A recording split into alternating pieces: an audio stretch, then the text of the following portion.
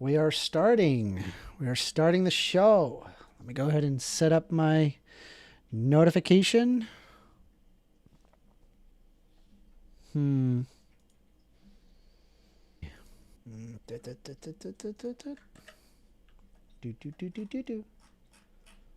Add notifications. At everyone. Streaming now. Live call-ins. Let's do it. Let's do it. Let's do it and get to it. All right.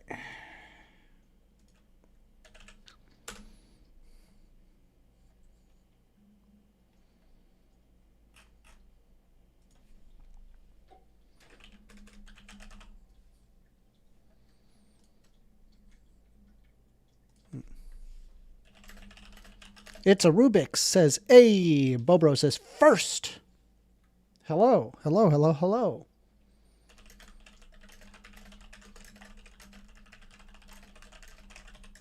Hello.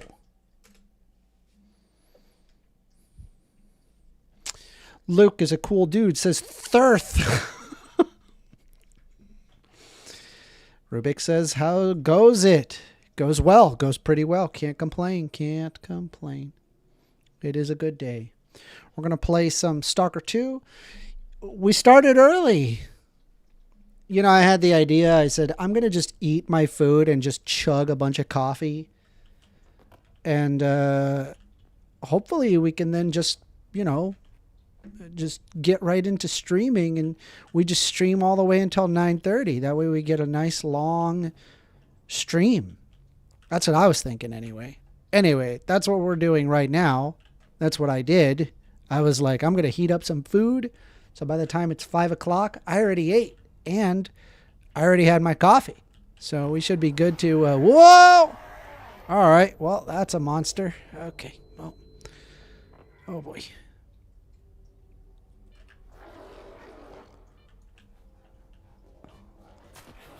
Those are fake.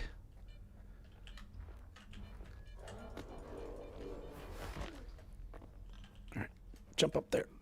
We gotta stop that thing. All right. We are taking calls. The phone number is 202-99852. Hi. We're gonna leave that. We're gonna go over here because that's spicy. Let's see if I can just throw a couple of these in there. Bloop. Bloop. Enjoy that. Just bloop. Maybe a little more. Bloop. There you go. Just throw a few in there. We're gonna get rid of that thing.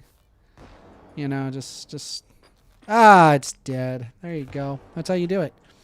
Luke is a cool dude. Says Amender, the Discord. Huh? What's in the Discord? Oh, we got geekmender who wants to join. All right, geekmender, we're going to invite you to speak. If you actually have something to say, I would appreciate it. I'm going to put on do not disturb. Yeah, I do. No, Hold on a second. Let me get my notes out. All right, geekmender, what do you want to talk about? I want to talk about the rise of fascistic groups being recognized as actual political parties like Reform UK, the AFD, and stuff like that in other countries that are not the US. Because I think the US plays a vital role in facilitating that across the seas. I agree. Especially online. I agree. I know specifically Elon Musk went to go out of his way to help out the AFD. Well, he also said that the UK is a third world country and stuff. Which is... Did he really? That. Am I wrong? I'm not sure if he did say that or not. I don't fully know, but that does sound something like he would say. Yeah. But he said something about the protests in Britain. Mm-hmm. But I mean, like, around my area, there is England flags. Not a lot, but there is like England flags on lampposts. And they always justify it by saying like, hey, like it's just about patriotism and supporting your country. And then when I try and I question about it, it goes, "We're fighting for your future. You should be happy." And I'm like, "Well, what future?" Like I think it's government mismanagement of immigration that like pisses these middle class people off, and then they use that to make everyone aggressive against a certain group. So like today, it's immigrants. Tomorrow, it's trans people. Yeah. Well, Right? Like, usually it is the idea of by having socioeconomic conditions lowered, it gets to a point where people start pointing fingers. now, how can we alleviate that? Do you think in these countries? By improving socioeconomic conditions. We just have to make it easier to like live and realize that, the immigrants aren't there to hurt you. If You anything, don't they're see there a to lot help. of Yeah, you don't see a lot of right-wing people in like these like heavy socialist countries, like the Danish or a lot of European countries who have these Yeah, like because they a have lot of high social they have programs. they have high quality of living conditions. Yeah, they have some It's a strong little, it's social a little bit programs. strange. Well, it's not strange. And the reason why it's not strange is because by improving socioeconomic conditions, people stop pointing the finger at people. Do you ever think America will be able to achieve that? If we can get decent social safety nets, then yes. Right, but I mean, you have to think about it on like a scale, right? Because I mean, there's so many Americans, 450 million, I think, right? And oh, is it higher now? I don't know. I mean, if we address like on a per capita basis, it's not like that these programs aren't scalable. Like, I don't think it matters if you have 10 million people paying taxes versus 300. It's just a different scale. Yeah, I get that. Like, it's And effectively the same thing. It's just, well, I always say in Britain, right, the problems could be solved if any like millionaire or billionaire who lives in Britain, if we just tax 3% off their wealth every year, that could end homelessness in the UK. Because we're such a small island and we have, only 50 million population, that we could end homelessness pretty easily. Because they make that money overnight as they sleep anyway. They're not going to miss 3% of their wealth every year because they'll just make it back. So, but that money can go towards ending homelessness, feeding the poor, stuff like that, which will improve the socioeconomic conditions. And people always say, well, the billionaires will run away or the millionaires will run away. I don't think they would, because then we just say, like, if you do move, we will cut the ability for you to make money in this country. I mean, so the solution is, this is kind of the thing, is like, if your country has a lot of connections in it, then regardless as to whether or not there's taxes, you're just going to have more people staying as opposed to leaving. Like, there's taxes out the wazoo in all sorts of different of these countries, but they still have rich people. And just because there's like high taxes doesn't mean like all of a sudden all the rich people just like flee. I think that's a myth. Like, a lot of people say that that's just what's going to happen because economics man tells me, and like basic econ 101 will tell me. It's just, the problem is that they don't go further into thinking about like the behavioral economics, where people often don't make a decision to like uproot their entire life on the basis of like, oh, I'm going to save 10% on my taxes. Like, a lot of people will be like, well, my family's here, They wouldn't be uprooting their family. If it's like a tens of millionaire, right? They're not going to be. They could move anywhere they wanted to, basically, right? Like, they could. One day they could live in the UK, next minute they can go to their house in Dubai, right? Like, and that's what everyone says, that they go to Dubai. But we don't really see that with British billionaires. Actually, it was polled, 83 of British billionaires would not mind 3% of their wealth being taken every year. They would not mind at all. They think it's patriotic to pay for their country. There is also like the fact that billionaires and these super rich people, they really can't exist if it were not for a state protecting their property. Like, why exactly not right. go out of our way to like help your local society, to ensure that you live a high quality of living standard? Like, why? And they're saying the government's not taxing them enough. And that's the funny thing in the UK Some of because them we are. have these Russian. Some of them aren't. It These depends Russian. on Okay. who you Yeah, ask. I get it. Yeah. So we have a lot of. So okay, it was Russian oligarchs at first, and they would come in and buy a bunch of houses in London, or they would go and pay off the government, stuff like that, so they could have these really nice houses in London and then sell them later for a good price, or they can just go live in them for protection. But now it's the Albanians, because the Albanian mob has kind of, because they move so many drugs to the UK, they pay so much money into, paying up politicians or buying up houses. So the real problem is, the reason why we can't afford houses a lot in these poor areas is because in the UK we let private people, so individual people, buy the council houses, right? So Margaret Thatcher, when she was Prime Minister, she implemented a system. So do you know what council houses are and council flats? No, why don't you tell me? Okay, so council houses and council flats were made after World War II because Britain was broke, no money, right? No doubloons, and they need to figure out, right, what to do, because oh my God, our entire country has gone down the shithole. So it was I forgot his name, but the Prime Minister after Winston Churchill, it said that we needed houses that we can give at a lower rent that the government will pay for. So the council, that local area, will pay for the house, and we'll keep it like maintained. We'll do the roofing, do everything that it needs to do, and then rent it at a lower price to the individual who wants to, the poor citizen who wants the house or the flat, right? Now, that was all well and good, Amender, until big bad Margaret Thatcher, right, came in and ruined my future. So the reason why I can't get a flat now is because she said, hey guys, Britain's doing pretty bad right now economics wise, so let's privatize water, energy, and agriculture, and let's privatize all this stuff that the public owns, and then she went to the council estates and said, hey, you guys can mortgage these houses for lower than the rent is. Okay. Because we don't want the houses anymore. Right? And does that sound good to you, Amender? No, sounds terrible. Sounds like the problem of Austrian economics, and it's like this idea of austerity politics that ultimately makes life worse for a lot of people.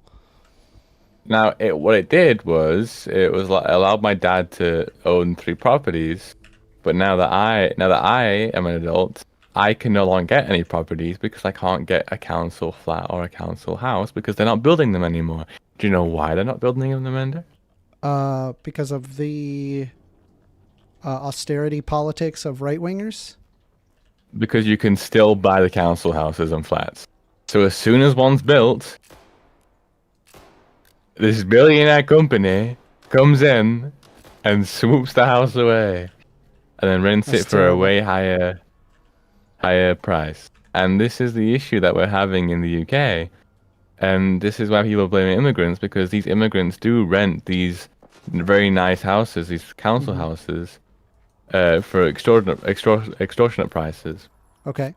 And people blame these immigrants for moving in, so they can't get a house. Yes. And then the rich guy will sit over there. We make socioeconomic conditions poorer, which then ultimately results in the xenophobia that we exhibit. Yes. And it's really scary, and I don't like it. And I want it to end. You and I both. We're in the same boat here. I don't think we actually disagree on anything. No, I don't think we do. But I was talking to this guy who came into my college to speak about Marxism and stuff like that, and we're having this conversation. And I didn't know this stuff about Margaret Thatcher. I just thought, hey, like my government, this is my government's fault. I didn't really know anything behind it. So after learning this, I'm like, how can I even hate? Because thing is as well, it wasn't just privatization that ruined the UK. In these poor areas like Sheffield, where I live, right? The city I live in, there was thousands of coal mining jobs that got taken away by Margaret Thatcher because they closed down the mines. Yep. They closed down the factories. It blows my mind. I don't understand why they did it. It just doesn't make sense. Yeah, no, I mean that's just how austerity politics works. It's this idea that if government gets out of the way and you let the free market reign, well, then everything would just be better. And it gets worse. Yeah, and then it gets worse inevitably because Every the time. market doesn't always help people to the greatest extent. It just kind of can make things worse sometimes, mostly due to just how supply and demand works, and you have wild fluctuations and how. And if you let businesses buy them, then they can just not let other people buy them. Yep, and there's also, yep, that's exactly how that works. And you also have a thing called, what is it called? Economies of scale. Mm-hmm. Do you know what that is? Isn't it like when you like drag a PNG and it stretches out? No. Oh, Economies of scale just basically means that there is a wow. This is a lot of enemies. I need to run. Okay, I'm dead. Economies of scale is basically that the larger a company becomes, the more efficiently it can make like a product.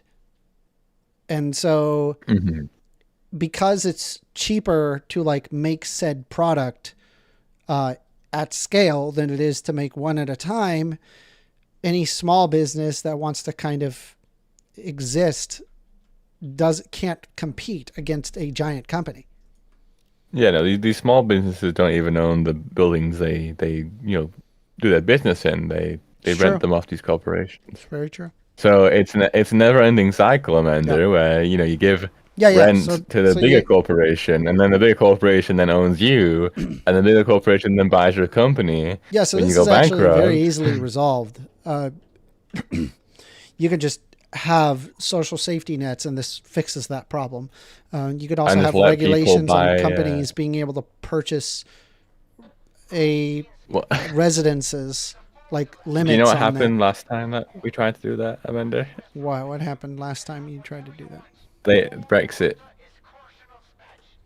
So Brexit. The entire reason why Brexit happened was because it was like that's one of the main reasons. All right, it's a conspiracy theory, I know, but it's. I've always thought that Brexit happened because they thought that they were getting screwed by the EU. Right. And so I mean, that's what the public thought. That's what the public thought. I mean, we gotta think what the government was thinking, I could have told you that was a bad idea. I could have told you that. I don't know why people thought I said that when I was like 13, like that it was a bad idea. It was a bad idea, Yeah. When did Brexit happen? Actually, I feel so old. Years ago. You're very young. Yeah. True. It happened in 2020. Did it? Oh no! Wait! 20? No, that's in 2020. I think it's just like the whole thing was over, right? The referendum was like in 2016, maybe like 4 years earlier. I do the math. But by the way, it's like you're saying about the government, but who was it? Like David Cameron, because he was the one to initialize. Oh, he fucked didn't a really pig. want it. Yeah, he didn't. I mean, yeah, we know that, but he didn't really want Brexit, right? Yeah, that's like a long story. With a I think maybe there was some backward dealing going on with the businesses who had all these houses, and the EU was kind of telling them, hey, like maybe you guys should change this stuff, and there were a lot of government plans to change this stuff, and then boom, Brexit happened. And do you know who's on the pioneers of Brexit, Amanda? Who? What's his name? Boris? Nigel Farage. And Boris Johnson. And Boris Johnson. Nigel Farage was like the biggest voice, but Boris Johnson was also... Well, no, it was Tommy Robinson and Nigel Farage, who are best buddies, by the way, and I think they kiss. So... they still best buddies. Don't worry. Yeah, no, they still are. They say bad things about each other in the press, but then they go home and like kiss each other, and like it's like a yaoi. So All right, bro. So here's the thing that really pisses me off about current UK politics is that Reform UK will probably win a lot of seats in the next election. And this, as a queer person, is very scary because one of Nigel's biggest complaints about the UK is LGBTQ inclusion. And that the fact that I'm women sensing can a wear pattern. quote unquote letterbox garments, in his words. Which is just like straight up Islamophobia. But you know, it's you can't really argue against it, so you can't convince people. Yeah. It's just pure hatred. So it's like you can imagine like me, putting my head against the wall, banging it constantly because these people who I talk to them they're like 50 and they have like beers and they go, "Way, I want my fucking country back and I'm fighting for you. I'm fighting for your future." And I'm like, if you kill all the immigrants and put them in internment camps, there'll be no like economy left. That's correct. You fat oaf. And then they try and like say, "I'm just trying to help you." I'm like, "Help me do what? Be racist?" I mean, Anyway, wait a second. man. I mean, they did the same I thing know. in the beginning with Brexit, right? Because they said they're Yeah. doing Brexit for the exact same reason, to safeguard their future. And in the main, it's like while they were trying to do that, they literally destroyed your future because Brexit was the single most painful wound a country inflicted on itself. Like I think in the history of the world, Mhm. right? Like economically speaking, it was just like a death blow to the UK economy. All right. The And fact that now we still have an and by the way, economy that is was done. crazy, by That the was done. way. At least on the surface, because there were like a lot of immigrants from the EU, like the Polish Mhm. people, Romanians, and so on, right? So it's like they didn't want those people because those people were hurting your economy.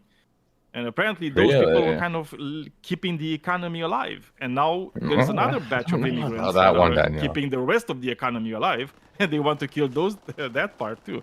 It's just insanity. Well, They're doing the one exact of the same one thing of the without even biggest realizing it. reasons, one of the biggest reasons why the pound is still alive is just how old it is. Once it falls, it will fall heavy, and when that day comes and the UK has to use the euro instead of the pound, I'm gonna be very, very happy.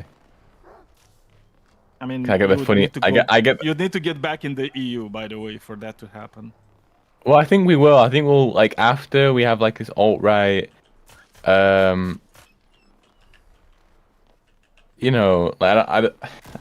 I think after Nigel is done with the UK and we get a new prime minister who's hopefully very far left, I think they will rejoin the EU. I think there's a huge possibility that in the future, in like 4 years' time, we will see. Is that before or after Scotland secedes from the UK?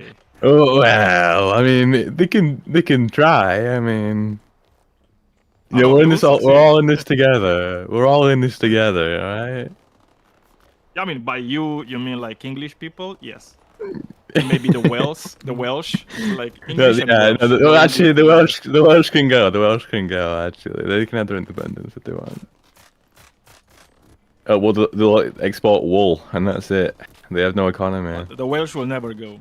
They just they like where they are. They've been there for They like thousands of complaining. years. Been there for a long They like time. complaining. That's what they do, Amanda. Yeah. Okay, they sit there and complain. Yeah. Your Keir Starmer has done lots of damage to you Welsh people. I shag sheep. That's what they sound like, Amanda. All right, bro. That's a wild thing to say. Keir Stalin. Okay, well, it's okay. Don't say Keir Stalin. Even though he does act quite authoritarian, I like a good authoritarian sometimes. Okay, happens to the best. I mean, of us. I only wish his government would actually do more for the working people, which he Well, me is too, not really man. doing. But I mean, that's never gonna happen.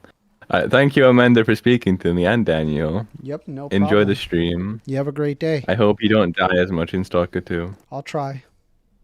Get No good. guarantees. See ya. Bye bye, Amanda.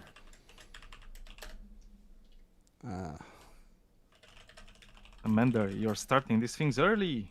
What the hell? I don't know. Just having I was fun. surprised. just having fun. All right, I'm gonna turn off Do Not Disturb mode. All right, phone number is open. Phone number is 202-998-5218. Call in. You want to have a call? Let's have a discussion. I want to hear what you have to say. Do you disagree with the soy boy liberal? Well, I'm right here. I'm ready to hear out your claims. Dude, look how many dogs there are. Look how many dogs. There's 1 billion dogs. What do I do with this many dogs? Kill them, maybe. All right. Well, By the way, did you do that mission with the no, I left. with the dog? Oh, you just left. Okay. Yeah, I was like, I'm not doing this. I was like, this ain't worth it. I mean, kind of. It wasn't. Yeah. It was a bit too much. It was. Mission, I gotta Well, say. it's because I'm playing on the highest difficulty. Like if I was 1 under, I could do it, no problem. But it's just because I'm not playing. Like they take more hits to hit, you know, and so like you don't just have to make that once. Like get the oh my god, Yeah. dude. Ah! You're gonna die to dogs, and it's just pitch black. There's like 1,000 dogs. Oh my god. Ah! I can't see jack shit from. You can't see anything? Something Yeah. a bit different. Yeah, Yeah. no, it's like. Yeah, because I'm looking at your POV from Discord, so it's like very small Yeah. because it's not like a full screen. Yeah. Yeah. It looks very crazy what's happening there. Oh, Jesus. All right, done. Okay, Freth King says that queer F word was terrible to listen to. Kamian would love to censor everyone's freedom of speech. Ugh. That is an I awful, love these people. yeah, awful, Yeah. terrible. What's wrong with you? I really bet he's also a Christian. Joe because they usually have, Guides like, all this says, Christian First love. Amender, just wondering if you have a compilation of research regarding the trans brain chemistry, etc. you reference often in your debates. I'd love to look at those. Thanks. Yes, I can provide it. I'll give you the link. Hang tight. That is actually pretty nice for people to have. We are taking calls. 202-998-5218. If you want to call in, have a discussion, we can. Let's see here. So it is called The Neuroanatomy of the Transgender Identity, the Meta-Analytic Findings from the Enigma Transgender Persons Working Group. And I'll go ahead and post it right there. That's the paper.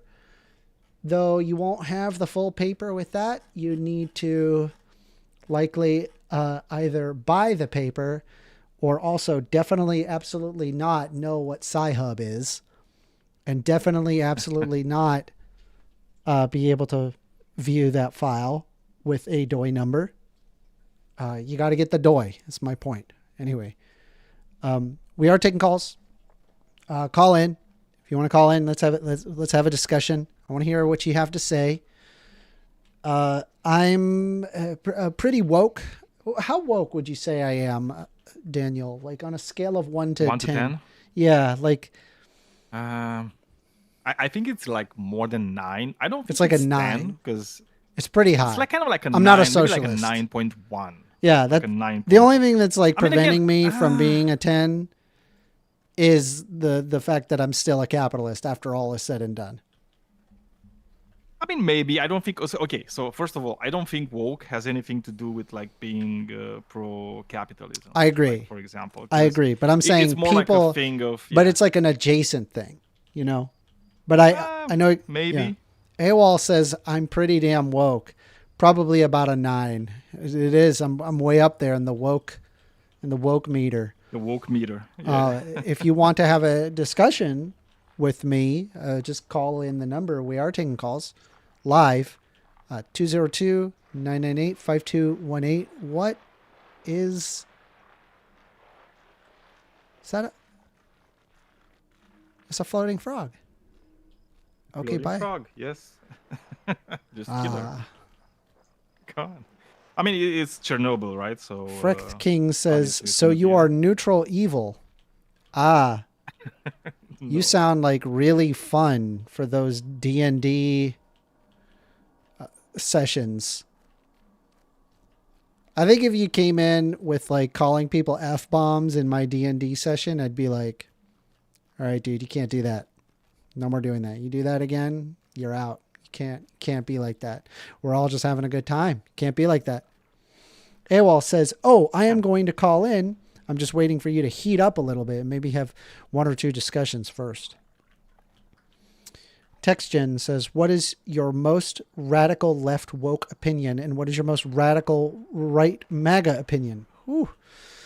Off the top of my head, I mean, this is like one of those things that I have to sit down and like really try to think about. Okay, I do believe in gender affirming care for minors. I'm perfectly okay with that. That doesn't bother me at all. That's pretty woke. That's a pretty left woke pill to swallow. That takes a while to kind of understand and Isn't get to that that crazy though, position. Because like 5 years ago, I would have like I think most people would even consider that like it's normal position to have. Like Really? No, that was never a whatever. normal position. I Never. think it was okay. So there was like this televangelist guy that was like pretty big. I forget who it was because there's like so Yeah. many of them, right? One of the big ones. And I remember there was like this interview done with him, during the time where people were like anti-gay, like before the gay marriage legislation came through into the United States. And the interviewer actually asked him about trans people, right? Wondering. And like his immediate thing was like, oh no, Hold on, those people. pause like, for a those second. poor Wandering people. Robot Studio just tipped a $10 through a super chat stating, do not tell Republicans a fetus is an undocumented non-citizen until it is born per the Constitution. Oh, that's True, Wandering. Listen, we gotta deport all the fetuses. Deport them all, including the mother, because they are an illegal immigrant. Yeah. And as I was saying, like his response was like full of compassion for the trans people. Yeah. Which was like, right, like looking at that right now. I don't know if it was like Ted Haggard or like whatever, one of the big ones. Yeah. Right, and it was crazy because now they're just like demonizing them all over the place, right? You're going to every these big televangelists, mega church pastors. They're all just like demonizing trans people for no reason. Well, then I mean, there is a reason. But, yeah. And then I'm trying to think like what would be what is like the most right-wing MAGA thing that I believe in? Like there's hardly anything that I actually believe like MAGA. Is capitalism MAGA? I don't think so. If anything, they're actually more in favor of state control. Have you noticed that? Am I crazy? I don't know. Like I've observed Donald Trump doing one of the biggest buyouts of Intel, so that way Intel can be portion state owned, and I'm just sitting there on the sidelines like nobody tell him, nobody tell him that he's literally doing a communism right now. Yeah, I mean, communism in the sense of like Soviet Russia. Yeah, That understanding. he's doing what that, communism and he is. says that he's not Yeah, I doing mean, that, they're and just he's doing like yeah, the but radical that's left. authoritarianism. Yeah. And I'm just like, dude, you're doing the thing. You're literally like doing I'm the. sorry to tell you, We have to Amanda, but expropriate America is the means of fascist right now. production. It's I like would agree it's like with you. you're I- literally I- living in a fascist country. Like, I this is agree with you. Authoritarian rule. I do. I This agree is with what you. a dictatorship looks like. Yes, It's I'm crazy very- for me that all these republic. Do you remember what was the name? Alex Jones. Alex Jones. When he was talking about how they want to take over the country and just Yes. like The put globalists. the military on the streets. He's talking about the globalists. There's literally, yeah. But there's literally the military on the streets right now. Like literally, he's putting Yes. the military on the streets of the United States Correct. of America. Yes. And he was telling generals that we should train. You guys should train soldiers in the American cities. Good God. Like against American citizens, which is Psychotic, like isn't it? crazy. Psychotic. It doesn't It make any is- sense. Oh, it's like, what are you extremely doing? psychotic. Yeah. But it's not just that. It's like, okay, what is he doing? What is he doing? But are these people on the right? Are they not seeing this? Do they want this? Because this is going to hurt them too. It's not like this thing is is just going to somehow magically just hurt like left-wingers. No, Yeah. no. It's going to hit them too. Like No, what I they want to agree. do to healthcare is going to hit them too. They're going to have to pay more or not have healthcare. It's that simple. Yeah, I Are agree they with you. just that deep into this like hole that they dug for themselves? Yeah. So I do want to hear what, some people have to say. If you want to call in the show. We're taking calls. The phone number is 202-998-5218. If you want to have a discussion, we can. If you disagree with what I have to say about this topic, I'm right here. Let's have the conversation. I'm interested.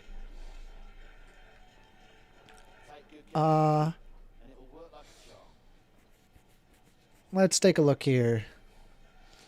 Capitalism is American, not just MAGA. I agree with you. Joachim says, is it you or YouTube deleting comments on your posts debunking you?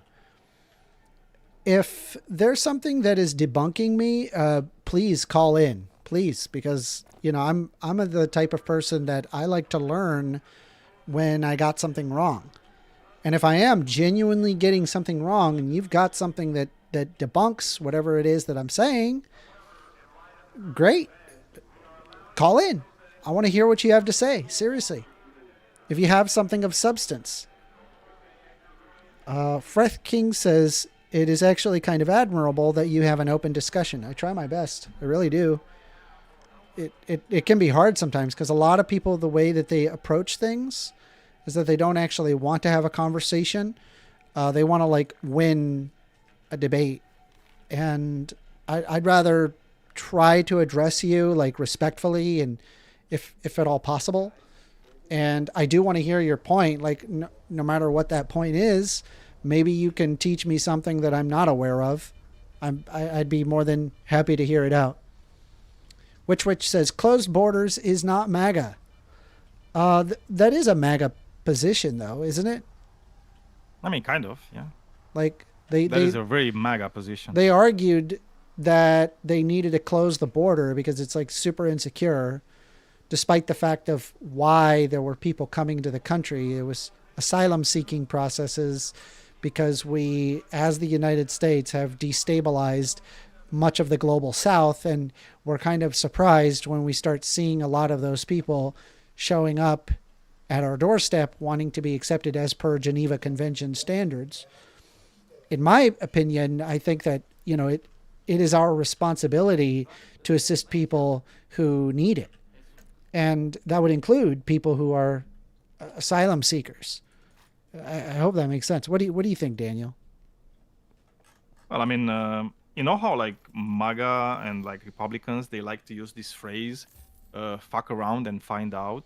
Yeah. Apparently, it's fuck around and find out until it's them fucking around and finding out, which is in this case America fucking around with the global South, and then finding out that you're going to have a lot of people looking for And the only way that some they were other place to live in. The only way they were able to get that to stop, by the way, was just simply denying asylum seeking. Donald Trump's big victory was to just deny all asylum seeking, resulting in, I would imagine currently it would be a humanitarian disaster, because it's where are these people going? Oh, yeah. Are they going back home? How's it what is the result if they're not showing up into the United States? Yeah, but it's fine, because in the meantime, while he's doing that awful thing, he's also destroying the economy of the United States of America. By the way, there's 22 states. I read an article recently. 22 states are extremely close to going into recession economically, or have gone into recession economically, which is crazy to think about. The economy is in the worst state, and he's done this in a few months. To me, this is crazy, right? It's half a year, which and says he just destroyed the economy. Which is saying hiding the Epstein files is MAGA. Yeah. Well, very you don't MAGA have that of you. position, so yeah. I don't have that. Yeah, I think you should release the Epstein files if you would be so kind. I don't know why it's taking so long to just release all of that information, but hey. Oh, did you see when he was asked about Ghislaine Maxwell? Because she had her hearing at the Supreme Court, and the Supreme Court denied her motion. And people asked him, obviously, in the conference press at the White House.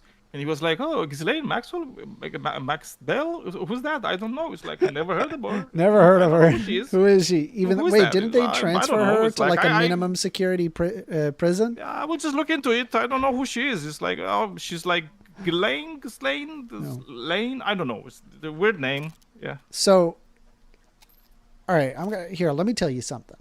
This is something that I found out. I was watching a documentary about the KKK. And it turns out that the KKK has like lived and died many, many different times. I think about 3 times. It would show up and then die for one reason or another. One of the deaths was really, really interesting. There was this idea that the KKK was there to protect women. They were like, we want to protect women against, violent black people. And that was actually in the 1910s something that you could sell to the American people. The American people were like, yeah, that makes sense. We need to protect our women. And so you had tons and tons of membership into the KKK, soaring upwards of 4 million members having joined the KKK.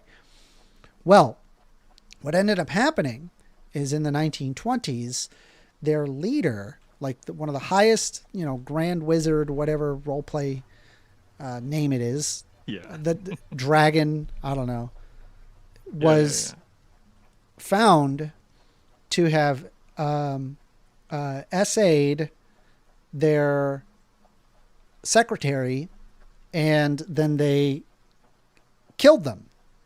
Right? So essayed and then killed them. They were found of doing that. They were found guilty in a jury of their peers.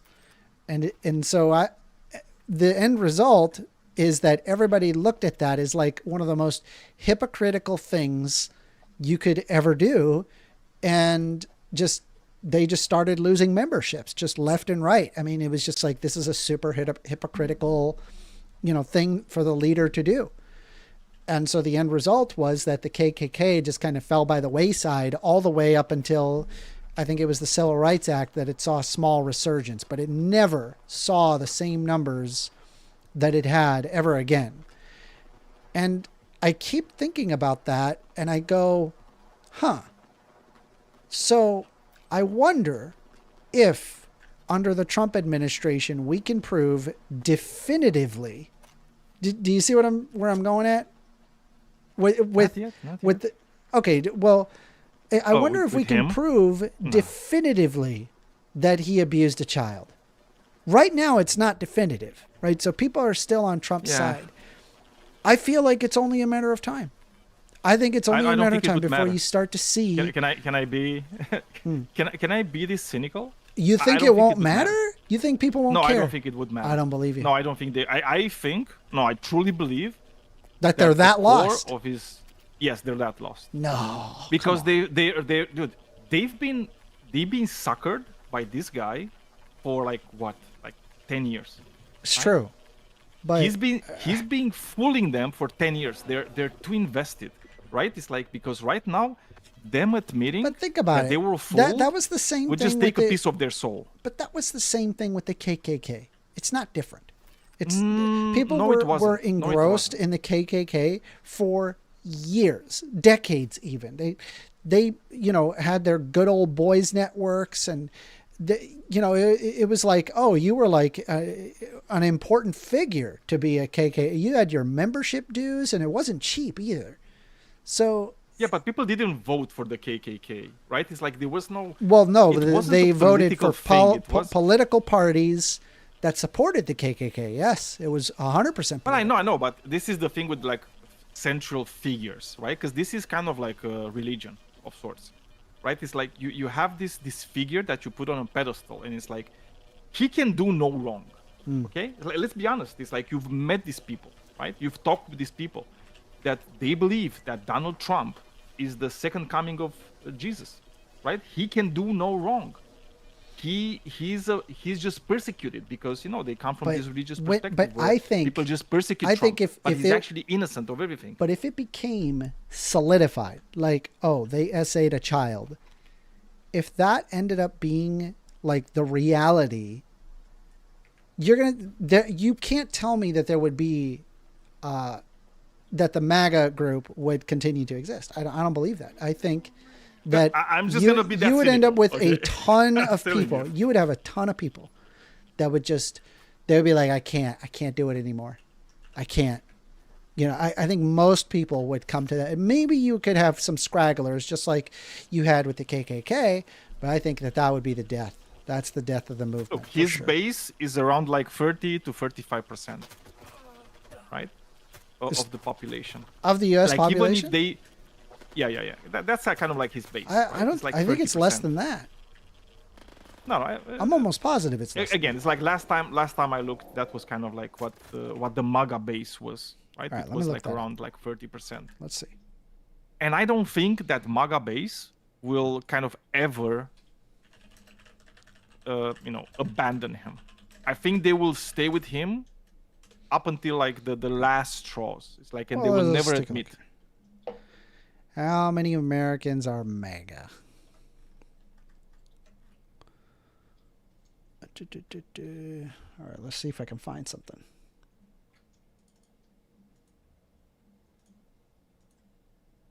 Trying to look for it. See if I can find it. Yeah, I mean, usually it's not that easy to find these things. Let's see. How many Americans are MAGA? 6 out of 10 have thought of themselves as MAGA Republicans. Do you identify the peak level of 60%?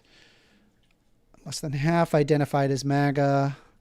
Large share weren't sure about it. Identification as MAGA has risen, remaining mostly above 50% for this year and peak of 60%. That is so low among the Republican Party.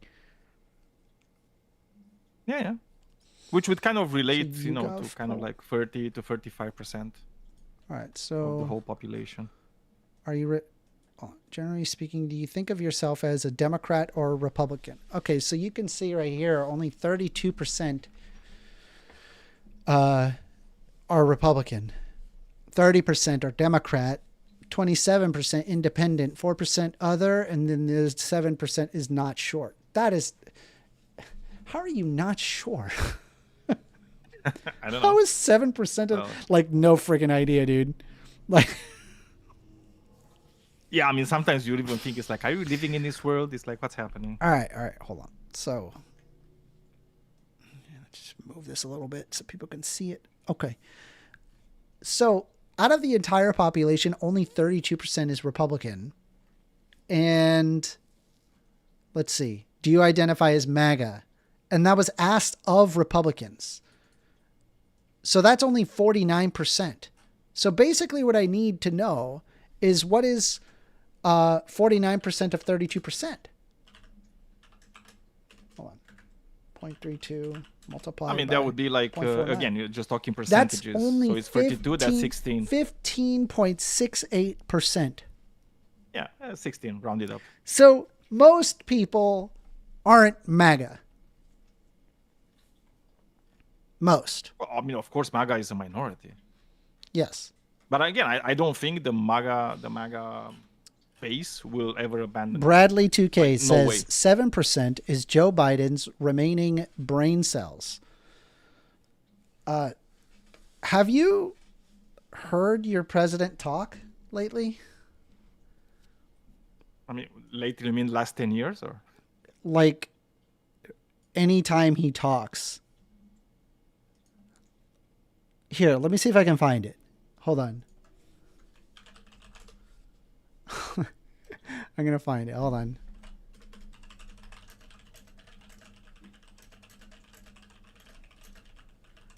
Let me see if I can find it. All right. Nothing bad can All right, hold on. Just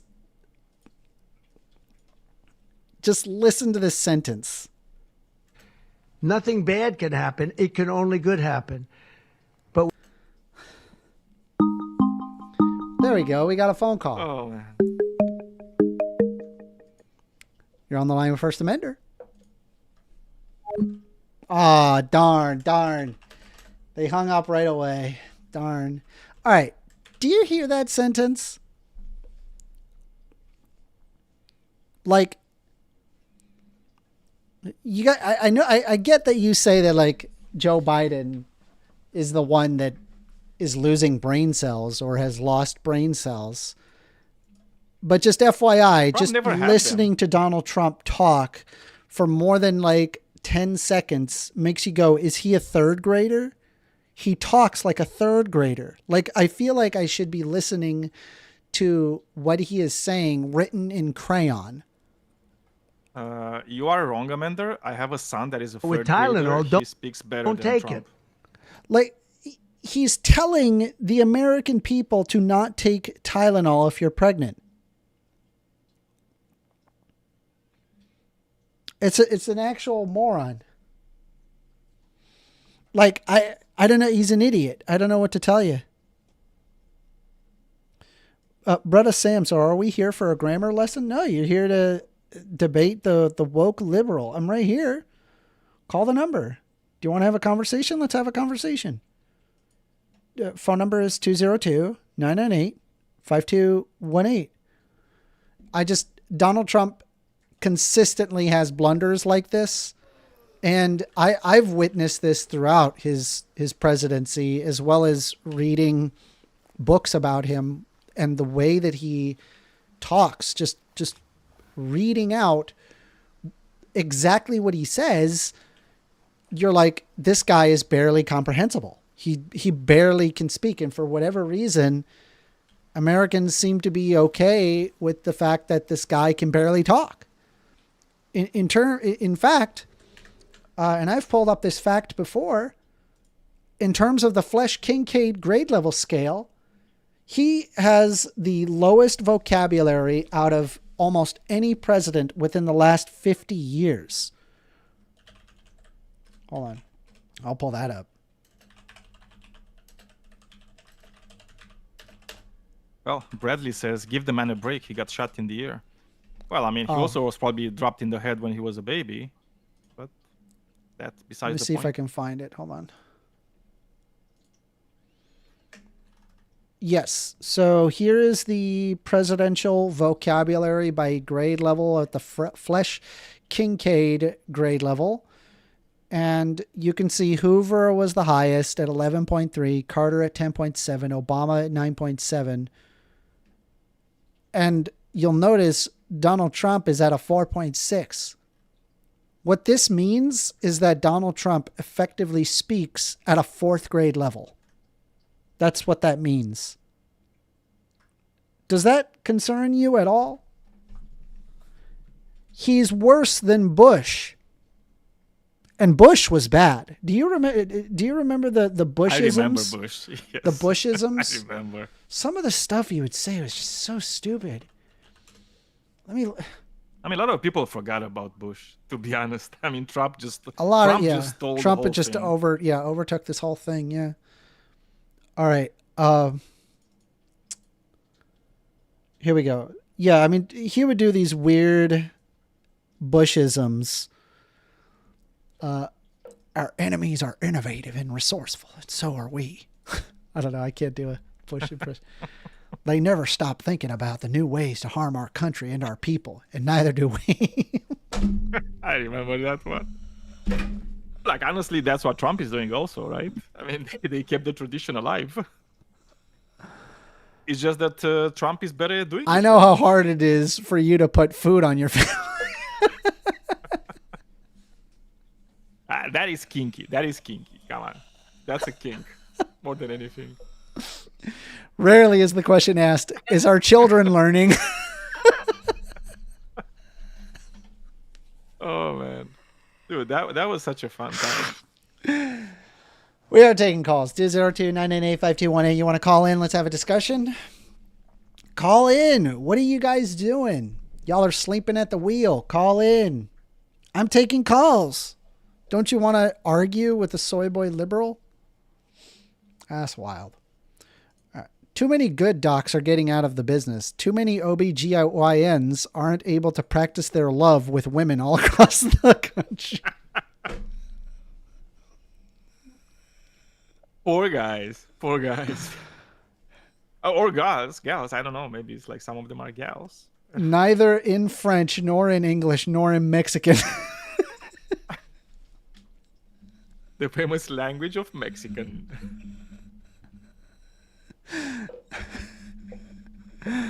Extremo says, "Yup, Trump just figured it out," referring to the Middle East. Yeah. Peace in the Middle East. So, Oh yeah, he figured it out so much. I do want to point out that Trump was not involved in that negotiation, but he did send a guy, and then the guy figured it out. And I'll give congratulations where it is due. That makes sense. Like, I'm not against... I mean, it just means less deaths, at least temporarily, till they figure something out. I hope that whatever happens after phase 1 of this plan, that the Palestinians can have their own place to live, or that they can live in peace. I think that's really important. And I'm also okay with the idea that Hamas shouldn't exist. But I just don't know how they're going to get to that without more death. And I just hope that they stop the genocide on Palestinians. Okay, I'm gonna be cynical on that too. I don't think that much is going to happen in Gaza. I don't think Israel is going to actually pull out of Gaza. Gerald, I'm just extremely skeptical. Gerald says, "Your BS, no followers, no followers." I do like your spelling. I'm Now, gonna stick with this Trump. I get it. I'm a small YouTuber. It's fine. We do take calls, though. We are taking calls right now. If you want to have a discussion, I'm right here. Let's have the discussion. I genuinely want to hear your position. Maybe you can convince me of something. I have been convinced before. Frecht King says, "Leaders delegate. He spoke on his behalf. You are untethered from Tradition." Untethered from tradition? That still doesn't make sense. You're going to have to clarify what you mean by that. Amanda says, "Gerald, call in, man. Let's hear what you have to say." Yeah, Gerald. Call in. Show us that you are not a Russian bot. 202-998-5218. Call in. What's wrong with you? What's wrong with you people? Extremo says, that "Gerald has backbone. He is undeniably a soy boy." That is correct. I have so much soy. I need more soy. Where can I get more soy, Daniel? Chemically speaking, how do I inject the soy? Well, I mean, technically, you can get soy from the soy farmers in the United States because true. they can't export That's a it great anywhere else after segue. the Wait, Trump that was a really good fucked, segue. Good job. Yeah. They have a lot of it right now, and it's just sitting around like spoiling because they can't export it anymore, because their main exporter, China, I have all the soy. There's Yes. like this thing, it's a Very trade pesky. war going on right now. Yes. Yeah, it's kind of And fucking, like, China the whole is part of decided the that they are economy. not buying any soy. And, ooh, we're getting a phone call. You're on the line with First Amender. Hi. How are you? I'm Hello. Jerry. I'm Gerald. Hi, Gerald. So I'm not a bot. You're not a bot. That's great. I like hearing that. All right, Gerald. So how are you doing, mate? I'm doing great. How about yourself? Pretty good. Great. What would you like to talk about? Well, basically, I want to ask, why are you a Democrat? Okay. I'm a Democrat because I believe in human rights and decency. I believe in the rule of law. I believe that social safety nets can be quite successful when applied correctly and are properly funded. And I think that better quality of living outcomes can be reached by applying more democratic values as opposed to Republican values. Explain to me, why is it that Democrats are the only ones that shoot up school? Why are Democrats the only ones that shoot up our kids in elementary school? Mm-hmm. Why are Democrats the only ones that open fire on concert goers at a country concert in Las Vegas? Yeah. Why are Democrats the evil I mean, 92% of the people in the county jail are Democrats. Mm-hmm. I know. I went there. I saw it for myself. I asked questions. And sure enough, 92% of them are Democrats. Kit, so I'm asking you again, why on earth do you want to be a Democrat? Okay, well, I already explained that, but if you're asking... Well, you're not following your own example. Well, hold on. I just want you to take a look at... Now, the stream is roughly about 12 seconds behind, so you'll have to bear with me on that if you're still watching the stream. No, but you should observe right here where you can actually observe, this is from the Prosecution Project. It's a unbiased source that just looks at political violence in the United States. Where it is able to observe United States criminal cases involving political violence by ideology. It's not really a secret. The right overwhelmingly is the perpetrators of political violence, much more so than that of the left. And you can see so right here. I'm not making these stats up. There were also statistics that were they're manufactured. They're not the truth. They're not the truth. What? And so because some college kid or some outlet that you favor, you take it at gospel truth. Do you even research the BS that you're feeding the American people? You are the liars. I'm Mexican. My family has been in the United States since before the 1846-47 war. So I'm kind of an expert on immigration. Mexicans from the United States don't want these illegals because they're not the same cloth as we are. When you go into the county jail, we call them pias. The pias don't hang out with the homies. They're not affiliated. So I bet you didn't know that, did you? I did know that. Both of my parents actually come from Chile, and yo puedo hablar castellano también. So you're speaking a white man's tongue Spanish.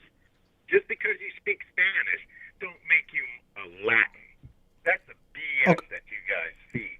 Okay, yeah. That doesn't really have anything to do with what I was saying here. If you believe that my... Hold on. Hey, pause for a second. Pause for a second. All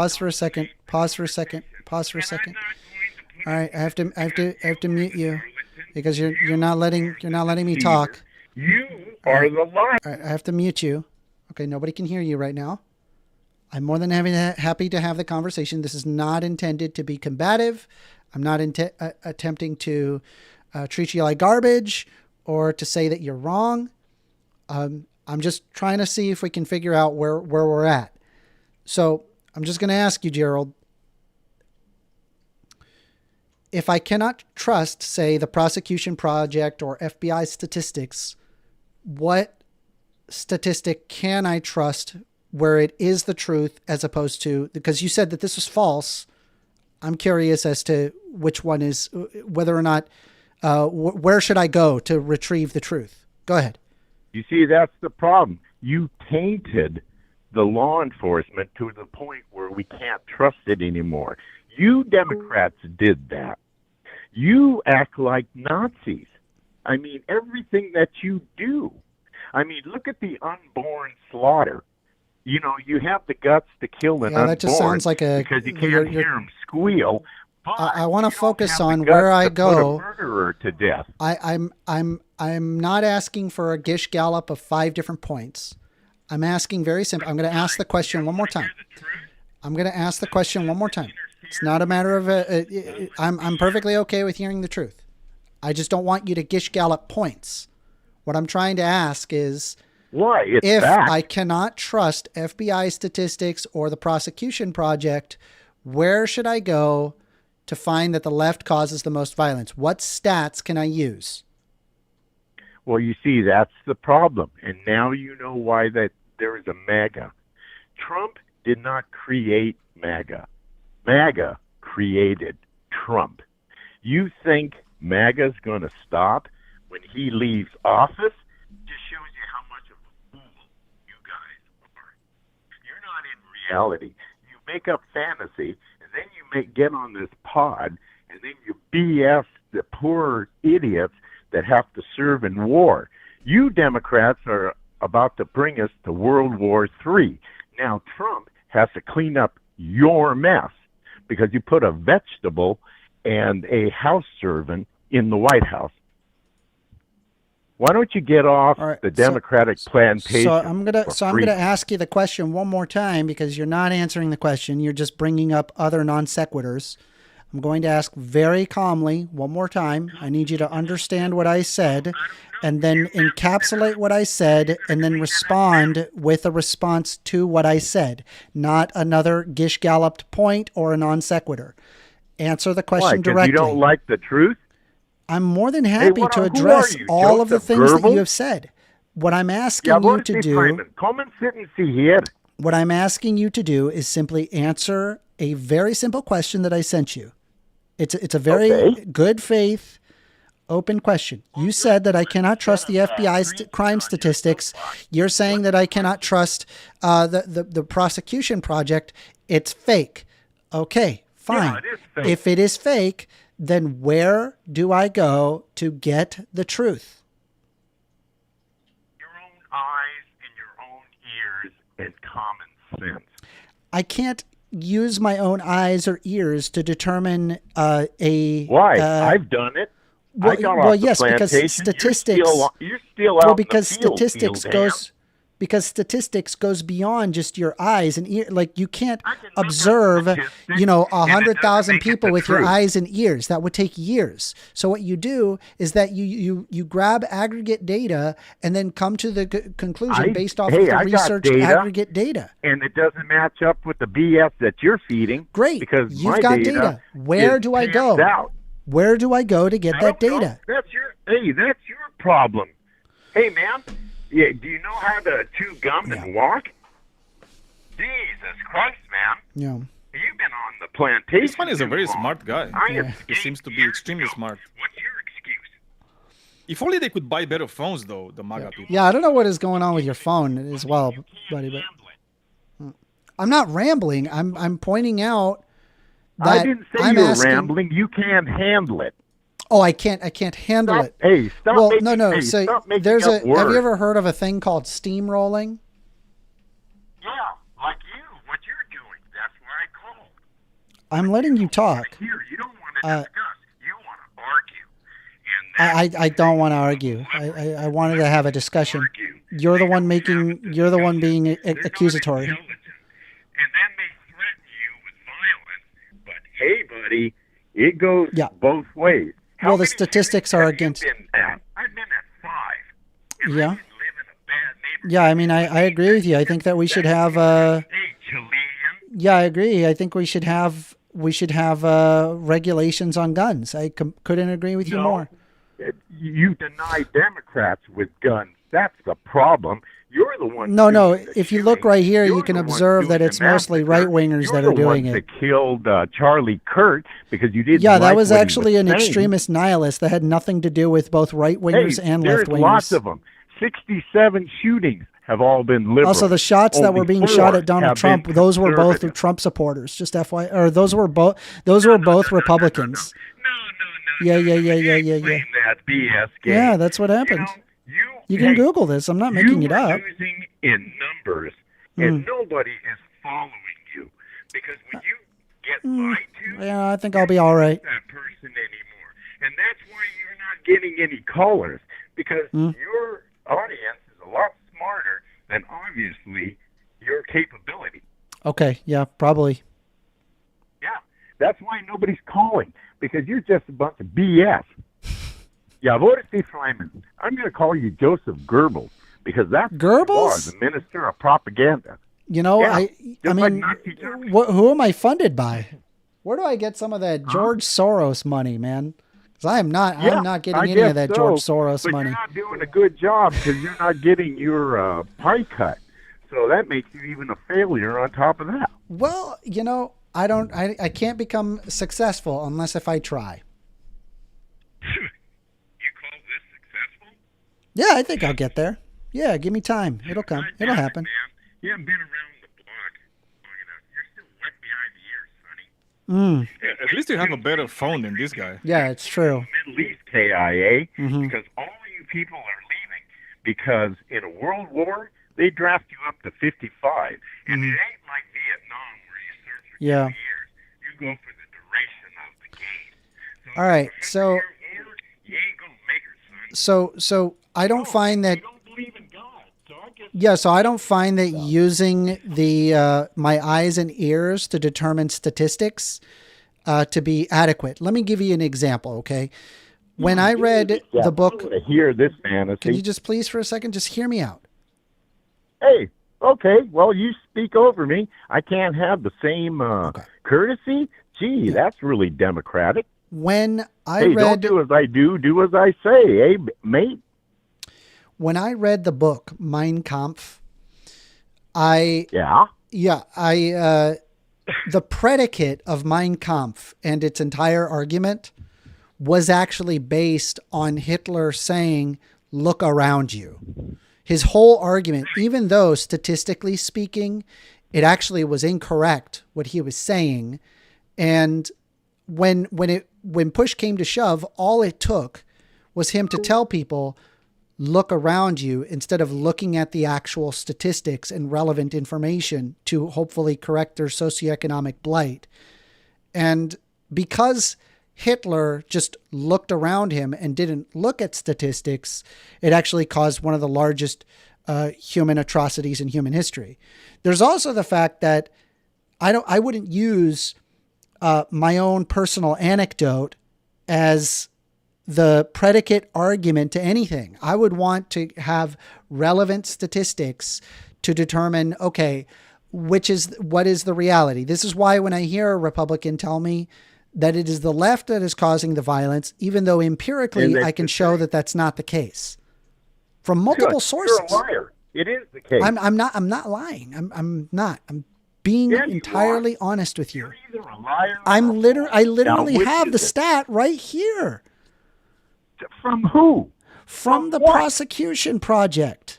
I even looked up the prosecution project to are see if they? it was like funded Hey, by man. Democrats or whatever. It's an independent could come third-party from, the organization that is Gestapo party. unbiased. It is an unbiased third-party reporting organization that used FBI crime Hey, statistics. you're just a mouthpiece to evil, and you're too blind to see what the sin that you're doing to people. People are dying following your BS. I disagree. I think I want there to be greater human rights. You ain't my master. Yeah, I don't want it. Trust me. I don't know if you swing that way, but I don't want to be your master. Well, you sure act like it. You act like Goebbels. You're passing a bunch of BS. Have you ever met a real Nazi in your life? Yes, I have. Oh, well, what was the occasion? Well, you talk when you get into debate circles, you end up listening to people who argue their race realist positions, even going as far as yelling. Let me give you some education here, Sonny. Why don't you give me some education? My third stepfather Yeah. was Lithuanian. Uh-huh. And he got taken over by the communists. Now, Yeah. You know what the communists, your socialist, that you think is so right on. That's great because I'm not a socialist. I'm not a socialist. Okay. Hey, let's say, you support it. Well, I don't. That's the workers' socialists ownership drag of the you means into of production. I don't when support the the workers' ownership of the means of production. When the socialists drag you in to the station, they scare the hell out of you. I wouldn't argue informant. socialism. Yeah. Now, this is communism. That's. they scare the Let hell me out ask of you this: you. what's the difference And- between communism and socialism? No. No. Yeah, this pesky thing like facts. Here, I'll help you out, right? Asking game I'll help you. questions. I'll help you out, right? I'll help you out. Oh, okay. Socialism, so you're from a saying Marxist you're not lens. going to let me talk. You're going to argue. This conversation is over because I don't deal with a lying Nazi. Oh, I've fair met enough. Real Nazis. Fair You've enough. never seen one. I broke bread with them. Yeah, But you broke your bread with BS him. Oh my! As so far he's a as Nazi I'm too? concerned, Are you a Nazi? you go fuck yourself. So wait a second, because breaking bread with somebody means you agree with the person, right? And I'm sorry, it's like if you're breaking bread with a Nazi, it means you're a Nazi. It is what it is, man. Hold on. You're on the line with First Amender. Nigger, nigger, nigger, nigger, nigger, nigger, nigger, nigger, nigger, nigger, nigger, nigger. All right. Yeah, So these are just the FYI, same people, so right, that say, like, FYI, oh, right? it's FYI, if you congregational do students. that, right? If you do that, that's an auto. Hold on, give me a quick second. Hold on, I have to block that number. Where was the last call? Right here. Hold on. Give me a sec. Sorry, just give me a moment. Your brother. You're on the line with First Amender. Hey, Amender. I wasn't planning on calling, bro, but I feel like I need to just say that Gerald does not speak for all beaners in America. We do not agree 100% with what he's saying. You know, obviously he, made some solid points, but we don't agree with everything that he said. Just wanted to let you know. You agreed with everything he said? No, not everything he said. Okay. Obviously, he used words. I mean, then those words were real. Yeah. But we don't agree with his position entirely. Yeah.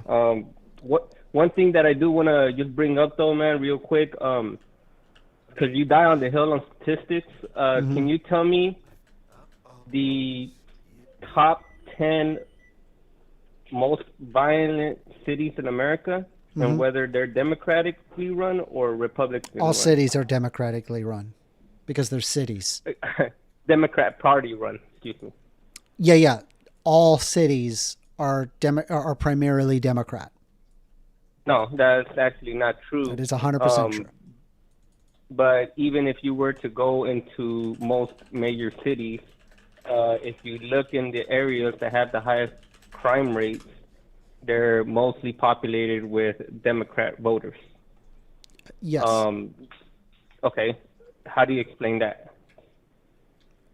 Are you saying? Hold on. Let me repeat that. Are you saying that the highest crime rate regions are Democrat run? Correct. That's exactly what I actually said earlier. All right, But you wanted to. That's actually not joke true. around It's actually tonight. Republicans. But let's Well- go ahead and confirm that.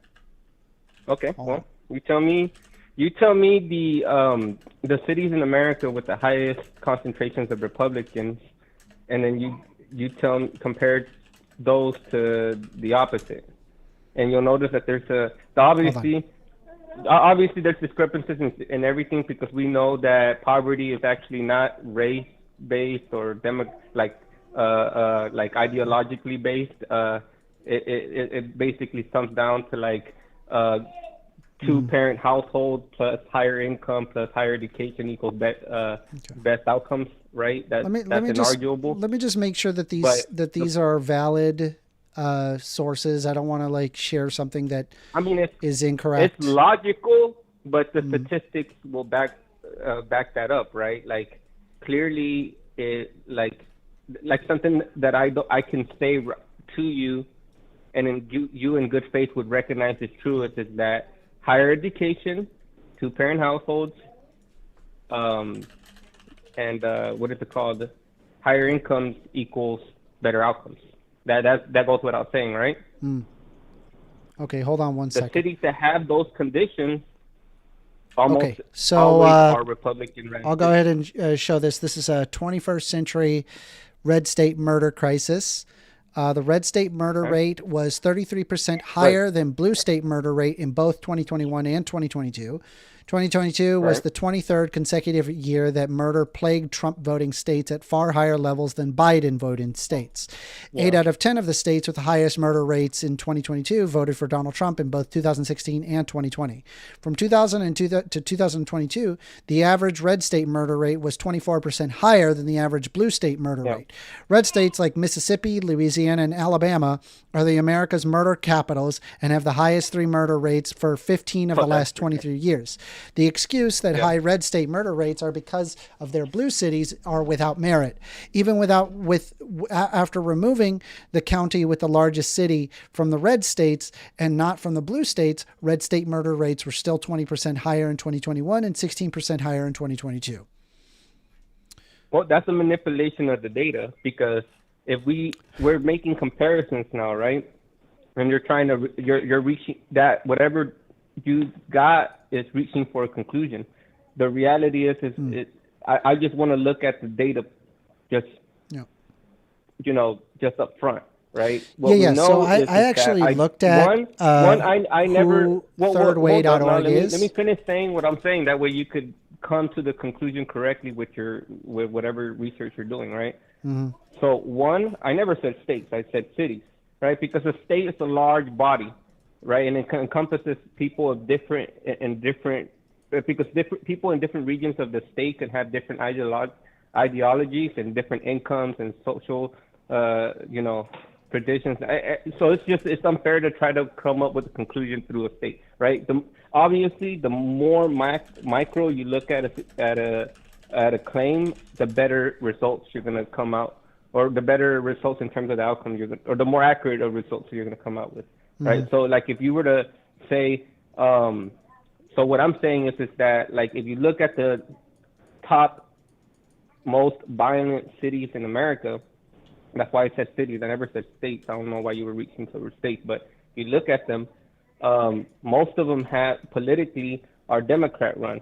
Now, you can say, well, that's not the case. The state, okay, right. You could say that because the state voted for Trump. Well, let's look at the demographics of the areas that had the highest rates of violence, right? Let's look at the people that actually live there. And you tell me, if you were to go, name me just in the top 10, because I'm sure you have the list of most violent cities in America. I'm sure you have that data with you in front of you. The top 10 list of the most violent cities in America? Name me number one or two. Memphis, Tennessee is number one. Okay, do you think that the voting block of the people that live in Memphis, Tennessee are Republican, or do you think that they're more Democrat? Democrat. So the only way you could gauge that, right? Well, the only way you could most cities gauge are that Democrat. Really using, right? Okay. Why do you think that is? Because people live there. That city in particular has so much crime. Because people live there in metropolitan areas, and they need controls in order to ensure that things are okay there. But that's kind of beside the point. There are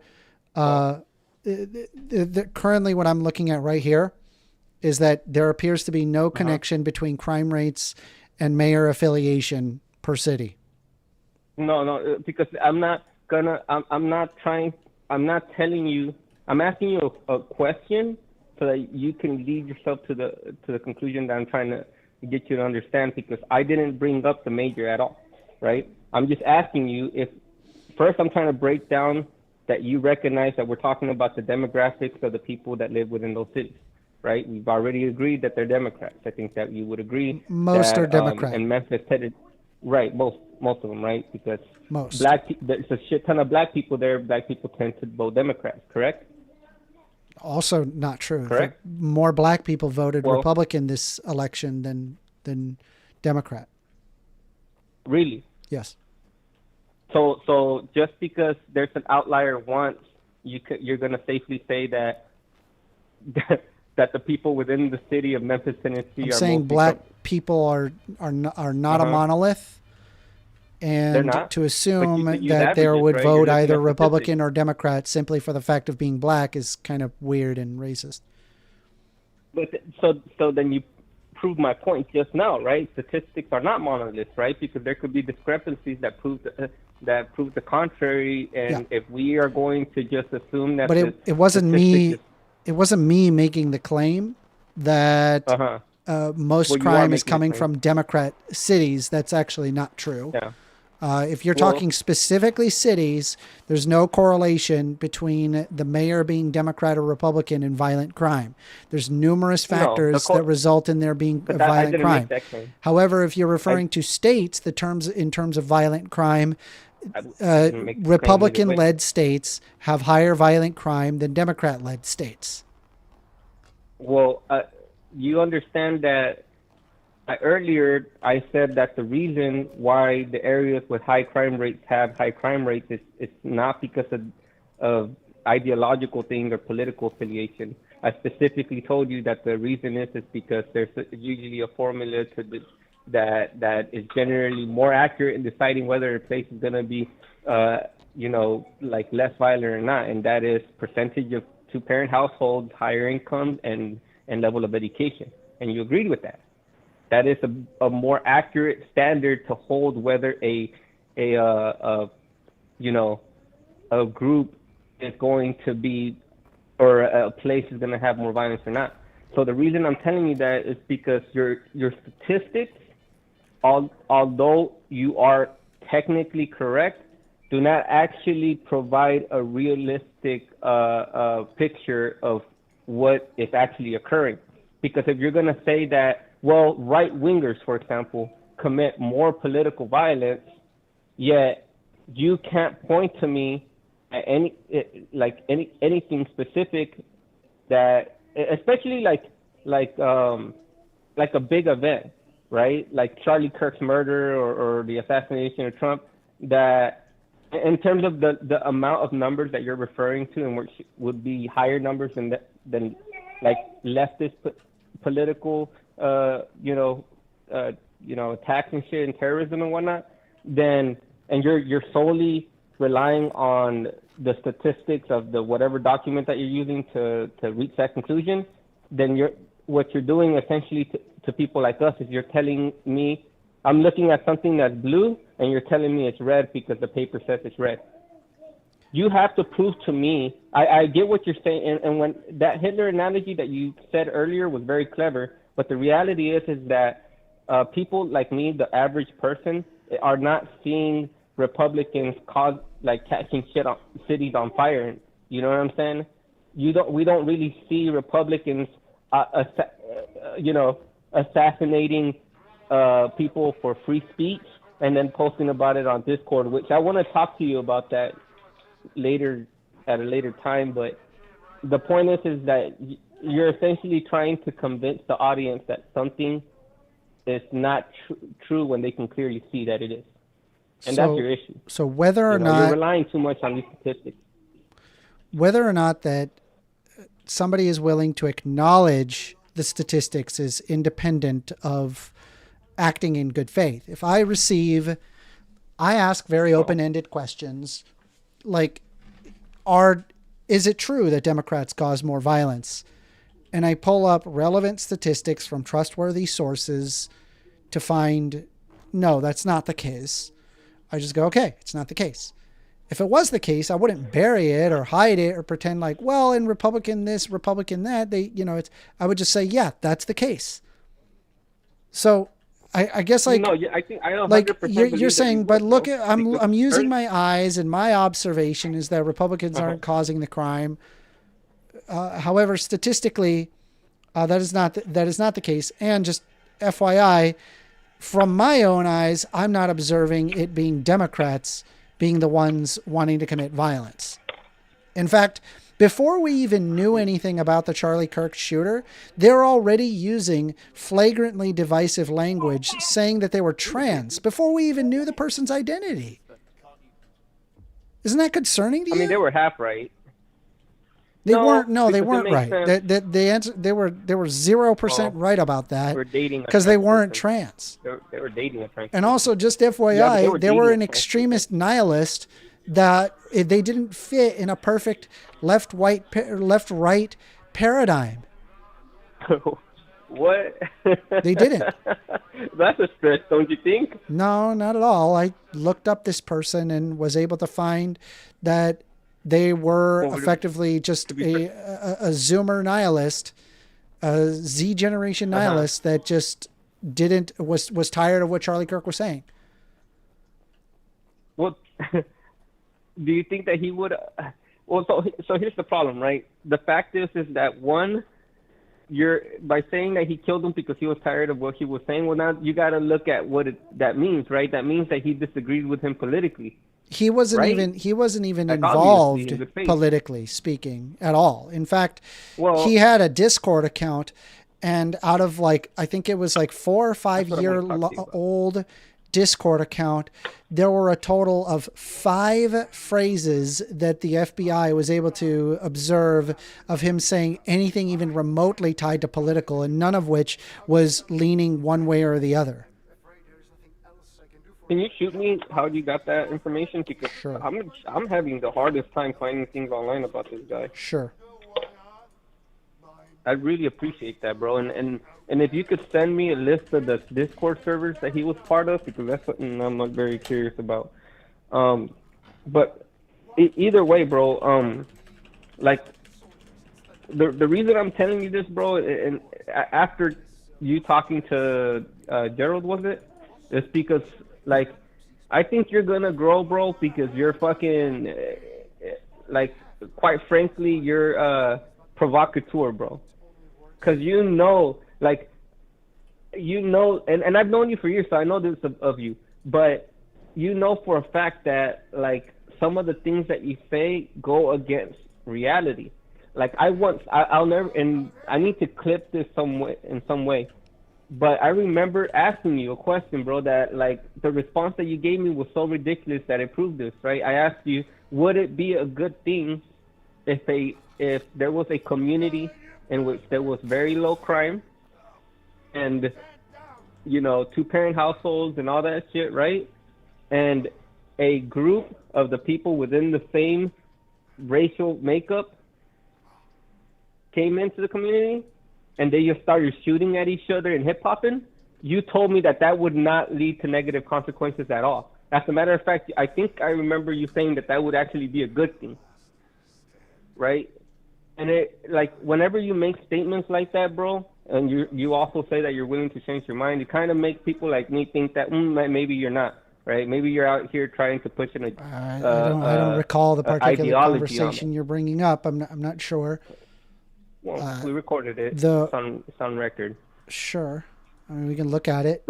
I don't think right, I ever would have said something like that. Is but regardless of the point, no, but you did. Here's from The Guardian where you can actually see specifically what I was talking about.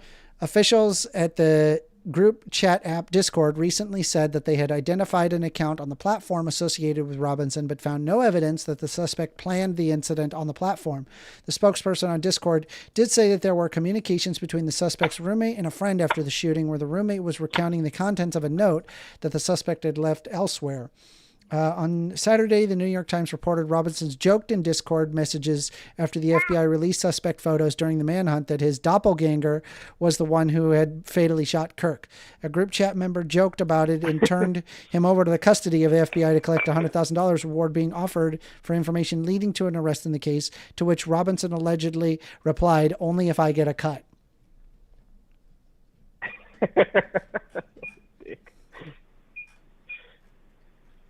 Yeah, bro. Well, I mean, I don't know what that proves. This guy spent most of his time. He was playing Helldivers. Like, that was like just spent a lot fits playing Helldivers. No, I'm not denying that he's like some sort of a dweeb, bro. I'm not saying that he wasn't a fucking nerd that was like an outcast and kind of fits the typical. I'm saying like they didn't have like a political.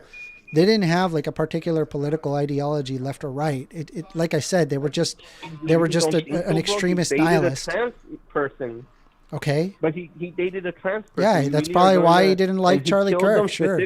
He specifically killed them because of the things that he was saying about trans people. Sure, I get it. Right. And you know, I'm pretty sure, bro. I mean, maybe maybe I'm incorrect, but there's like a certain political party that is mostly affiliated with like the Democrats, the promotion of right. So, and you're gonna tell me that this person who had this position that had and clearly killed the guy because he was stating things that are politically contrary to what he believes, had no political motivation. Well, he also liked using the N-word a lot, which a lot of right-wingers like to do. Bro, who doesn't like saying the N-word, bro? It's a great word. It's funny. I don't like using that word. Well, because you're not funny, you know? So I'm a Democrat. You once said that Kill Tony is not funny. Right. Yeah, exactly. Right. That proves my point. The point being is that, like, I don't like that you're dismissing the political intention of if this you guy's, have indication that their intent was your narrative that. If you have an indication that what he said was inherently political and that he had a political motivation and that you're going to say that he was a Democrat, not a Republican, I'd be glad to hear it, because I spent a lot of time reading on this guy and I never found that information. Okay, yeah, bro. But the problem is that like, I feel like I've already made a valid case for that. I think that your goalpost. I think you can is extrapolate that your this guy case. needs to be like. That doesn't mean he is. Well, I mean, but it's all you're going to have this conversation with you, preferably over a cigar and some drink, bro. But like, don't you come up to conclusions whenever you have enough information, bro? Yes. Or are you just all like the time. The information is not okay. Well, I think most rational people do, bro. Like, why are you having a hard time understanding this? Because he over and over showed viewpoints in one direction and then viewpoints in another direction, leaning towards Republicans. And he was a known nihilist. And he he wasn't exactly all mentally there. He was kind of like a Gen Z doomer that just saw no hope in the world. And so he decided to do that with a bang. No, that's not why I think we've already agreed that the reason he killed Charlie Kirk was because he was upset that Charlie didn't want to use the proper language that he agreed was the proper language, pretty much. No. Essentially. No. He said he was tired of all. He said he was tired of all the hate. No, he said he was tired of all the hate. You know. Okay. Yeah. Don't you think that is like a, you know what I mean, politically motivated attack then? No. Like if you're saying, like if, okay, well. Not in and of itself, no. Yeah, I don't. I know not in and of itself. You know, obviously there's always, like there's always nuance, right? Like you have to I agree. Look. That's what I'm telling you to look at. But right? you're not applying nuance. You're just like I am applying brushing nuance. it away immediately, that, as opposed to like looking at it from what exactly this kid said, what they wrote in that note to their roommate and they were in a relationship with. And you're ignoring the fact that there's very little Discord messages, if any at all, that they had wrote things political. Oh, that you know of. That you know of. I mean, obviously. I mean, all I have is what news stations are going to tell me is from FBI and things that are released that way. That I don't have any other way. Yeah, and I'm not gonna attack the sources that you got, because obviously we're both working under the same, you know, with the same information. What I'm trying to have you understand is that, like, it seems to me ridiculous that you do not recognize that this guy, like, for a fact, right, I could have at least have you admit that this guy was not a Republican, right? Like, you could admit that, I don't believe he was a Republican, and I don't believe that he was a Democrat. Okay. I think he was just an extremist nihilist. I think that's what happened. Okay, but not like extremist to what position though? And that's what I'm. Exactly you don't what need I'm a position. You could just be an admit. extremist nihilist, and that's enough. Okay, but you're just going around killing random people then. Yeah. We got to work on our mental health in the United States. I'm not denying that. Yeah. I'm not gonna say that he didn't kill them because he was crazy. I mean, obviously you gotta be fucking crazy to do something like that. But I'm asking you, I guess now I would have to ask you, like, do you think that do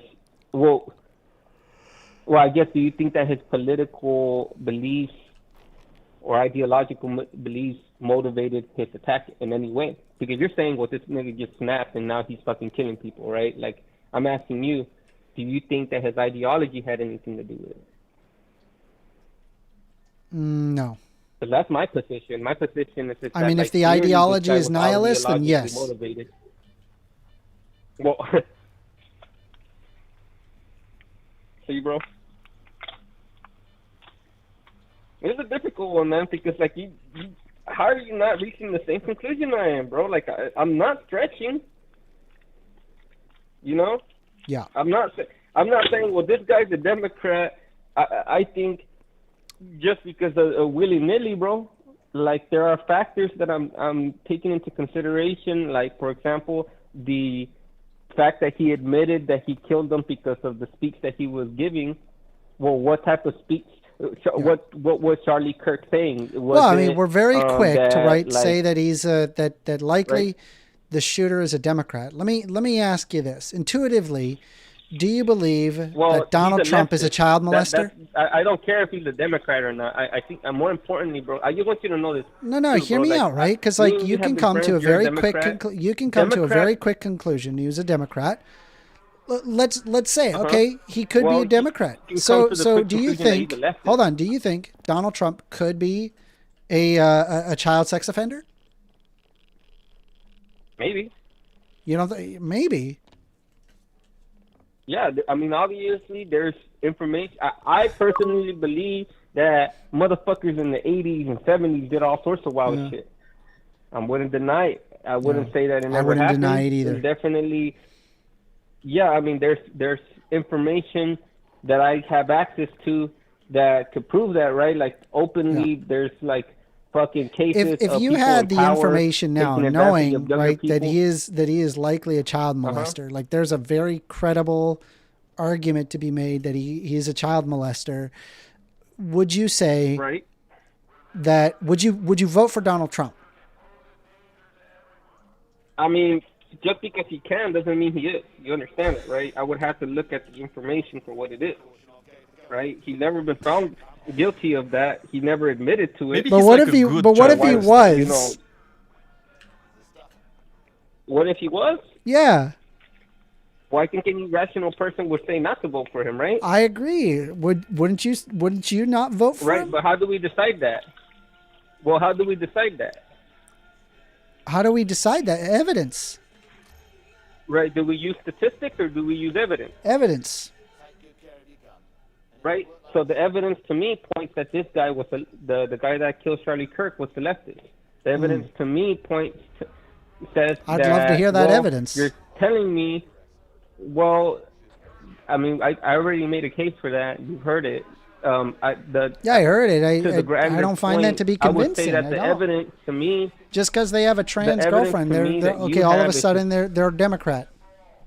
Well, I don't think they were a Republican or a Democrat. I think that's one thing. It was just a kid. Clearly, well, yeah, bro. But the biggest evidence is the admission that he killed somebody based on their political beliefs, bro. Yes. That really is the biggest. Yeah, that he did do. Yep. That he did do. Right, and so like, okay, well then categorically that would mean that he is opposed to. No, that's cool, bro. Really, I'm feeding my son some apples. I just really wanted to tell you that Gerald, this older dude, that he reminded me a lot of a Mexican Stens. You remember that guy? Yeah. You remember Stens? Yeah, it does. Yeah. Old motherfucker? Yeah. Yeah, I hope he's doing well. Yeah. The point is that, like, bro, you know, you need to come to conclusions that are more rational, bro, because if you're telling us that the Democrats are not the violent ones, they're not. Statistically speaking, they're not. Fucking burning down cities and shit. Yeah, statistically speaking, even during the 2020 BLM protests, it's still not even close. Really? Yep. Well, can you tell me, before I leave, bro, can you give me one example in recent memory of a right-wing protest that caused as much damage as the BLM? Charlottesville? Charlottesville? Well, I don't even remember Charlottesville. What happened in Charlottesville? The Charlottesville riots? Ran over a bunch of people and killed them with a car? Oh, no, that guy was crazy. Yeah, it was a right-wing hate mob. That guy was not political. No, and they were very violent to anybody that wasn't a part of their group. Well, bro, like how many people died there? A lot. Well, how much is a lot? I would have to pull it up, but a lot. Well, okay. I love how he's gonna make the case that wasn't politically motivated. Compare the number of people that died there to all the times. I mean, I'll grant you, like BLM was more widespread, but you should be aware that in terms of violent crime, it's far more prevalent among right wingers than left wingers, because destruction of private property isn't actually a violent crime. It's vandalism. Oh, okay. That's true. But in and of itself, like what they're expecting is violence to happen between two people. And it is quite common Yeah, that but when you it comes can't count to somebody Democrats calling and an N-word. Republicans, Democrats, they will destroy property, whereas Republicans destroy people. And so it doesn't surprise me at all that Republicans overwhelmingly commit the violent crime, especially considering how lax they are regarding gun laws and gun ownership. Like, it is inevitable that that's going to be a thing. Yeah, but you don't see. We do though. There's tons of FBI statistics that were empirically proven, and you can observe even using independent sources that the right causes more violence. Yeah. It is true. They do. But the problem is that like that it's so frustrating, bro. Using your statistics, then what? Why? How can you explain the high level of crimes in black neighborhoods? How do you explain the high level of socioeconomic in conditions communities that have high levels of immigrants? Poor socioeconomic conditions. Right, of course, right. That's obviously why it's happening. So when you have poor socioeconomic conditions, people commit more crime. No, that is the reason why there's crime. We've already, me and you have gone on for days about this. What I'm telling you is that if your data is telling you that Republican cities, the Republican areas that have greater concentrations of Republican voters, right? And the reason I'm stating the political affiliation of these people is because I want you to understand that the reason these people have less crime is because they follow values that lead to better outcomes, right? But so to digress, you're telling me that the areas that have these conservative Republican values that logically lead to better outcomes are worse than the areas that are than black neighborhoods. Basically, you're telling me that white neighborhood, black people aren't an amalgamation of right or left Republican wing. It just depends on the person. I've met plenty of right wing black people and plenty of left wing black people. That's why I'm not lumping every single black person. I'm telling you we are out of time. We're minute 47 past. It was nice talking to you, Extremo. Hope to hear from you next week. Okay. All right, bro. Salam alaikum. Turn into a podcast. Don't be a McBitch. Fuck Peace. you, bro. Bro, bro. All right. I was Extremo. I will have to agree with Extremo on something, Amanda. What's that? You didn't have enough nuance, right? Because if you had enough nuance about the guy, you would see that things are black and white. Yeah, true. Rich H says, first offender is delusional. He knows damn well that the left is more violent. What a clown. Yeah, again, I mean, I would love to see the stats where you're getting that information. No matter what stat I pull up, in terms of violent crimes, it's overwhelmingly right-wingers. It's not even close. Let me see. Don't you know that's very woke? Very woke to use this pesky thing that I like to call data. Yeah. Very woke. Crazy. Where in the world is it? Instead of just looking at the world, right? Using your eyes to get statistics. You're on the line with First Amender. Hello. How are you doing? Hello. What do you want to talk about? What was your name? Yeah, I'm Carter. So I wanted to talk to you about our prior debate. You posted it to your channel. I think it might be your most recent upload. Okay. So I've had some time that I've gotten session to. So do you remember what our debate was about? No. Okay, so we had been talking about DEI, right? Mm-hmm. And then you kind of specifically brought up this Charlie Kirk quote. We talked about it, and I kind of at the moment I had to say, well, I don't really know a lot about pilots and the flight industry, so I'm not really sure. I can't come to a conclusive answer. Well, since then I've been able to look into it a little bit, and what it turns out is that you were actually kind of correct in that most pilots. So pilots specifically have pretty lax DEI compared to other fields. So like 90% of pilots right now are white men. And that's right now. So Charlie Kirk kind of implying that there is a DEI issue in the pilot industry specifically, was a little bit, was like, like in terms of just overall truth, that is somewhat incorrect. However, I think it's kind of important to note that he was just talking in like a casual context. I don't think he was trying to report a very like serious empirical data. It was kind of this throwaway comment that someone who's just generally opposed to DEI would make. I think the real thing where DEI actually did affect the flight industry was with flight control people, where they changed the test from strictly an aptitude test to like asking personal information about you, and so people have made the claim that was to try to get more minorities in, so that might have been what he was referring to. But generally, in terms of being worried about DEI pilots, you were required to take aptitude tests to be an air so traffic here's controller. something I wanted to get into you with, though. Here's something I wanted to get into you with, and I think this wasn't necessarily explained. I think we might have had a little bit of a disconnect with this. So I think that just because, I think that skill does differ even when people complete an aptitude test. Now, if both people are able to complete it, that means they are able to get the base threshold through. They're probably both pretty good at the thing, but that doesn't mean they're equally good at it. Can we agree on that?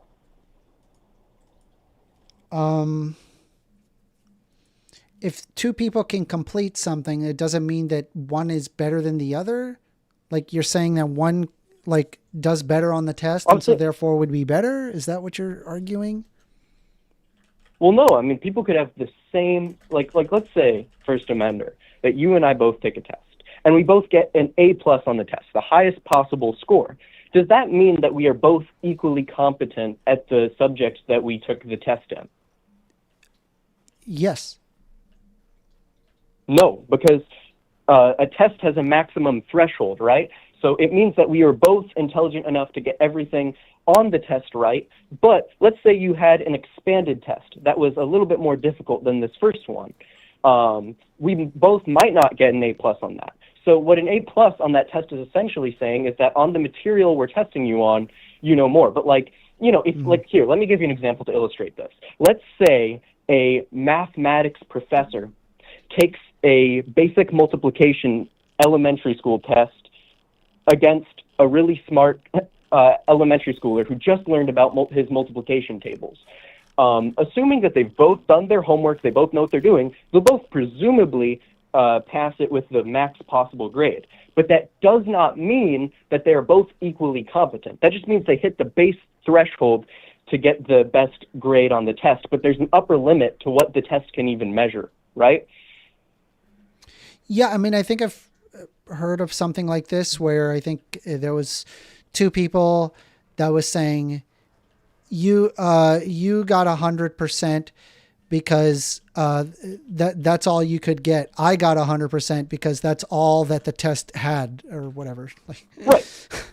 Like I get what you're getting at, but I guess to drive it home, I just want to be clear, right? Two people that have an ATP, and for those who are not aware, an ATP is the Airline Transport Pilot Certificate, and an ATP just means that you have the highest level of pilot certification issued by the FAA. It is the final milestone for most pilots before starting a career with an airline. So this is it. Okay, this is you can fly the Boeing 747 to and fro. Multi-million-dollar aircraft with lots of people in it. Okay, knowing that you have a black pilot and a white pilot, are who is less qualified?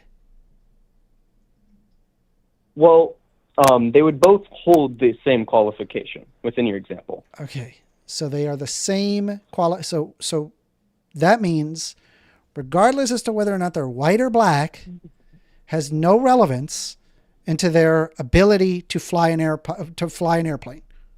Well, and planes really they don't crash that much. It's quite rare, right? The autopiloting mechanisms have developed pretty well.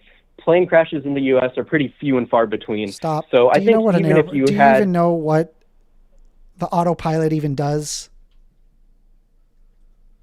I don't know the precise mechanism of Because it. it doesn't take off or land. And those are the most dangerous Well, no, parts I know that they do that, but I'm just talking about autopilot. flying No, midway I'm saying through. autopilot is not something that is done during takeoff or landing. And just so you're aware, I agree. Yeah, I know. And just so you're aware, well, no, there is still some amount of competence that a pilot needs. I think we absolutely agree that's here. And I think that's one of the most important. There's also the part that there are emergency situations that that autopilot is not going to do anything with. An autopilot can give you a specific direction. I want to take this. It can give you a specific heading. It can give you speed. It can give you vertical speed, as in how fast you're going to climb or fall. Yeah, First Amender. And an angle that you travel at, as well as an altitude. That's what it can provide you. Sir, yeah. So autopilot doesn't have anything to do with I don't know, black person, white person being a pilot. I'm merely pushing back against the idea that if you're looking at a black pilot and they're there and they're going to fly you from point A to point B on an airliner, they already have their ATP. If they have their ATP, there is zero reason I agree to question that you're not very likely to crash with a black pilot. I agree with you. Yeah, I'm saying there's zero reason to question whether or not a white pilot would be more qualified than a black pilot simply for DEI. It's just racism. Sure, and generally speaking, I think when he said it, he wasn't particularly informed on how the industry worked generally. I think he was just kind of criticizing DEI. But having reviewed it, it does seem like you're probably fine no matter who your pilot is.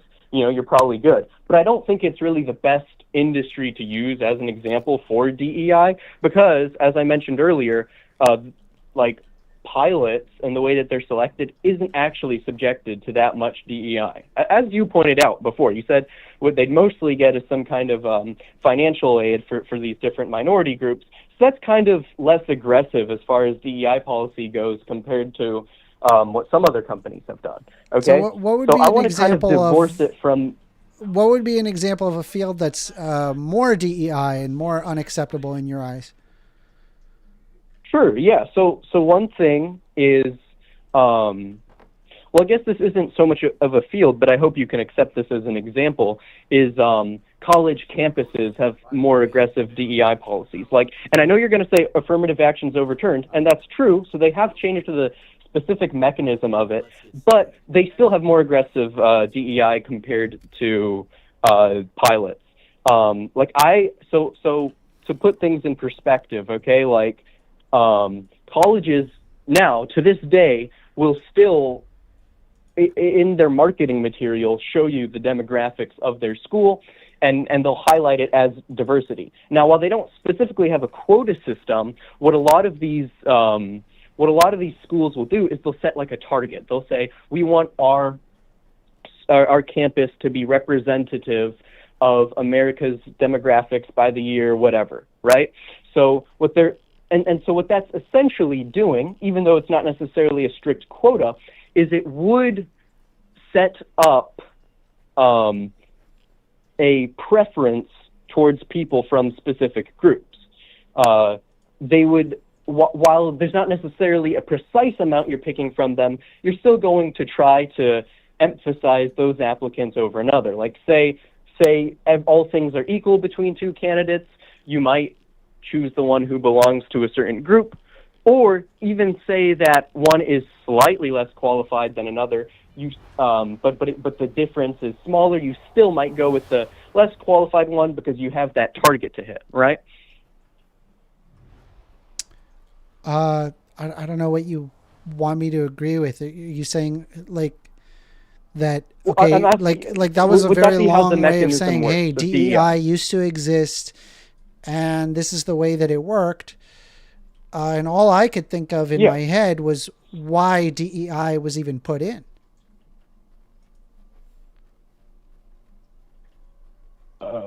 I think it was because, I think it's largely, a lot of these identity groups have these grievances and they want to right historical wrongs. I think that's the primary motivation. So it's not just necessarily righting historical wrongs.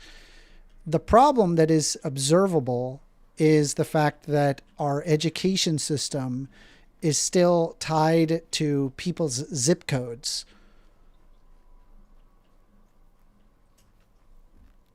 Well, that's not entirely true. That is true. So there is a part where if you're in a specific area, you do fund your school. That's true. But we also have discretionary spending, which would come from things like Title I. There's lots of philanthropic endeavors that will try to fund schools in these areas. Just so you're aware, overwhelmingly, the rich, affluent schools with better zip codes do better than the poorer schools. And considering that we had a thing called redlining, where minorities and black people were pushed and relegated into specific zip codes, the property values were lower in those areas, and so the amount of money that went through their K through 12 education was worse. And so the end result is when they wanted to go to college, they didn't meet basic aptitude tests and would fundamentally have a lower propensity of not only graduation, but as well as acceptance rate. Knowing that there was a racist historical implication behind it, it made sense to perform DEI so that way minorities could actually get a chance at life, as opposed to just being pushed by the wayside simply because of where they're born in. Yeah, so here's the thing, Amender. I'm not disputing you that the educational outcomes of different groups within the United States differ. They absolutely do. But I think that this is a little bit, to talk about the causes of that is a little bit outside the scope of the debate. That's not really what I'm coming here to talk to you about. What I'm talking about is, okay, we know that these groups perform differently. We can say that it's for some kind of systemic reason or whatnot. I'm sure that conservatives might have different explanations. They might say, oh, it's the culture, whatever. The explanation isn't really relevant. The fact is that these groups will perform differently, okay? And now put yourself in the shoes of an employer who's hiring, okay? You know that there are smaller pools of eligible applicants from these different groups. Your incentive is not to right historical wrongs. You are an employer. You want to help your bottom line. You want to have the most efficient production of your company possible. Okay, you're not some kind of activist. Would it not be rational to just choose the people who? Wouldn't you mostly hire the people who tend to be more successful, because that would just be a larger pool of people? What? No. What? More successful? What are you talking about? Why wouldn't you?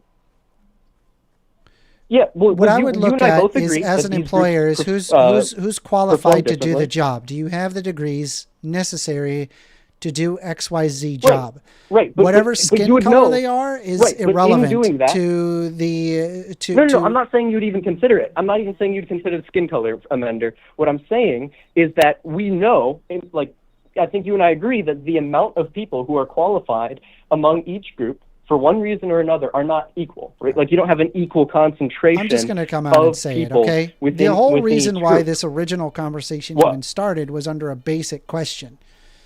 Was what Charlie Kirk said regarding black pilots racist? Mm-hmm. Yeah, that was what it came out of. So what I'm asking you, though... Was it? What? I mean, I really don't care. Like, I'm trying to talk to you about something else right now. I'm genuinely curious. Was it racist? Yeah, I really just think he was talking about DEI policies. And he would use black regarding black people. Whether or not, because that's who usually would... Yeah. So was it black racist? Woman, right? So those do you agree with me that those are the groups that DEI would try so was to it racist? Select for, or is it trying to select for someone else? So was it racist? Yeah, I think he was talking about DEI. I think so. Was it racist or was it not racist? Insofar it was a proxy. Was it racist? This is intellectual stuff. I'm simply asking a very easy question that I answered your question. Daniel Hume, was it racist? Yeah. Oh, for sure it was. It was racist. I mean, Okay, he's gonna now, try to dodge. Yeah, I your answered your turn. So question, your but turn, he's gonna try to Carter. dodge, Was but it racist? Yes or no? Yeah. Thank you. All right, I appreciate that. No. Wait, now you said no. Are you gonna What? kick me off, dude? You said yes. Yeah. Well, I've told you what my You had opinion the is. right We might be on answer an for like a impasse with this, second. dude. No, I never said yes, buddy. I never said yes. Yes, he did. Oh my God! Sorry. Let me get some water. Jesus. Good God. All right. Well, what I was just saying is that he would have used race as a. He's saying because DEI programs tend to select for different racial backgrounds, that the racial background could imply that they were selected through a DEI process. It's a DEI criticism, so really. Again, DEI like, you could reasonably mostly addresses terms of funding, people's ability to get a degree under the basis I agree that within predominantly in roles that left them socioeconomically destitute. Do we agree that people it made can be... sense to apply DEI? Yeah, we agree because that we can observe here. Are not a good oh my field for God! that. Please, just let me talk. You gotta not. This isn't designed to be an argument where I beat you or you beat me. This is just, hey, let's learn from one another. Yeah, I'm sorry. Go ahead, man. I'm sorry. Go ahead. DEI is not designed to discriminate against white people. It is not designed to put black people ahead and white people down. It's observing a group of people who are historically down, and even if we observe into 2025, they are down in comparison to that of whites, and we can observe the rippling effects of redlining, which is prevalent even today. And so we seek to right those wrongs so that way people can economically contribute. Also, it's the right thing to do. That's what I believe. And that to me makes perfect sense because I think if I can see rising tide lifting all boats, seeing that rising tide lifting that boat ultimately lifts my boat as well. I do well when minorities around me are doing well. That's the justification.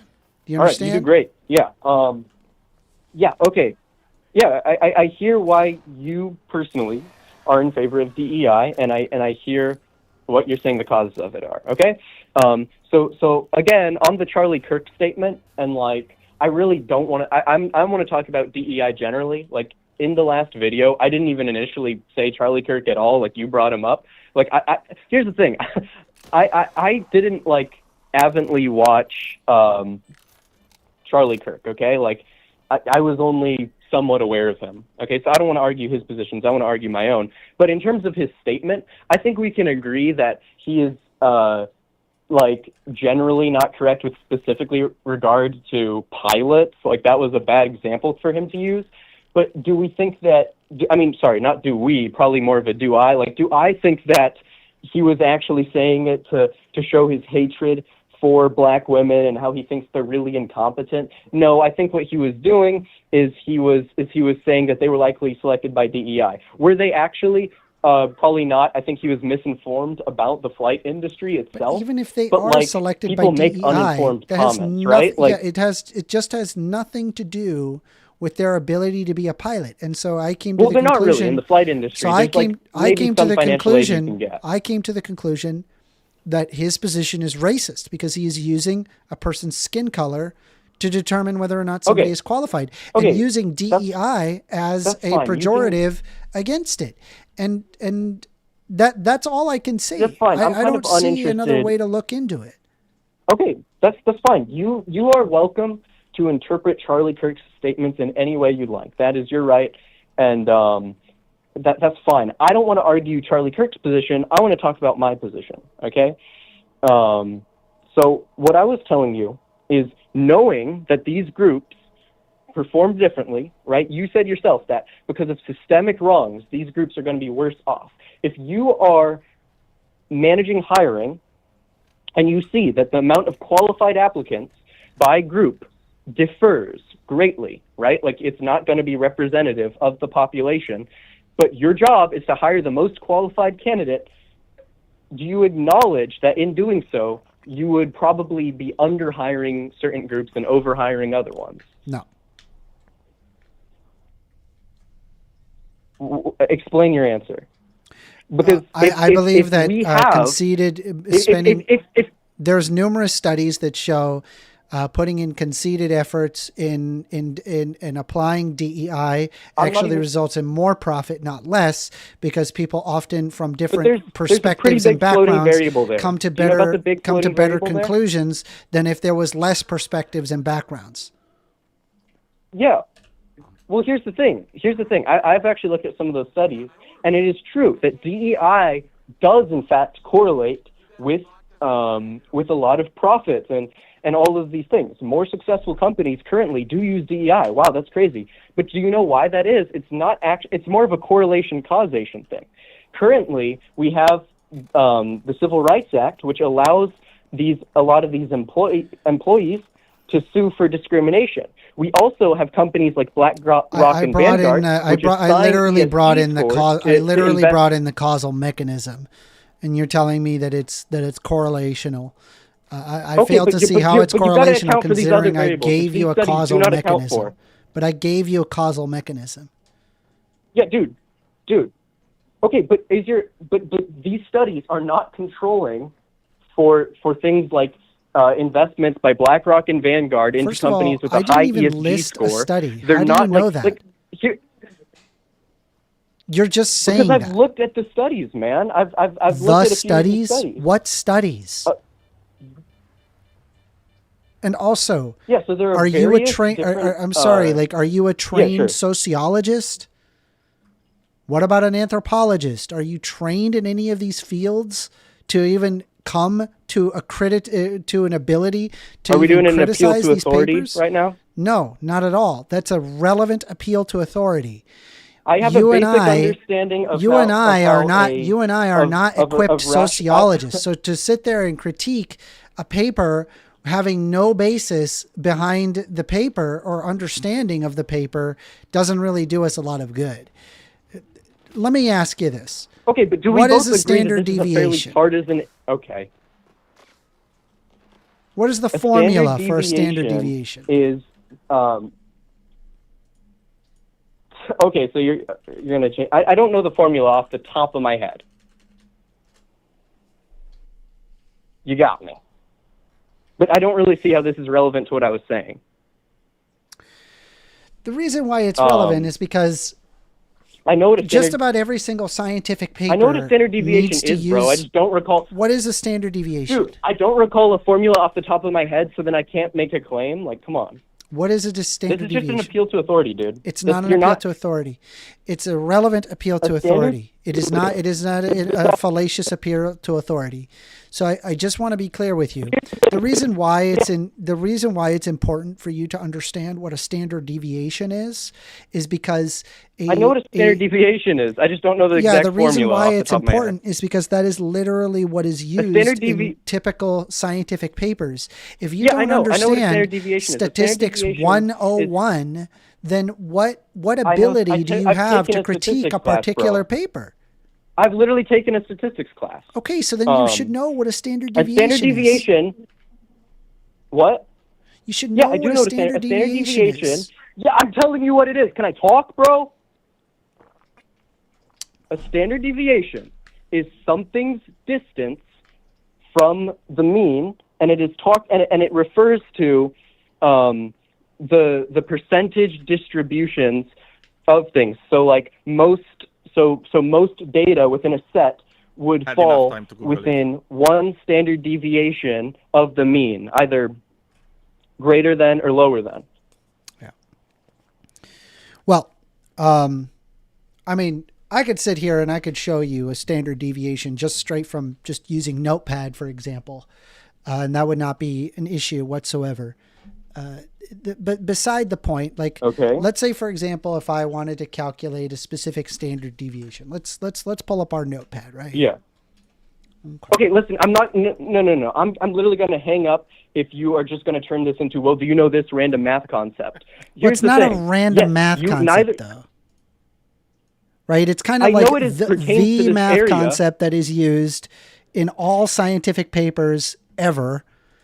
And if you lack the ability of even understanding what a standard deviation is, I told you or what a what standard it is deviation used is. for, Was my you would not definition be able incorrect? to yes, that definition Was was my correct. definition of a standard deviation incorrect? So let's say, okay, how about this? Let's do ourselves a favor, okay? Was my definition incorrect? Do you got a piece of paper with me?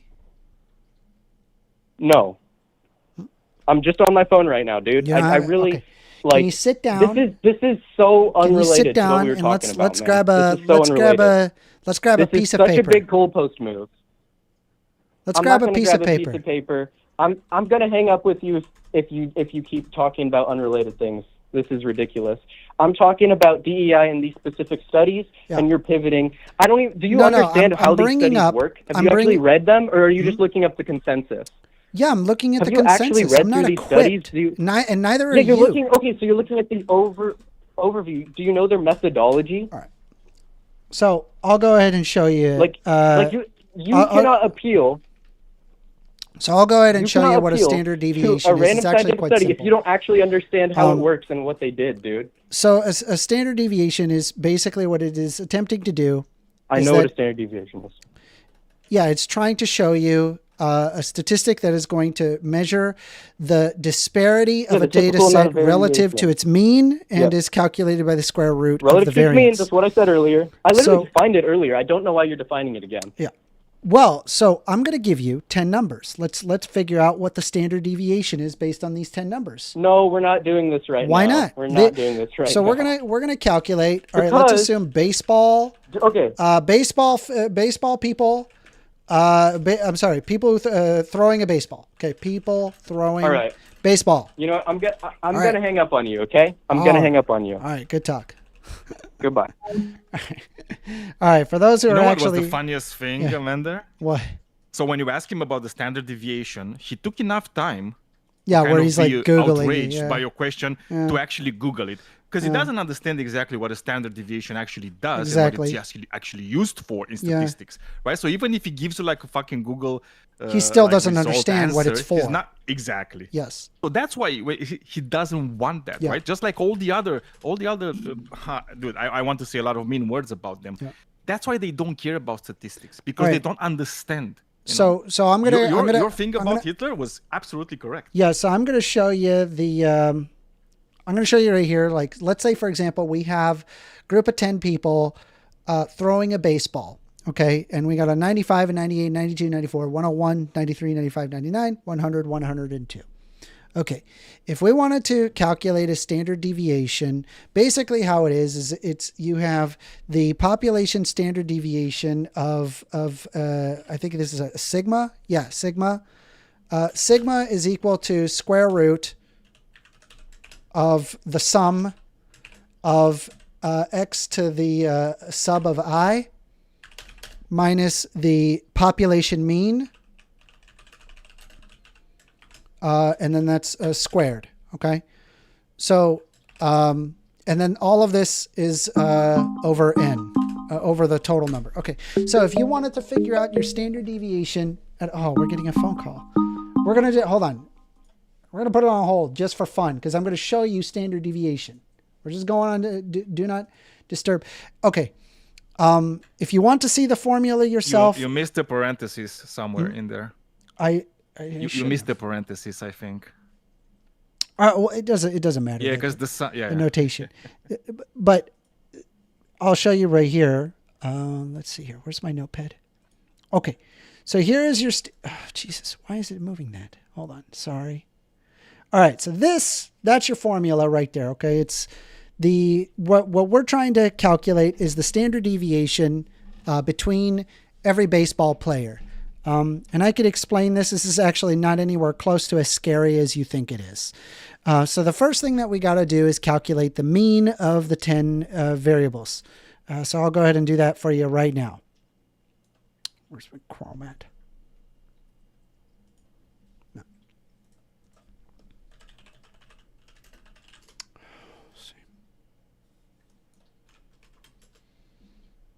All right. So we're going to go ahead. We're going to take 95 plus 98 plus 92 plus 94 plus 101 and so on. All right, so I'll go ahead and grab a calculator real quick. 95 plus 98 plus 92, 94, 101, 93, 95, 99, 101, 100. That sounds like a small standard deviation. Okay, and so then we're going to divide that by 10, right? So then what we get is when we divide that by 10, because there's 10 data points, the mean is, so that's going to be our mean is going to be 96.9. Okay, that's the mean. All right, now what we do is we take our individual data points. So it's going to be our xi here. So this is going to be, the xi is just basically referring to each data point, each data set. So we have to basically minus the amount by its initial data point. So we've got 95 and we're going to minus 96.9. All right. And we're going to do that for all of them. Okay. God, I remember. I'm not showing the stats notepad, course. by the way. Oh, shoot. If you're Sorry. showing the notepad. Yeah, sorry. Hold on. Yeah, so we just took all of the 10 data points, 95, 98, 92. We basically grabbed the mean right here. This is, it's basically all of the numbers divided by the total amount, which is the 10, there's 10 data points. So then that means our standardized mean is 96.9. Okay, so then we take this and then we minus the mean by whatever the initial data point amounts were. So it's going to be 95 minus 96.9. By the way, this is minus 1.9. Yeah, negative 1.9. All right. But it's squared. The other, yeah. Yes. When it's going to go into the formula. Yes. So 98 minus 96.9. It's going to be 1.1. 92 minus 96.9. It's going to be negative 4.9. 94 minus 96.9. That's negative 2.9. 101 minus 96.9. 4.1. See, statistics is easy. What are you worried about? 93 minus 96.9. You could have done this in Excel. You would have done it so much faster, by the way. Negative 3.9. 95 minus 96.9. Negative 1.9. Okay. And then we're going to have 99 minus 96.9. It's 2.1. 100 minus 96.9. What is that? 3.1. And 102, 5.1. Okay. So here's our numbers for all of these, but we're not done, right? What we want to do is grab the sum of all of these. So you're aware, we can look right here back at the Google Chrome real quick. Where is my Notepad++? So you can see right here, this big E there, that big E, all it means is that you're summing all of that together. But we also have to square them, right? So it's going to be that this amount effectively squared, and then we have to sum it all together. So let's go ahead and do that. And just for you, Daniel, why don't we go ahead and put it in Excel? I'm already doing that, by the way. You're doing that? All right. Yes, I'm actually doing that. All right, so it's going to be...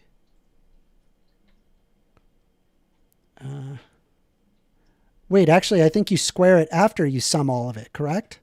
Yeah, and... Yes. No. No? You would It's the square sum it of prior the to squares. summing? Ah, okay. Yeah, of course. Because otherwise you're going to have a lot of negative shit in there. So the squaring is to get rid of all the negative stuff. Yeah. Negative 4.9. Hold on, sorry. And then we have negative 2.9. And then we've got 4.1, negative 3.9, 0.9, negative 1.9, and 2.1, and then 3.1, 3.1, and then 5.1. Okay. All right. Okay, so let me share Excel, I suppose. Excel. Where are you at, Excel? Hold on. Display capture. Sorry, window capture. Excel. Yeah, I got 3.36, by the way. You got 3.36? Okay. We're almost there. Okay. So we're going to take this and we're going to just square each one. So it's going to be equals this multiplied by itself. Itself. Okay. And then we're just going to do that. Drag it down. And then what we want to do is just, that's not correct. Hold on, is it? It is. It's correct. Yeah, okay. it is. And so what we want to do is we want to sum all that together, right? Because it's the sum. That's what that big E is. Yep. Okay, so we get 121.9. And then we're going to divide that by what is the number? What's N, everybody? N is the total number of data points. We have 10, so we're going to take this 121 and we're going to divide it by 10. So 121.9 divided by 10. Oops, let me put an equal sign. All right, we got 12.19. Now that we got this 12.19, because we squared everything, we need to unsquare everything. And the way that we unsquare things is by square rooting it. So we're going to do a square root of 121.9 over 10. Okay, that means our standard deviation across all of these is 3.49 miles per hour. There you go. We just did classic standard deviation. Now we know what exactly a standard deviation is and what exactly it is calculating. So I'll go ahead and just show right here. Now, the reason why this is important is because if you're not knowledgeable about basic statistics 101, what exactly are you looking at to determine some discrepancy in the data? What exactly could you know, knowing that you've never taken a statistics course and that you're looking at some co-founding variable as if that they don't already have control variables involved? What do you think, Daniel? Good. I think you got the wrong answer. What? It's not 3.49. It's 3.3600, whatever. It's a long number. A rounding issue. No, rounding, dude. It's a lot. Okay, Excel does a lot of rounding. I mean, I did it on the Google Drive. There's probably going to be a discrepancy in the rounding. You know. Probably not. You probably did something there. Because I did it on the calculator to the square root of 11.29. Did I not minus? I did minus it by the mean of xi. Can I see it again? What was the full number? Here, I'll show you on Excel. I closed it. I'm sorry. I closed it. Nice. U.S. Horizontal Watch says, stop math and got, yeah, the phones are open. 202-998-5218. You want to call in? Have a discussion?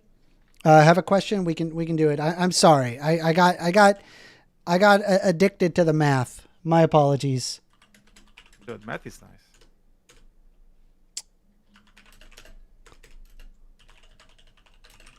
All right, we're getting called. You're on the line with First Amender. First, can you hear me? Hi, AWOL. What's up, man? How you doing? I'm pretty good. I want to start off with telling you, for the sake of your show, please don't waste 5 minutes on math questions that no one gives a shit about. Okay. Because I'm just saying that, like, in your comment section, we're all sitting there like, what are we even doing right now? You're not even proving a good point. Okay. All I'm trying to say is that if you plan on having some critique on insert X paper, it would behoove you to know about it, the particular field of research. There's no way that you're going to be able to discern anything from some of these papers and critique a particular paper with zero training. Okay. Well, actually, that brings me to my next question. I was listening to your last conversation with Carter. Mm-hmm. And you basically asked him, was he trained in, was it psychology Sociology. and anthropology? Yep. Okay. Are you trained in either of those? No, I'm not trained in either of them. Okay, so how can you call someone else out for not being trained in them when you speak on the same subjects? Because I am not critiquing the paper. So you haven't critiqued a paper on your show before? No. You haven't tried to disprove a paper before when you're in a debate? I mean, I will use other papers to show that X relevant paper is wrong based on paper X, Y, and Z. I've done that before, but those are actual people that are well studied in the field and even capable of the critique to begin with. Fair enough. I'll let But it go. me, It just myself, seems a little I'm not hypocritical. equipped You're a to... little arrogant. Huh? I said, I'll let it go. I just think it sounds a little hypocritical and quite a bit arrogant. It's arrogant for me to say that I can't critique papers? No, I'm saying it's arrogant for you to tell the person you're not an expert on that subject, and if you're not an expert, you shouldn't speak on it. No, that's not what I said. It's specifically critiquing a paper without understanding the paper. So he answered your question. Did he answer the question correctly? After Google searching it, then yes, he was able to repeat what Google said without understanding what it said. That's why I decided to show people a standard deviation so they can understand exactly what it is. I did a live calculation just for everybody to see because I remember my stats course. That is wonderful. Like I said, no one cared about that, though. I know nobody cared about it, but still, okay. I think it's important if you have to understand that in order to even prove hypotheses even false, you require standard deviations to do it. You can't do it without a standard deviation. And so if you can't even understand a standard deviation, let alone what's in the scientific paper, what are you disproving? What could you possibly critique without understanding the basics? It's like someone showing, some calculus work and you don't even understand arithmetic. And you're like, well, the calculus is wrong because this 2 + 2 is not equal to 4. Okay. Fair enough. Well, I was just calling you out. Now let's just get to what we need to talk about. All right. You bring up social safety nets a lot when you talk about programs for the homeless, for the poor, things of that nature. But I don't think that we've ever actually gotten into, what do you believe that the social service net should be? Is it free health care? Is it that's one of them. Stamps? Food stamps, What's that's another under one. your umbrella of that? Tell me, please. Ooh, I think that we should have rent-to-own housing subsidies. Okay. Rent-to-own housing. Mm-hmm. So what happens when they default on their payment? Well, we can kick them out. Well, that's... How is that helping the people? It helps build up equity. Well, you wouldn't have to spend that on a house then if it was just a rent-to-own situation, If right? it's a rent-to-own situation, you can enter enter into a rental unit, and then at any point decide to enter into a mortgage with a bank.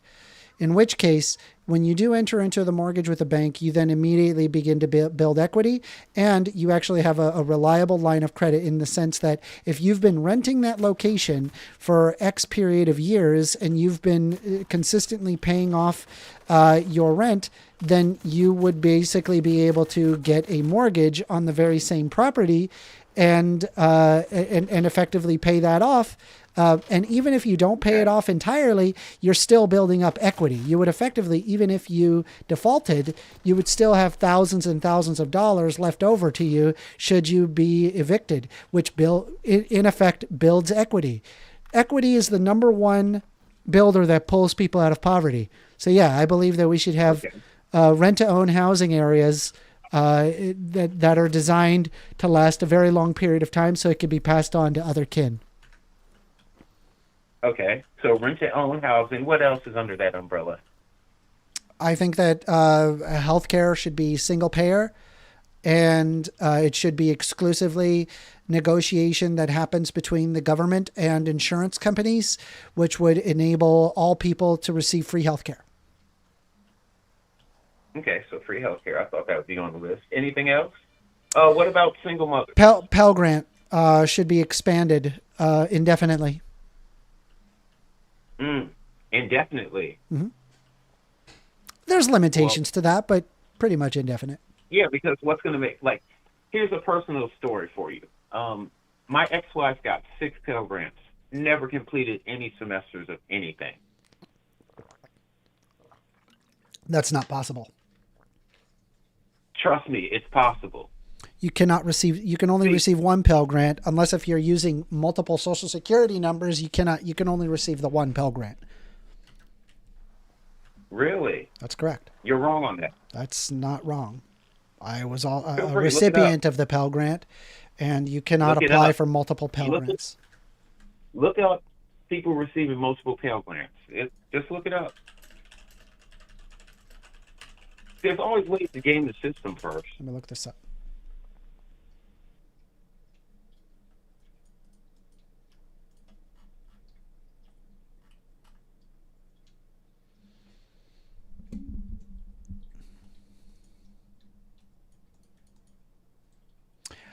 I think I see what you're saying. It's specific to years. And yes, you do have to reapply every year. I remember I had to apply every year, and it's up to 6 years. I received these as well, up to 6 years. But it is effectively the same thing.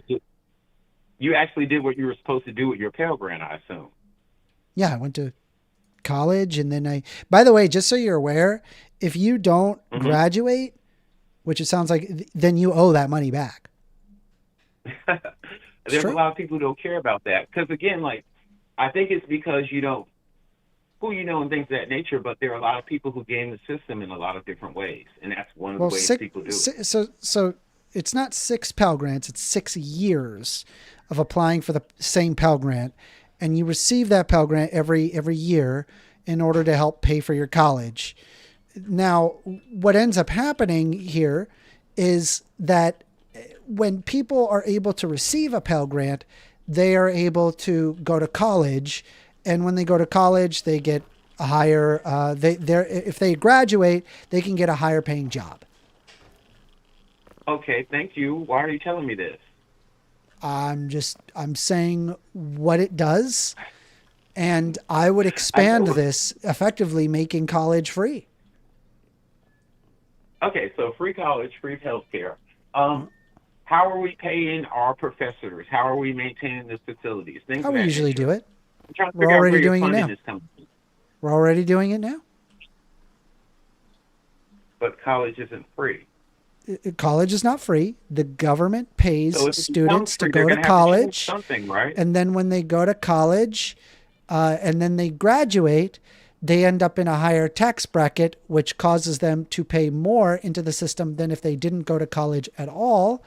And that means that the government benefits and the student benefited, or the person benefited in that they're permanently more educated for the rest of their life. I get that. So, but you're saying the funding is going to come out of taxpayer money, correct? Yep. Okay. All right. Is there anything else under there?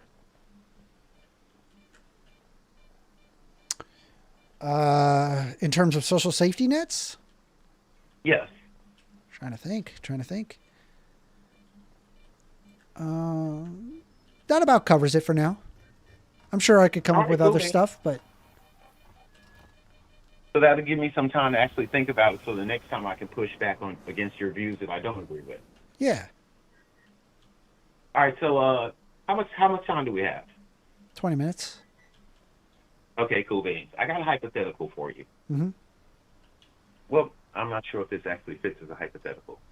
The biggest problem I see from your perspective as far as trans issues is that the majority of the United States doesn't believe that there are more than 2 genders. Is that accurate? By your point of view. Problem of trans issues is that most people don't believe that there's more than 2 genders? No, that's not the problem. All right. Well, break it down for me in a nutshell. What do you think the biggest The laws pushback specifically against? discriminating against trans people from existing.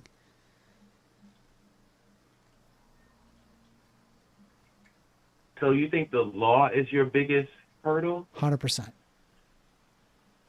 Not I could give a people's damn what perception of some trans? right winger thinks about trans people. We're gonna wait a little bit. I thought Hopefully, it was me for All a right, well- second. no, it wasn't. All right, It's- cool. we're gonna wait a little bit. Just a little hiccup. Apologies, everybody. All right. Uh-huh. Sorry. Can you? Yeah. The laws being codified to discriminate against trans people is my biggest issue. Okay. Well, that law is based on what people think in the majority of the country, right? No, Like a I'm lot of the saying is, times like, it's stuff okay. that's been passed If people on the push it- basis of Supreme Courts, state Supreme Courts that have been packed by the right wing justice systems in order to discriminate against trans people.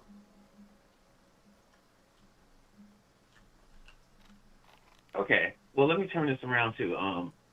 You know how you were telling me that when people disagree with trans people, it can be considered hateful.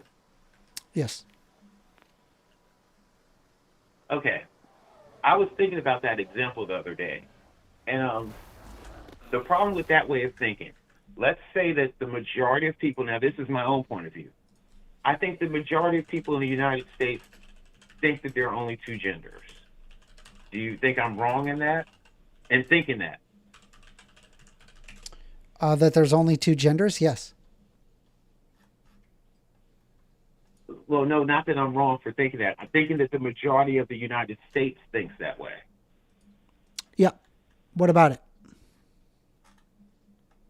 Okay. So let's say that the majority of the United States thinks a certain way. And you say that that's hateful, right? If we go by that logic and we shut down talks about that because it's hateful, that same thing would kind of go back to like how women back in the day were considered there was a time where women were considered where they couldn't count. They couldn't do this. People thought that they were just so silly and they couldn't do anything right. Well, okay. That So time frame. just as a side note, there was somebody saying, user Eel stating, name one law. And so I provide you the translegislation.com website, which will show you the 2025 anti-trans bills trackers. There's been a total of 999 bills introduced in 49 states. 122 have been passed. 235 are currently actively being pushed through legislation, and 642 of them have failed. And so currently, there are 999 bills currently under consideration across the country that would negatively impact trans and gender nonconforming people. This number is anticipated to grow. In 2024 was the fifth consecutive record-breaking year for total bills considered. This followed an unprecedented surge in 2023, which more than tripled the record set by the year before. As the targeting of trans people has increasingly moved to the national stage, we've seen this reflected in a number of federal bills. In the span of just 2 years, we went from tracking 0 national bills to an unprecedented 88 bills in the federal level of 2024. And currently the most active states is in Texas, 139, and nationally 97, Missouri 67, and Iowa 35. And you can see that there are types of bills showing that have been pushed from education into healthcare, into sports, into bathroom usage, into performance, as well as foster care, child welfare, military, parental rights, child custody, employment, religious exemptions, adoptions, pronouns, civil rights, marriage, child abuse, incarceration, birth certificates, and other. So the idea that there are not tons of bills being presented to try to discriminate against trans people is false. There is tons. So, but I do like, right, where they say, name one, Okay, wait. that they Come on. then say, Oh, I God. approve of that message. Sorry, go ahead. Who approves of that message? Go ahead. Okay, well, you said quite a lot there, and that wasn't that. I know That you were wasn't answering relevant a to you. comment, That was but I will say one that was for the moron in chat. Okay, that's for the comments. I get that. But you did kind of deflect me, and I will go back to what I was going to say. But I would Please say do. one thing. Maybe all this legislation is being put in place because the trans thing wasn't an issue 10 years ago. That's Like, also let's not put true. it this way: no one was worried about who was walking. No one was worried about who was walking into a bathroom with who 10 years ago, like they are now. Also So not it true. stands to reason that people were trying to start. You're not what? That's not true. Okay, so we were having these same debates and discussions 10 years ago. Maybe not as prevalent, but it was definitely not true. There were still people being Okay, outraged. then that's the point of it, because, well, that's because it wasn't that big of an issue. But then once it became an issue, they started to change things. Yeah. That part makes sense. Well, the whole like social justice anyway, warrior you get movement me in like the 2015s, one of the things was in fact transgender individuals. So that's more than 10 years ago. And how small was that at the time? First? pretty Come small. on, man, be realistic. It's pretty small. The Hell, trans it's issue small. thing Hell, really- it's the small really the now, trans but issue it's thing still only being blew up introduced over as the legislation. And I don't like the idea of creating laws to Well- discriminate against these group well- of people. It's not fair. Okay, I don't know. I don't. It's not I don't right. like that either. First, but you're not actually listening to what I'm. You're not listening to what I'm saying.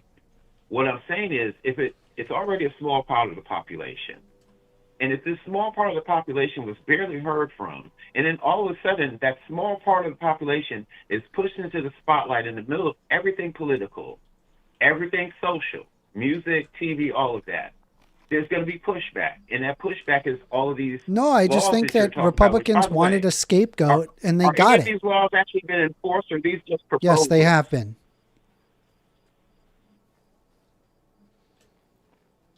Okay. You know what? No, wait. I'm not going to let you burn up all my time because I got a good one for you. We're going off on your own tangents. So there was a time where men thought that women couldn't even add up their own money for themselves. They couldn't take care of themselves at all. If during that time frame a man stepped forward and he said, hey, women are just as smart as men, and they can handle businesses and they can run their own lives. At the time, that wasn't the popular majority opinion, right? Mhm. That's correct. Okay.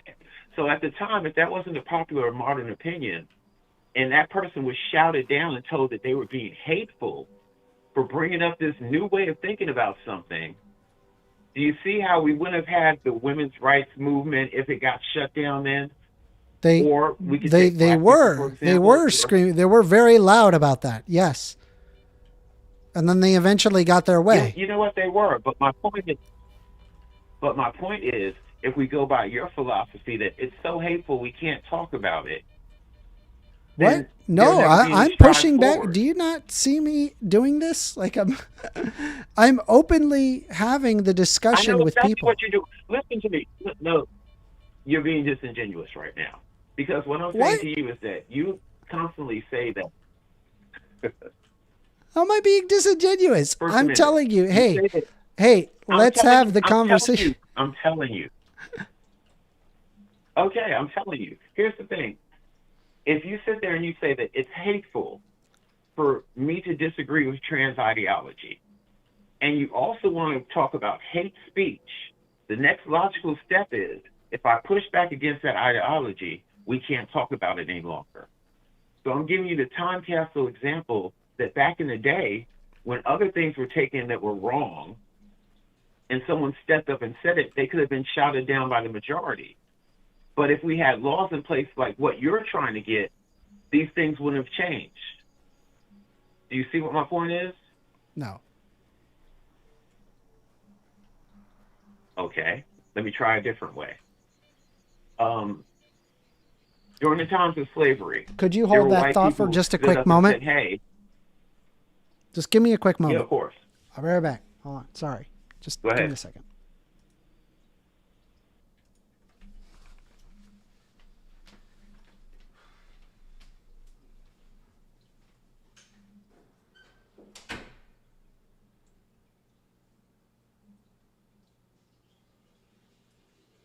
What's up, James Miller?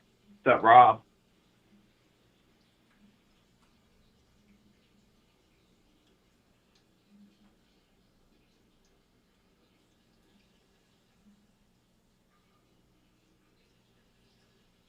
So I guess I'll ask the chat while he's gone. Am I not making my point clearly? As far as if we stop people from saying things that we consider hateful, then we can't get back to the other side if we do that? I don't know why I'm asking this out loud. I can't even see what the chat's saying.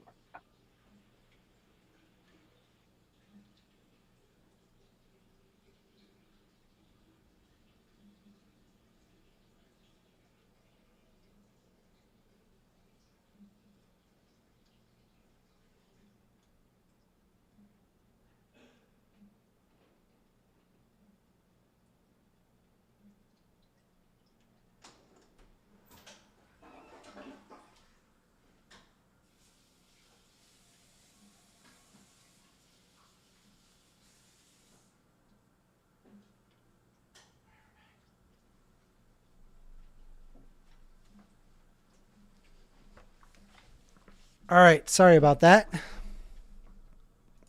I'm back. Not a problem. Can I go with my example? Yep. Go ahead. Okay, so I'll switch the example slightly.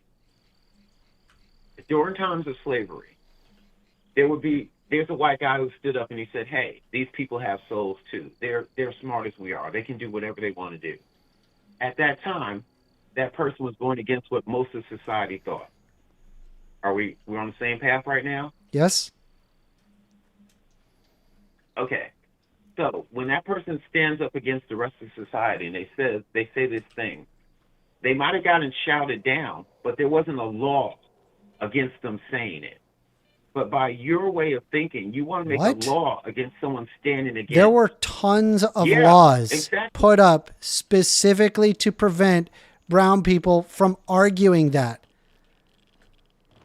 That is the worst I'm not talking example about- I've did I ever use heard. brown people, think people? You don't even listen first. That's your problem. You don't listen, man. I said a white guy stood up. Correct? He was That's what I also said, a white guy stood silenced. up. And he said that, oh my God, first, look, with all due respect, shut up. Like, if you want me to get through the example, but you keep interrupting. What? Why do Okay? you think there existed a white guy stands up. segregationist You're South? interrupting again. Let me get to my point. All right, help me out. And then you can question all you want. Fair enough? Okay. So what I'm saying is that a white guy stands up in a society that believes, for the most part, that black people are not equal to white people. He could get shouted down at that time frame, but there wasn't a law that prevented him from saying it. Now we move to present Bullshit. day, and I'm looking at your ideology and how Bullshit. you think. And what I'm saying is that you say, if you say this about trans people, it's hateful, there should be a law against it. I'm saying that No, if you I'm want- simply if saying, you I'm wanna not be- saying that there shouldn't be a law against disagreeing with trans people or whatever. I'm saying that there should be laws Yeah, but you preventing call the most of- discrimination you of said that- trans people. I also believe in the No, concept we're of talking about hate speech. making We're illegal talking about hate. hate speech. Yeah, I believe that hate speech in general should be illegal. Yeah, I think there's like levels of hate speech Yes, where but it's we're like we talking about really got to trans hate. rethink You how that deflected works. again. Okay, but we're not just You're talking about deflecting again. protesting or Because- speech. We're talking about specifically hate speech then. I know, and me and you don't agree on what hate speech is anyway. We've always gone back and forth. Okay, on what it. I would But make you illegal, yourself told I'll me- tell you what I'd make illegal. Are you ready? Basically, the Give me an level of example of it speech to that's the illegal. point where it becomes an antagonistic environment for people to be there that are of the people you're talking about. That's what hate speech is. Right now, that's legal in the United States. I don't believe No, that wait, should wait, be wait. legal. I'm sorry. Give me a real life example. Yeah. So let's say, for example, there's a bunch don't of have to use Nazis you don't have to that use are the offensive protesting terms. outside of a synagogue. This prevents Jewish people from being able to access their synagogue, or it's an incredibly antagonistic environment, so much so that they may not even want to go to that synagogue that day. So they just avoid it entirely. That is what should be illegal. Well, that Right, is because you're illegal making first, it an because antagonistic if you environment to actually- exist. Wait. Okay, wait. Number one, there's disturbing the peace, correct? Okay, but do If you I understand do a disturbing the protest peace in is a front of very your specific house, set of criteria, not the speech in and of itself. I'm telling you that the problem is the speech. Okay, no, I completely understand that. Right? Because they Wait, could be I on public understand that, but easement we're and do the talking about same laws thing. we already have. Yeah, they could be on public easement, and then they would be effectively following the law. That's not possible for them to be disturbing this peace to protest while on public easement. The problem that I'm having is that there's going to be an X group of people where they want to exist in society, but it's too antagonistic to do so. And so it's situations like that where I go, okay, that should be illegal.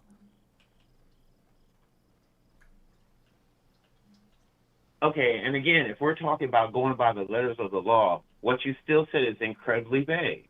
Again, I'm arguing to change Right. the law, We're not we're talking what the about status speech. quo of the we're law talking is. about hate speech. Yes. We're talking about hate speech. And I So gave what an are the example words? of what You don't is have to hate say an speech. actual racial group. The words. Tell me which words would constitute going to jail under. Making it an You don't have to say the incredibly actual oppressive word antagonistic, itself. it's not specific words. It's making an incredibly antagonistic environment for people to live their life. Right? So like, let's say if you're going to a grocery store and there's a bunch of, Okay. there could be Black Panthers there. There could be a bunch of white right-wing nationalists there. If they're showing up intimidating a bunch of people with their really hateful rhetoric from being able to access the grocery store, that's hate speech. Get rid of that. Okay, well, actually, let me stop you for a second. You said they're hateful rhetoric. The hateful rhetoric is what we're supposed to be talking about, correct? Okay. So Yeah, I are mean, they we could outside the talk, I mean, grocery without store it saying, being "I'm an going to attack antagonistic you," environment because for that people. might be different. It's possible to talk about divisive issues Well, without making it well, an you antagonistic determine- environment for people to exist. Right? We who disagree on the determines trans what's topic. antagonistic? We have discussions about the trans topic all the time. And I never at any point called Yeah. your speech hate speech, right? No. What? I've called your speech hate speech. When? I said no. Oh, okay. You said no as in You didn't I accuse did I me of never hate did that. speech. Yeah, but we Yeah, you disagree never- all the you never time on the accused me of hate speech. on it all it's constantly, right?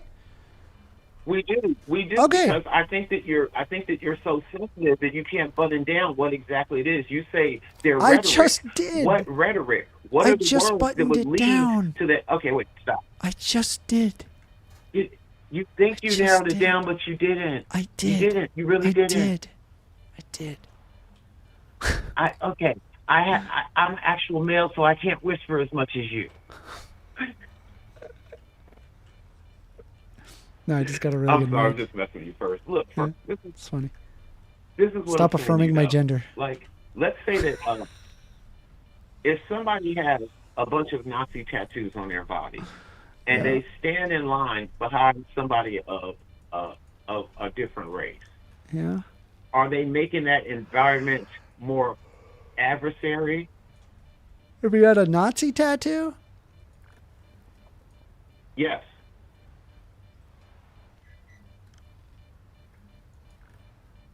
It depends. The Nazi tattoo in and of can say itself yes, doesn't because I would necessarily make probably it say yes. an antagonistic space. But I think if he's got him and a bunch of Nazi buddies with their Nazi tattoos, then I'd be like, yeah, you're making it an antagonistic space. Yeah, this is hate speech. You got to stop. No more of that. Okay, well, again, you do speech in there. We haven't even got to people actually saying any fucking thing yet. Okay, so now there's somebody with Nazi tattoos. What number makes it a more like if it's 2, is it more? Is it 4? Like Enough you to have make it narrow an these things antagonistic down. And then when environment. you talk about Right? Like, imagine you're just a person and you're walking into the grocery store and you've got you got some KKK members protesting. How many KKK members would it take for you to go, I don't think I want to go in that grocery store? at least 3. There you go. No, We just got the joking. number. It's 3, everybody. Well, that's fine. So now So now we got. Yeah, we got to take those gathering, people right? and put them in And again, jail. with the whole- Sorry, like we would tell them, Okay, hey, so you got to again, disperse. we You're have making this an laws- antagonistic environment, and they go, heck no, we ain't gonna disperse it, but free speech. We gonna wear our ghost hats and all stupid shit, and I'm a fucking grand dragon dumbass. And then they go, okay, into the paddy wagon you go. And then I get to laugh when the cops. I get to laugh when the cops pull up and bounce their head off the cop car before they put them in the back seat. Yeah, it'd be great. But again, we have. See, laws don't you for like my hate disturbing speech peace. law? It's a We great have law. laws we have laws if you step on someone else's property. No, you're what on I'm public trying to nail easement. down No, is they're on what public first easement. They're make not it on hate. private property. So you can protest at any public space you want to. Yes, you can. Currently. No, you can't. Yeah, you can.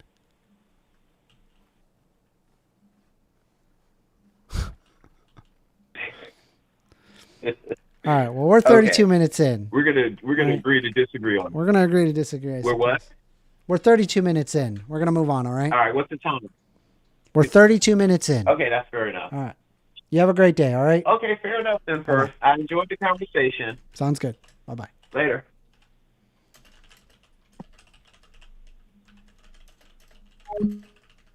What did you think about that, Daniel? I still don't think he understands exactly what Well, his speech actually is. And I think this is the problem, because the problem was like he was trying to do this analogy where, you know, he was talking, well, what if I was the guy that was saying that slaves should also be free because they're human? And he was, in his analogy, him, you know, he was the guy that was saying slaves should be free. And he's also the guy that today says that trans people do not exist. By the way, And they shouldn't get, you know, if you're rights, listening like to medical this rights. and you hate what I have to say, or maybe you're listening to this and you love what I got to say, either way, you can hate watch me, you can love watch me. Consider a subscribe. A subscribe, man, I'm such a tiny YouTuber. Any amount of subscription. If I even get one subscription, this stream, it was a successful stream as far as I'm concerned. So I appreciate you guys for calling in and having the discussion. We got some more coming down the way. We got another hour and a half of good stuff. Call in. The phone number is 202-998-5218. I want to hear what you guys had. I got a lot of haters in my comments. My comment section is filled with haters, and I'm here for it, right? I believe a year is going to go by, Daniel, and you're going to see more and more people coming to agreements with me. What do you think? I think you're being very optimistic. You think? Come on. This is doable. Hear enough of this woke content? All right, here we go. You're on the line with First Amender. Hey, First Amender, how you doing? Hello, how are you doing? Who am I talking to? This is Robert, man. Robert. All right, Robert. Yep. What do you want to talk about? I want to talk about the way, a couple of things that I want to co-sign what AWOL said. Mm-hmm. That was horrible streaming when you were doing that math. Terrible. I'm sorry. Listen, sometimes I think to myself, I'm going to teach something and then maybe somebody will learn something and it'll be cool. But I get it. It's dry. It's boring. You know, people don't like. Right, and most importantly, it had nothing to do with what the guy's point was at all. Nothing. Well, so the point that I was trying to make is that it's really important if you plan on critiquing a paper that you actually understand the paper. And unless if you have a degree in that paper, you're really not equipped to critique it. Does that make sense? But the point was that I think somebody else also pointed out that you critique papers and you use other papers to critique other papers. So wrong. How do you go at somebody else when you do it yourself? And also, the guy said he had a general understanding of it, but he couldn't sit there off the top of his head, redo the mathematical problem on top of his head. And you had a computer, and it took you 10, 15 minutes to do it. So So I'm not equipped to critique a paper. However, I can use other relevant papers in the field that talks about said paper to critique the paper, because those are other people who understand the paper. But you couldn't. But I get what you're saying. But I can't use Paul's argument to go against Peter, because we don't know if you understand either. Is what you're saying. We're not. You may not be qualified to discuss either paper. But the important part I'm saying was that what your answer, y'all, conversation was, you never answered his question because you went on to the standard derivative for 15, 20 minutes. Standard deviation. Deviation, not derivative. You went at it. But don't you know how to do a standard deviation now?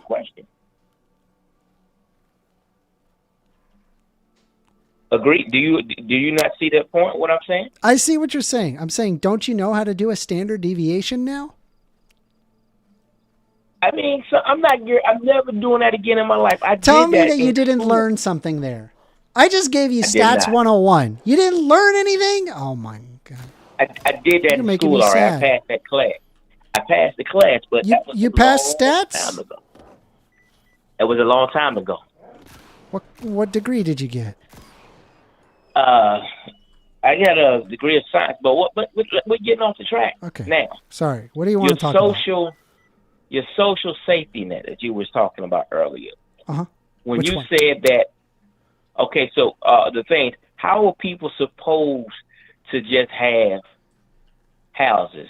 Now, the only thing, this is one of the few times I've heard you speak on something along those terms, and you had an actual plan as to how to come about. You said rent to own property, which there are some, but not a whole lot. Correct. And that goes towards building your credit. I actually like that idea. Yeah. I actually like that. Because most of the things that you say is kind of like pie in the sky, and you're not giving grounded, level-headed ideas of things that are actually achievable. Mm-hmm. So, I guess, are you open to any topic or what? Sure, I'm open to any topic. I mean, did you want to talk about my rent-to-own idea? No, I said I actually like that. Okay, fair enough. I don't want to, ruin that moment by you saying something, crazy. So let's just take the win for it is. But what are your thoughts? You actually think that men should be competing against women in sports? Yeah. Why? So at first I was no, right? Because obviously men are stronger than women, right? Mm-hmm. And so when I thought about that, I said, okay, well, believe it or not, there exist women who have a thing called DIDs, or it's it's genetic inconsistency that is incongruous with women's hormones typically. So there can be, for example, women. I remember a couple of times in the Olympics, that's always been an issue. Mm-hmm. So there can be, for example, biological women that just naturally have more testosterone. Exactly. And in my opinion, I looked at, what it means effectively to have an advantage in terms of sports. In order to be like the top, not only do you have a genetic advantage, you've also probably been training a lot. Wouldn't you agree? You're an Olympic athlete, of course. Yeah. So good example is Usain Bolt. Wouldn't you agree Usain Bolt has a genetic advantage to running faster than most people? Okay. That, and he trained like crazy to be as fast as he is. So it's a combination of not just, skill, but also genetic advantage. This is also kind of the same situation regarding Shaq. Shaq has a genetic advantage in the fact that he's a freaking giant among men, and also that he's super very athletic. skilled. Sorry, what? Yeah, he was super athletic as well. Yeah. Same thing with Michael Phelps. Michael Phelps, he's got webbed toes. He has a genetic advantage, but you know, and also I don't he's been think he training a actually lot. has webbed toes. He does have webbed toes. Isn't that crazy? All his toes are webbed together. Yep. Anyway, he has a genetic advantage there as well. And so then I start to think, okay, well, under that basis, is it possible for a woman to have genetically advantaged testosterone and therefore win a women's competition because they have excess testosterone? And the answer is yes. That is true, and that does exist. And typically speaking, Olympic committees do not allow women with exceedingly high levels of testosterone. yes, this is the part where I diverge with other sporting communities. I think it is discriminatory to do that. We seem to celebrate. Here's why. Hold on. Here's why. Because they do not know if that's naturally created testosterone. Testosterone, does that occur naturally within that woman's body, or is she taking something to increase it? Okay, so if it could be medically determined that they have excess testosterone naturally, then you'd be fair to say that they should be able to compete despite they would have an advantage? I'm not sure. I had to look into that more, but I'm leaning towards no. Why no? Because we're talking about such a minute level of the population that I don't think it would be. I don't think it would be worth it to do. Well, also, these people do exist. These are real people. Exactly, but it's a minute amount of the population. I don't think that matters. It doesn't matter if there's 1 or 10 or 100. It's the same. That stuff does matter. However, if we were to talk about a man, so if this woman is among the best in women, a man who trains an equal amount, he would be far superior. I understand that. So why would you? I mean, we have seen. I think it was a swimmer, in fact, that a man, he was like in the hundreds ranked, and then became 32 as a man. He was in the hundreds. Yeah. And he was number one with a bullet when he competed against women. There was a number 1 in a single race, and then 5th, and then multiple underneath that. And then she was disqualified after she had gotten that first place in that one race. Why was she disqualified? Because she got first place in that one race, and they wanted to be discriminatory against trans people.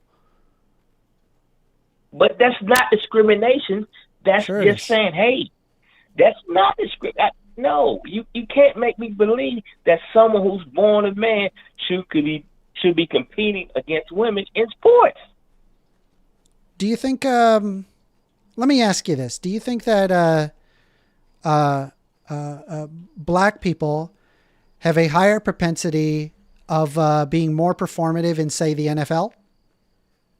Yes. Should we ban black people from the NFL? Because they are all the same gender. Well, but no. The problem is that they're more performative than white people. It's not fair to white people. But they're all the people involved are all the same sex. But that doesn't matter. I'm saying that they're more performative. I'm just saying as an example, if somebody is more performative, then we ought to be concerned with that because that's not the same. Because that's not the same. Why not? Why is that not the same? It's not the same because you're saying that these group of people is like saying, the Kenyans are outperforming everybody in marathon. Let's not allow the Kenyans in. Are outperforming everybody in but that we don't ban Kenyans from being able to compete. Exactly. Yeah, exactly. So then why are we banning trans people again? We can't ban black people. So why are we banning trans people again?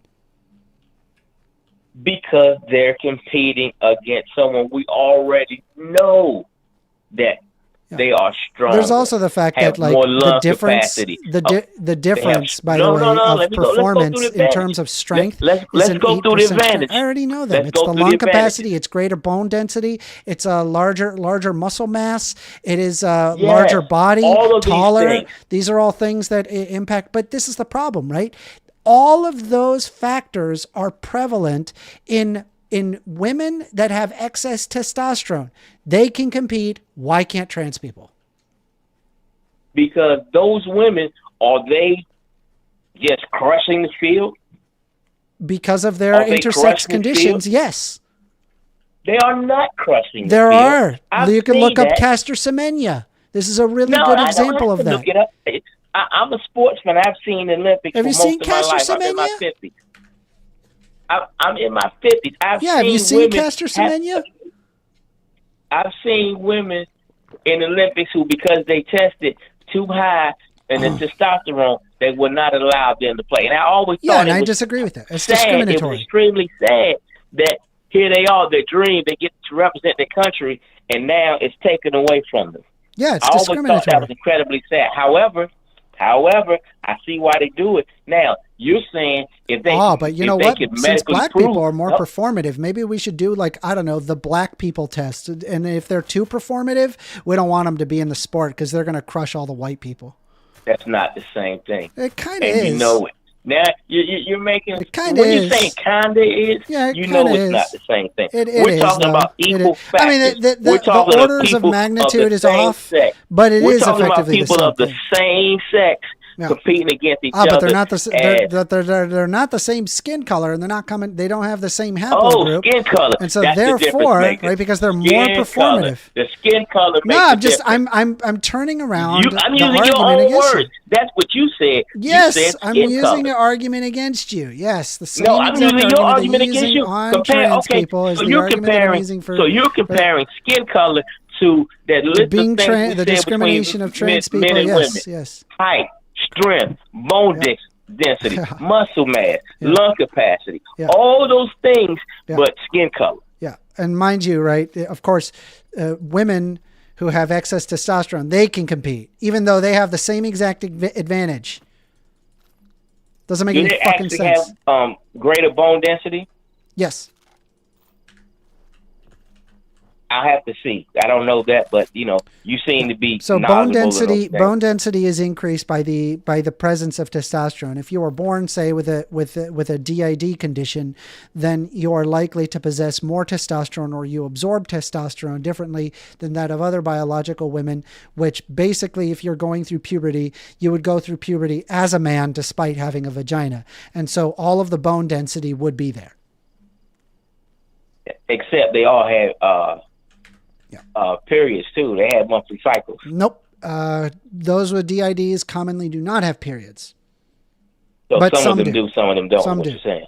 Yeah. Here, I can show you. So is that going to be the deciding factor? Well, I mean, you don't get a monthly, for example, so right? Here's I always like to bring this person up is Castor Semenya, and I always like to show a picture of Castor so people really understand just how insane this gets. It's probably one of the more interesting. This is Castor Semenya.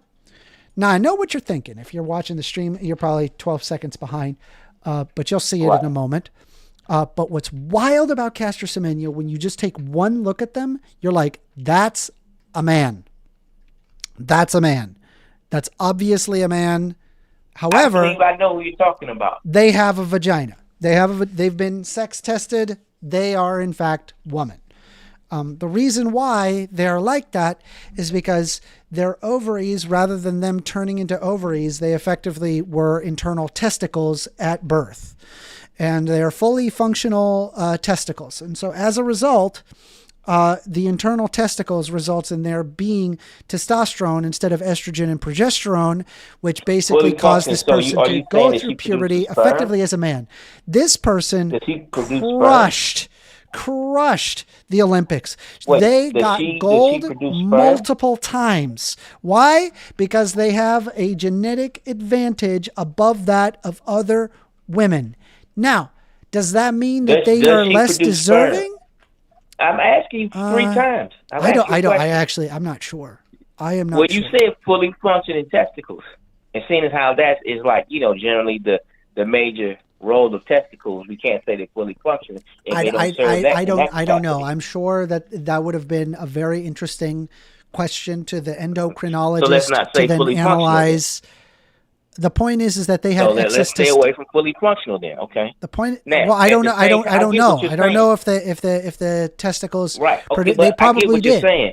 But so are you telling me? So again, if they don't know factually whether that is her taking supplements or that occurs naturally, There's no supplements then that make you remember, grow some internal of these testicles. athletes- There's hold no on, supplements some that of will these make you athletes- grow internal testicles, no matter what. That happens Well, if at that- an embryonic if they stage. know that, if they still, however, how many women does that occur in though? 1 in 10,000. 1 in 10,000. Yep. So we should change the law, the rules for 1 in 10,000 people. No, I'm just saying what that I'm we saying, should no. not apply discriminatory laws under the basis of hormonal That's not a discriminatory law. If it only hormonal applies to ability 1 in 10,000.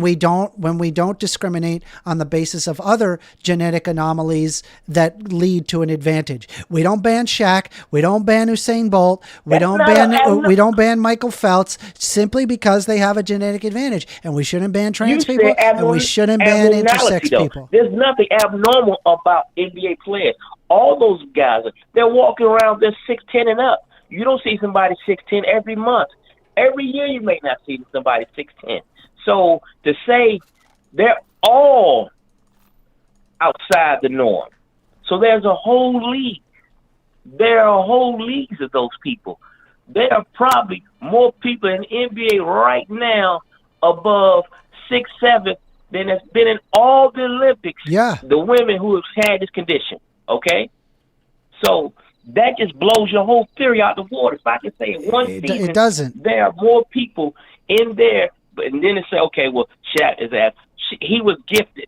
That's what that is. He was gifted they have a with talent. genetic. They have a genetic anomaly about them that makes them more performative than that of others. But I wouldn't argue that we should ban somebody because they have a genetic anomaly and that it would be more fair. I would simply think it is more interesting to watch sports that is more competitive. And that would include trans people, and that would include intersex people with genetic conditions. I don't see why we discriminate on those bases, even We're though not that they discriminating. can. We're making That's it literally fair. what we did. We made bills that say no trans people in sports. Hell, there was a K through 12 educational package in the state of Texas where they went to ban trans students from being able to compete, and they spent weeks deliberating this bill. Do you know how many students that affected? I mean, one. It affected what? One student. Imagine this. It did, poor, but you know what else? You know what imagine else this poor little hold kid. on. These You know- freaking you know who else it affected? anti-transphobe bigots sitting there running the how many school other people board it affected? and the Texas government, all so they can discriminate against one poor kid. Dude, it's psychotic. It's psychotic. You know who else it affected? You're saying it affected one person, but you know who else was affected? All the women. That man would have destroyed No, all you're of wrong. those women. Who else was affected? Who else was affected was every trans person that was going to come behind this groundbreaking situation. Yeah, it's you know what horrendous. was affected? Yeah, it's just Every- discrimination hold on. against trans people. Every girl, Did you know that there were every arguments girl originally who had being made to- that we shouldn't allow black people into sports because they were more performative? Did you know You're that? using the word performative as like that's equal to being born on a They were like they got more sex. Twitch muscle You're fibers. We can't compete against that as white people. As a difference. This shouldn't be allowed in sex. sports with white people. Completely This is the different. same exact argument. Newsflash. First off, 2 points. First, number one, Shaq is not the biggest player to ever play in the league. No. Number one. Number two, who else was affected by that bill put in place for that one person? You said every girl that had to compete against that person. Yeah. Every Guess girl what? who had to Are there compete girls that against that beat Caster person Semenya? now had a Are there much girls better that beat chance to be Caster in first Semenya? place, The answer and is be in yes. second place. And Yeah, be in third place. again, if you want it, earn it. Right? Be better. Right? You're And right. yes, there's just Compete going to be against- people that are going to have compete genetic against- anomalies, and that would include trans people. You're right. Compete against other athletes who were born male. Compete against them.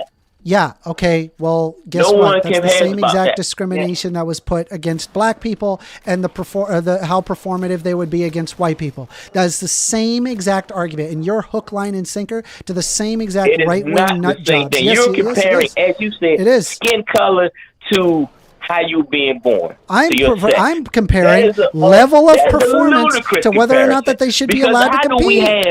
do we have white people in the NBA, NFL, MLB baseball, and every other sport? Because they earned it. Exactly. Yeah, the same so way same thing should be for every trans other people. black person Same thing earned should theirs. be there for women. Same thing should be there for men. Same should thing should be there for go against intersex other individuals. women. What's the big Women deal? should go against women. I'm just saying in darts. Okay, and what about men women can that compete have against women in intersex that. conditions? If you were born male, compete against the male. Again, I'm That asking makes you. We have perfect women sense, right? that are born with intersex conditions and have all of the advantages that a trans person would have should they compete. Then compete on that end. So intersex people can How much compete. faster? What was that? Okay, that woman that you gave So an hold on. example of. What was Hold her on. time? Stop. I'm asking. What was her time? Intersex Go people back to her. can What was compete. her time?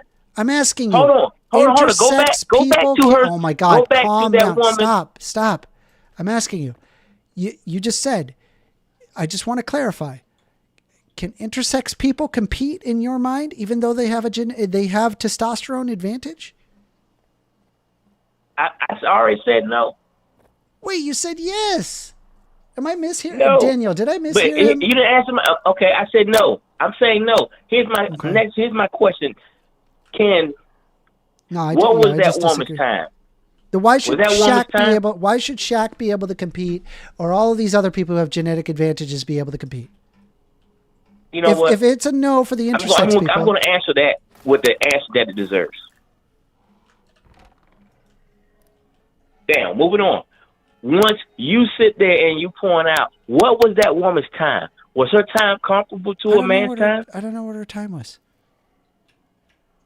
It doesn't. It wasn't comparable to a honestly, man. It was good. It was gold. She got gold. It doesn't matter, right? The point that I'm trying It's to. women.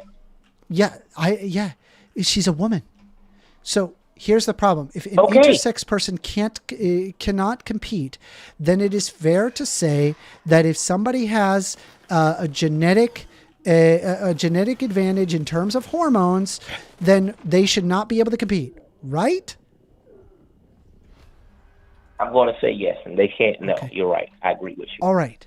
So that means that individuals that possess genetic advantages probably ought not compete. No. Why? No. Why not? You just changed the words. I'm you saying said why hormonal. not? You're saying hormonal. That's not the same thing. Okay, hold on. I've already responded I just presented to that answer with the my 10 intersex 10 person. seconds of silence was all. We The can't. intersex person. That's a silly Oh my argument. God. The It's a ridiculous argument to say intersex person Shaq can't compete against other NBA players. because of the genetic advantage. Well, you just made the argument that No, I never that an said it. intersex You person said cannot skin compete color. based on their You genetic said advantage. skin color. Oh Or my they're God. not other The skin fast, color thing is tall just a people, hyperbole that or was they're used to not show fat. the absurdity in your argument. You said skin color. Yes, I You said brought up skin color because it was the same exact argument that is being used against trans people.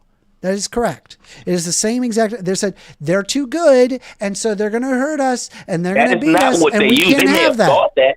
They may have thought that. They never used that. They were saying that, oh, we don't want No, to they compete did with use those that. dark They people, did use whatever that. They use that color. all the time. Do you want me to pull that up? I can give you. Listen, I know you're not a big sports fan, so I'm not even going to go down that road with you. Let's say what's the time. What they said was that they don't want to compete against black people. Now, they might have been afraid, because I saw those players, those athletes, they were afraid, but that's not what they want on paper saying. That's not what they said publicly. Okay. Now, again, are there not other people who have been 7'1" to play in the NBA? Quite a few, right? Yeah. And even taller. There have been other tall, athletic big men in the NBA. It's full of them. It is absolutely full of them. So what is this huge disparity that Shaq has? He's There's nothing bigger and hormonal taller about and is Shaq. a literal You're trying human to wall in comparison to literally almost everybody else on that NBA field. The fact that you said NBA field, you see, that's why we didn't have to go down that road. What? Court? Sorry, NBA You said court. NBA field, but that's okay. Court. But no, I'm not a all I'm sports saying guy. is I'm that sorry. you're trying to equate that somebody is born with of something that lots of, like I said, there are lots of people who are 6'7" and above, and a whole lot of playing the NBA. You got 3 minutes, by the way. There was Wilt Chamberlain was born in the 50s. He was 7'1" or 2. He was Shaq's height. So let's not act like they haven't been this thing. Like I said, there are more people right now above 6'7" But that you're are not, in the you're not NBA. really understanding my point, though. No, because you're trying to transmogrify. Well, you're trying to throw in words that make sense and trying to say it's the same. No. You What I'm said trying to hormonal, do is I'm then you trying said to genetic. exhibit That's the not the same. absurdity of why we ban trans people to begin with. And when I thought about it for a while, I came to the conclusion that we are banning people on simply for the basis of being trans. They say, well, trans people have an advantage over women. No, that's unfair. That's not what it is. And Trans so- people are born a different sex.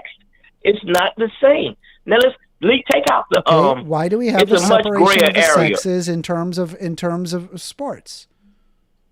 When they have men's division and a women's division, they do that because they don't need to compete against each other. So It's you not can't because one of them is more bypass the rules performative by than the saying, other? Hey, you can't say It's no. not You can't because they're more bypass the rules. Say, performative than the I'm other? going to go over and play with the women. It's not because they're more performative than the other?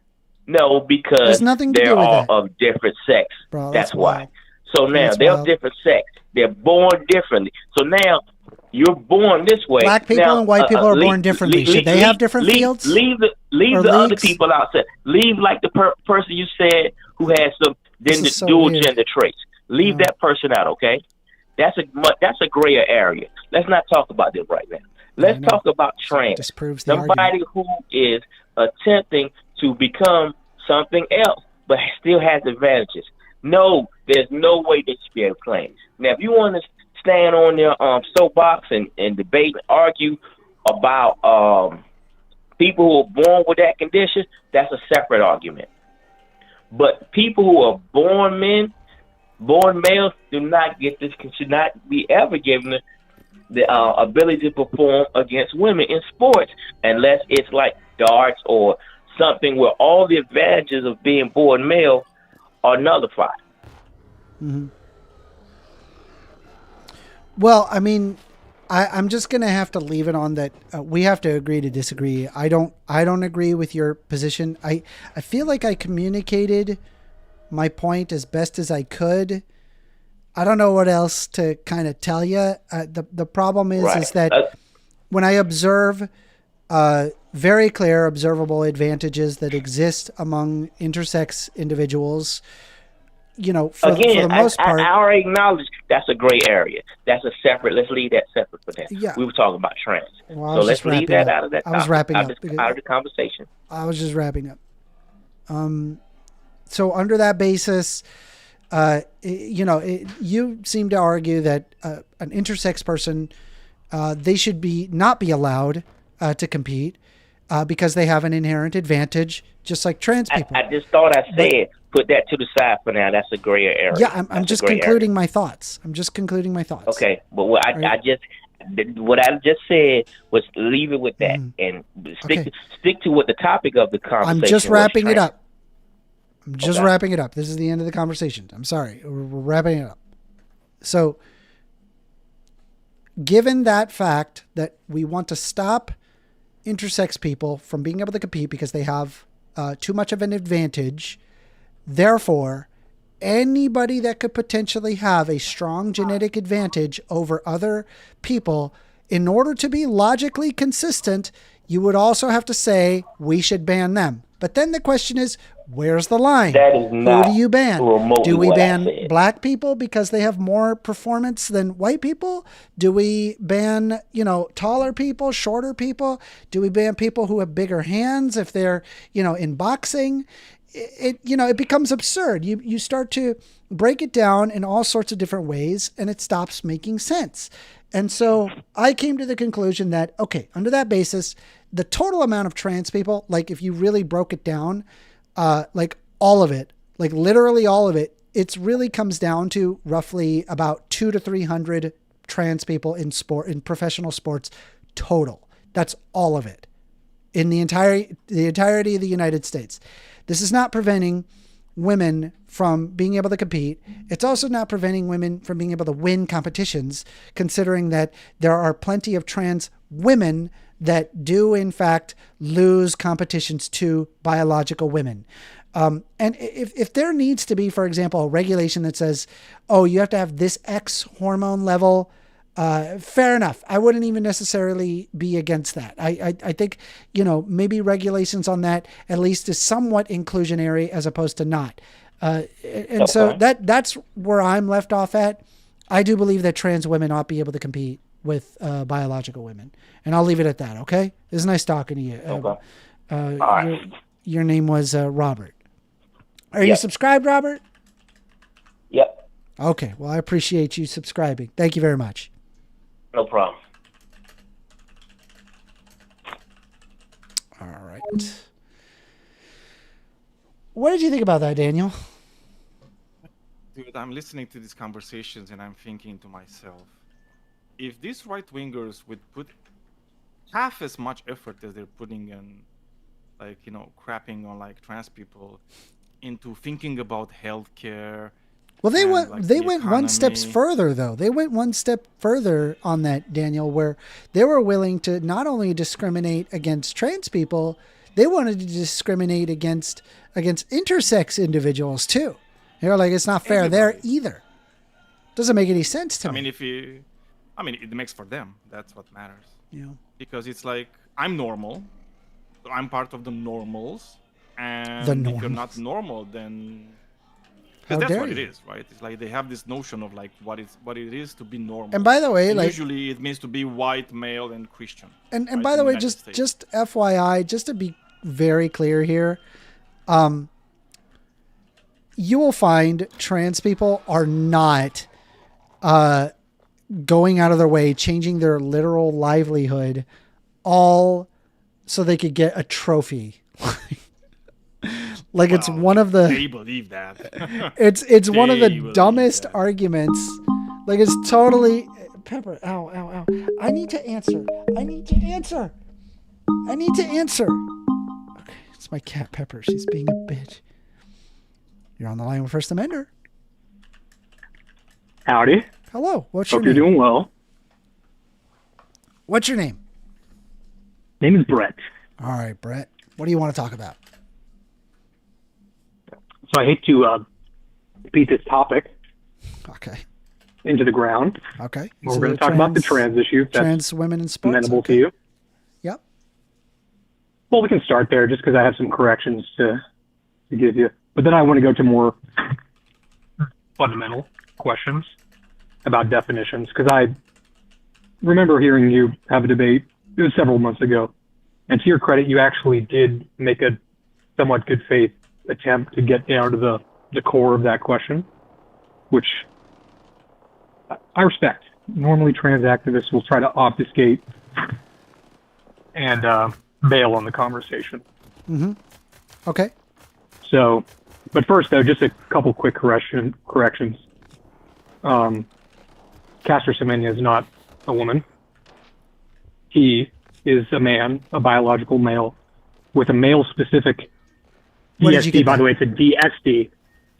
Well, you can... So, are you aware of the specific disorder of sexual development that Caster has? Yes. What's it called? I believe... I don't remember the name of it off the top of my head, but if I'm not mistaken... I'll help you out. That they are XY chromosomes that have a type of Go ahead. Yeah, it's called 5A reductase yeah. deficiency. Yeah. And if you look it up, it is a male-specific DSD. Only males have it. He Yep. fathered a child, which last time I checked, that's only possible if you have a male reproductive system. He is a man. Now, you did correctly state that he was born with ambiguous genitalia, right? So it is totally understandable. So let me just ask you this, just to be clear, right? Can men have vaginas? They can have quasi looking vaginas in the case of castrosomania. Can they have a vagina? It's not based, yes or no? Very simple. in the case, not technically, no. I mean, it depends on your definition of vagina, because in the case of castrosomania, this is what you're getting at, right? A vagina, which is going to be labia, clitoris, and then a vaginal opening, and then vaginal walls and a cervix. So if we're talking about what castrosomania, do they have those things? As, if you want to call that, right? If you want to call that a vagina, then I will concede the point. That's literally the medical definition of a vagina. That's what a vagina is. Sure. But do you concede the fact that the category of sex and male and female is not technically defined by external genitalia? Obviously, that is a very, very, very reliable indicator. But it's hold on. Are we getting into the idea that sex and gender are different things? Stop! No way. No. I'm getting chubby. Hold on. Let me educate you. Do you deny the fact that sex is defined by what reproductive system you possess? Correct. Well, there's multiple factors. Well, no. There's multiple components. Large of the reproductive gametes, system, small gametes, right. XXXY chromosomes, vagina, or penis. Okay, so in the case of castrosomania, he had a male reproductive system. They have a female reproductive system with male with where the ovaries are. They have they have testicles, uterus non-functioning. Yes, and produced small gametes, which makes him by definition a male. Okay, but do you understand how this is not a strict binary, right? It's bimodal. Wouldn't you agree with that? No. Secondary sex characteristics are bimodal, but sex itself is binary because there's no third sex. If you could define specifically individuals specifically individuals that have intersex conditions literally would be the thing in between. Okay. It's not as clean as one or the other.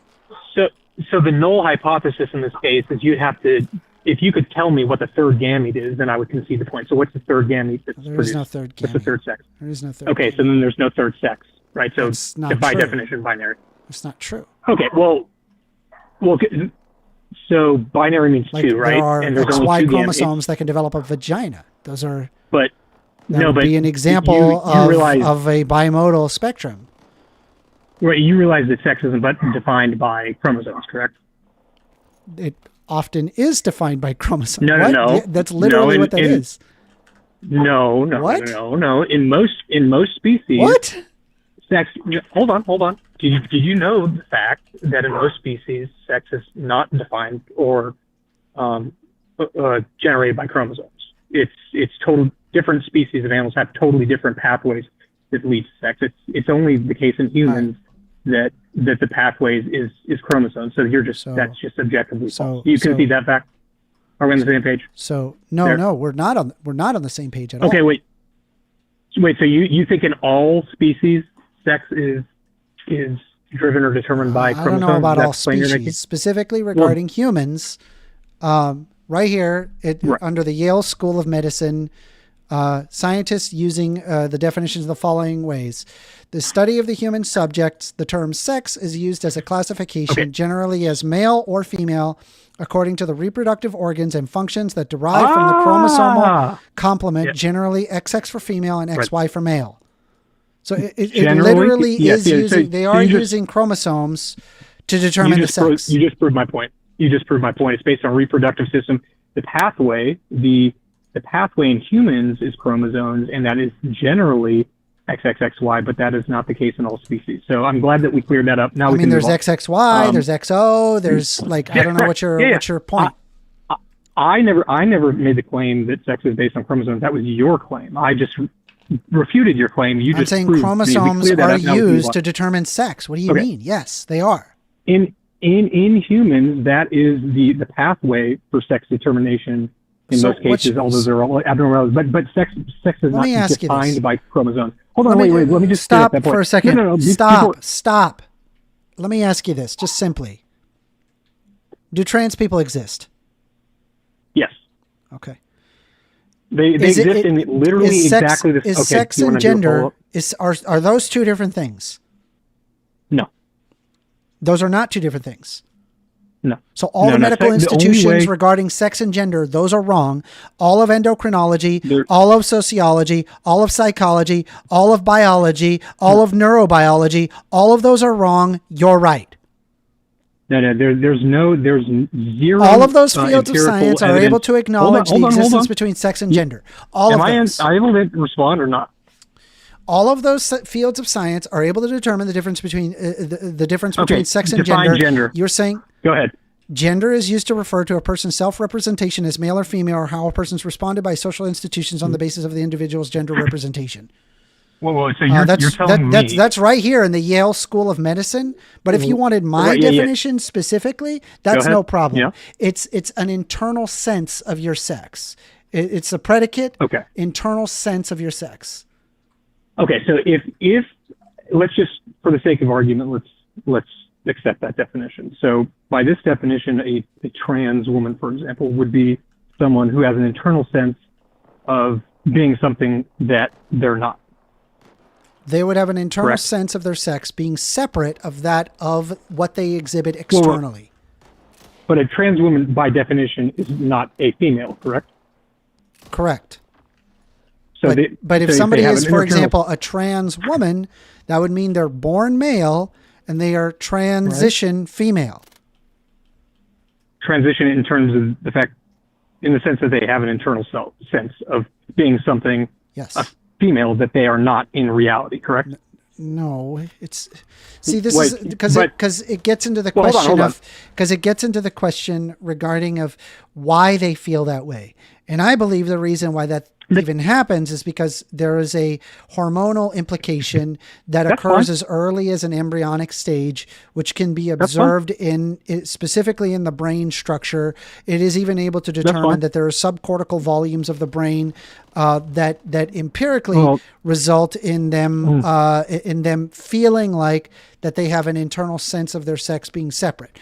There are also several animal studies that are able to observe and provide separate hormones or instances of mammalian species having hormones separate of that from an embryonic stage than that of their. You're rambling. Can I ask some questions of you? Which results in more female typical behavior or more male typical behavior, depending on which way that the hormones go.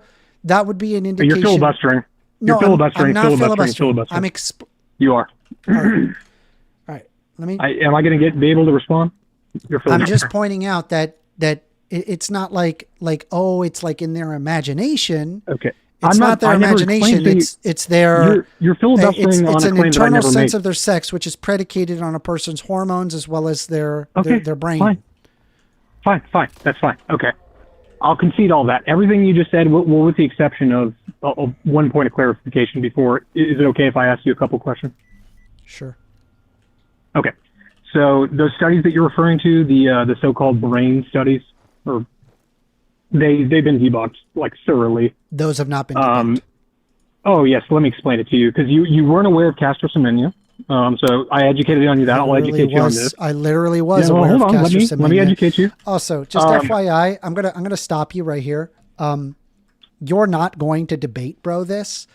What I want to do is have a genuine discussion. Oh my God. This isn't about beating somebody in a debate or like, I won, you lost.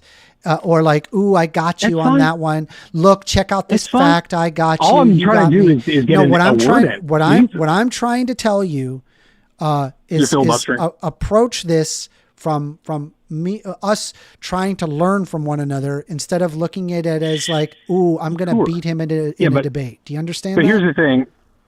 No, that's fair. But first of all, got to be efficient with our time. And I've already heard all your arguments. So, I don't need you to give me these arguments because I've heard them. You haven't heard the other side. So I'm just trying to get to the point. Okay, so let's try to cut down on the fat here in this conversation. I hope that I'm not being rude, but I'll get to the point. So first of all, in the brainwave study, they didn't control for homosexuality.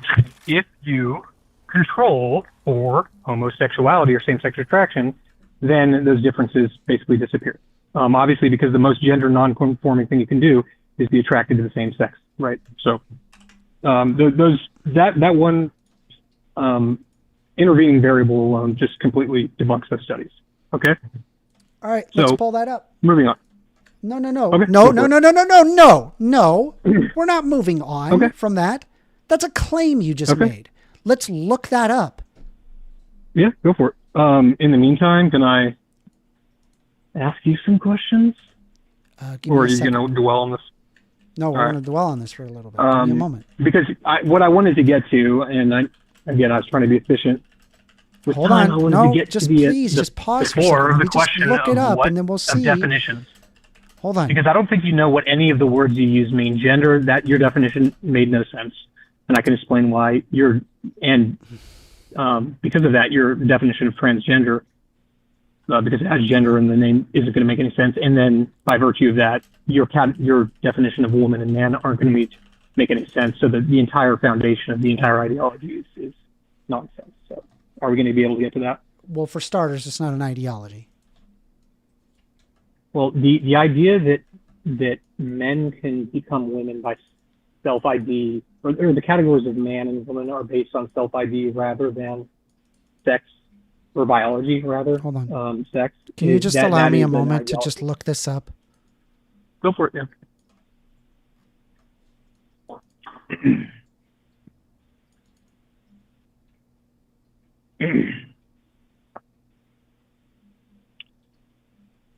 It just seems like you were losing. I don't want to say losing, but this conversation was not going the way you wanted, and you decided to start filibustering and then take a break here. I'm trying to find what you're talking about. Well, yeah.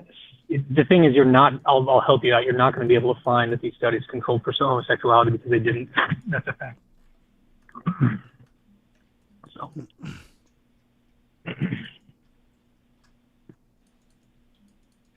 Once you've,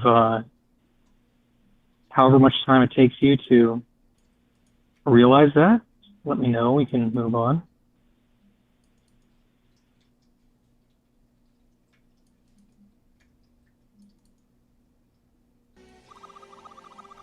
Dell has just subscribed. I appreciate that. Thank you very much. I'm subscribed to you, by the way, though. I do appreciate the fact that you're willing to have these conversations. So I will give that to you, and you're respectful.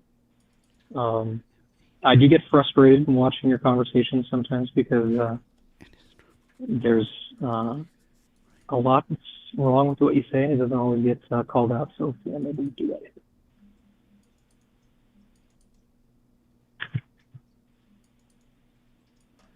All right. So I'm actually finding studies in the antithesis of what you're saying. So you're correct in that the Enigma study did not address specifically control for homosexuality. In fact, it specifically limited that, stating that in its limitations as a part of its study. So I did find this one, however. This is structural connections in the brain in relation to gender identity and sexual orientation. And so just to read the abstract, it states both transgenderism and homosexuality are facets of human biology believed to derive from different sexual differentiation of the brain. The two phenomena are, however, fundamentally unalike, despite an increased prevalence of homosexuality among transgender populations. Transgenderism is associated with strong feelings of incongruence between one's physical sex and experienced gender, not reported homosexual persons. The present study Right. searches to find neuronal correlates for the respective conditions using fractional anisotropy, or FA, as a measure of white matter connections that have consistently shown sex differences. We compared FA in 40 transgender men, 27 transgender women, with both homosexual and heterosexual cisgendered controls. Previously reported sex differences in FA were reproduced in cis heterosexual groups, but were not found among cis homosexual groups. After controlling for sexual orientation, the transgender groups showed typical FA values. The only exception was the right inferior fronto-occipital tract connecting parietal and frontal brain areas that mediate own body perception. Our findings suggest that the neuroanatomical signature of transgenderism is related to brain areas processing in the perception of the self and body ownership, whereas homosexuality seems to be associated with less cerebral sexual differentiation. So they're even able to observe differences in brain functionality among transgender as well as homosexual people. So what now? Okay, yeah, so if I'll check that out, but this is, by the way, I already conceded the point, because it would not surprise me at all if, and like, you could scan the brain of someone with schizophrenia or someone with body dysmorphia or body integrity, identity integrity disorder, and there's parts of the brain, obviously the way we think about ourselves, that is going to manifest itself in our brains, because that's what we think with. So it wouldn't surprise me at all if someone had Does it change the shape of the brain based on what you think? Well, no, my point is. My point. Well, yeah, absolutely. If you look at the brain of a homosexual person and you show them like gay porn, you're going to see like parts of the brain light up. The shape of the brain doesn't physically change. We're talking about MRI scans, structural MRI scans of the brain, not a brain scanning system, but specifically looking at the structure of the brain and then measuring the sizes of particular portions of the brain. I'm going to ask you one question that we can move on, if that's okay with you.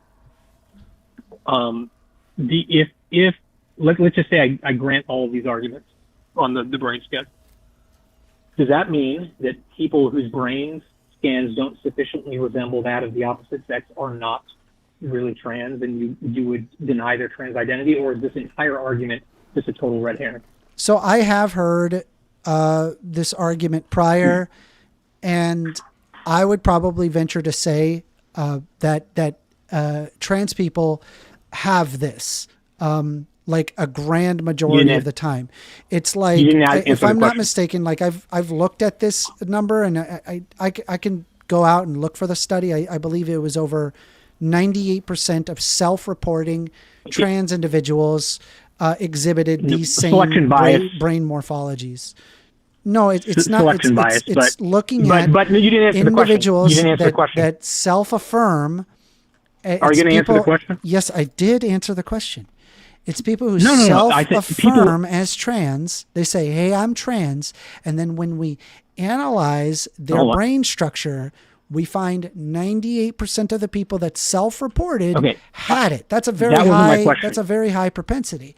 So what I'm saying is that generally speaking, repeat the question to you? I'm saying generally speaking, what you're talking about in your question doesn't actually exist. Well, so you're okay. I'm just saying.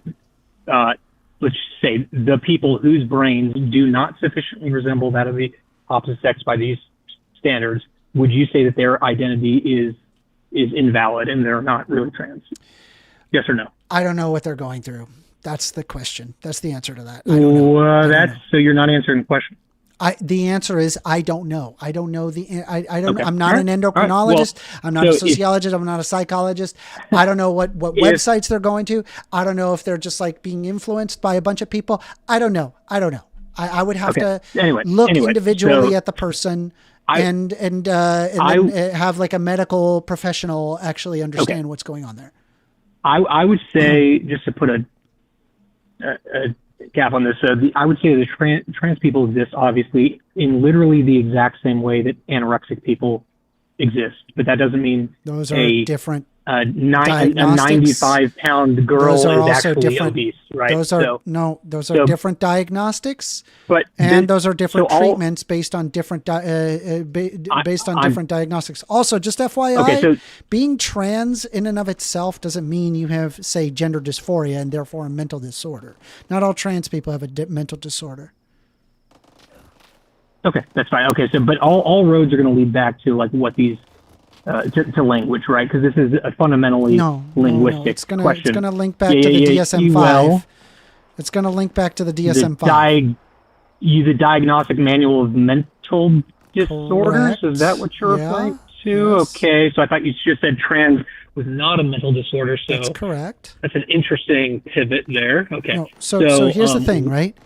You look at a trans person. And a lot of the criteria in order to even providing care for a trans individual is predicated on whether or not that they even have gender dysphoria. Okay. And so what they do is the diagnostic criteria for gender dysphoria. And if they do not possess gender dysphoria, then a social transition is enough. This is specifically for kids. So, by the way, in that study that you referenced, was that specifically people with gender dysphoria or the umbrella of all trans people? It's just referring to transgender men, trans women, homosexual and heterosexual cisgender controls. If I can provide the paper if you want, and you can delve into it. Yeah, if you don't mind. I'm just out of curiosity. It's in chat. So let's move on. So, question for you. So you a lot of your argument seems to rely on the false assumption that this is an empirical question. It's not true. So what empirical data does a scientist or medical expert, what test are they going to conduct to confirm that, let's say, a white man who identifies as a black woman is white? This is again a completely different diagnostic criteria, and again, it's the DSM-5. But the point I'm making is this is a philosophical question. It's about not. what the it's word not. woman it's is. based off of clinical trials and data with lots and lots of testing and studies. I have to be able to talk here. I did let you talk. I'm giving you the answer. The answer is that they use the DSM-5 but every time and it's based off of clinical trials and testing. You're filibustering. So here. Let me just make my case. Can I have all right. Here's what's going to happen. All right, because I've been very polite with you. Right now you're muted. Nobody can hear you. So you just need to listen to me for a second. You're not going to bring up meta again, okay? We're going to make it very clear. No meta in this discussion. Discuss the topic, and we can have a discussion about the topic, but you are not going to sit there and say, stop filibustering, bro, when all I'm doing is just giving you a basic explanation. If you come at me with this combative tone, it's not going to last very long for you. I'm just going to hang up on you and we're going to move on. So go ahead and try that again, but this time without that tone. I will keep it. Am I unmuted? You're unmuted. Okay, thank you. Okay, I don't know what I'm supposed to do in response to getting stepped on every time I try to make a point. Am I not just able to address that? That's correct. Okay, all right, fair enough. It's your show, so you set the rules. That's fair. Okay, so this is a fundamentally philosophical question. My position and the position of I think everyone throughout human history. Psychology is not philosophy. These are two completely separate fields. Okay, so my position. Philosophy isn't even a science. I didn't say it was a science. Okay, that's my so point. then why are you referring to philosophy when I'm referring to DSM-5 criteria? Because DSM-5 criteria refers to schizophrenia, bulimia. It refers to body identity integrity disorders. So, well, I don't want to get sidetracked. So a body, BIID, do you know what that is? I do. And those are also different diagnostic criteria with different treatments. Right. But a person with BIID is someone who believes truly in their soul that they are supposed to be missing a limb, right? Yes. But they're not in reality. And you can do a diagnostic criteria and use scientific methodologies to diagnose that and treat it in different ways. That doesn't mean that someone who doesn't believe they have a limb literally doesn't have a limb. We have to be able to make let's that. Let's start with this, right? This is why I'm going to tell you why it's not analogous. Are you ready? Okay. Do all trans people have gender dysphoria? Yes or no? No. Okay. So now we're only talking about trans people with gender dysphoria. Is the prognosis and treatment for gender dysphoria, is that different from BIID?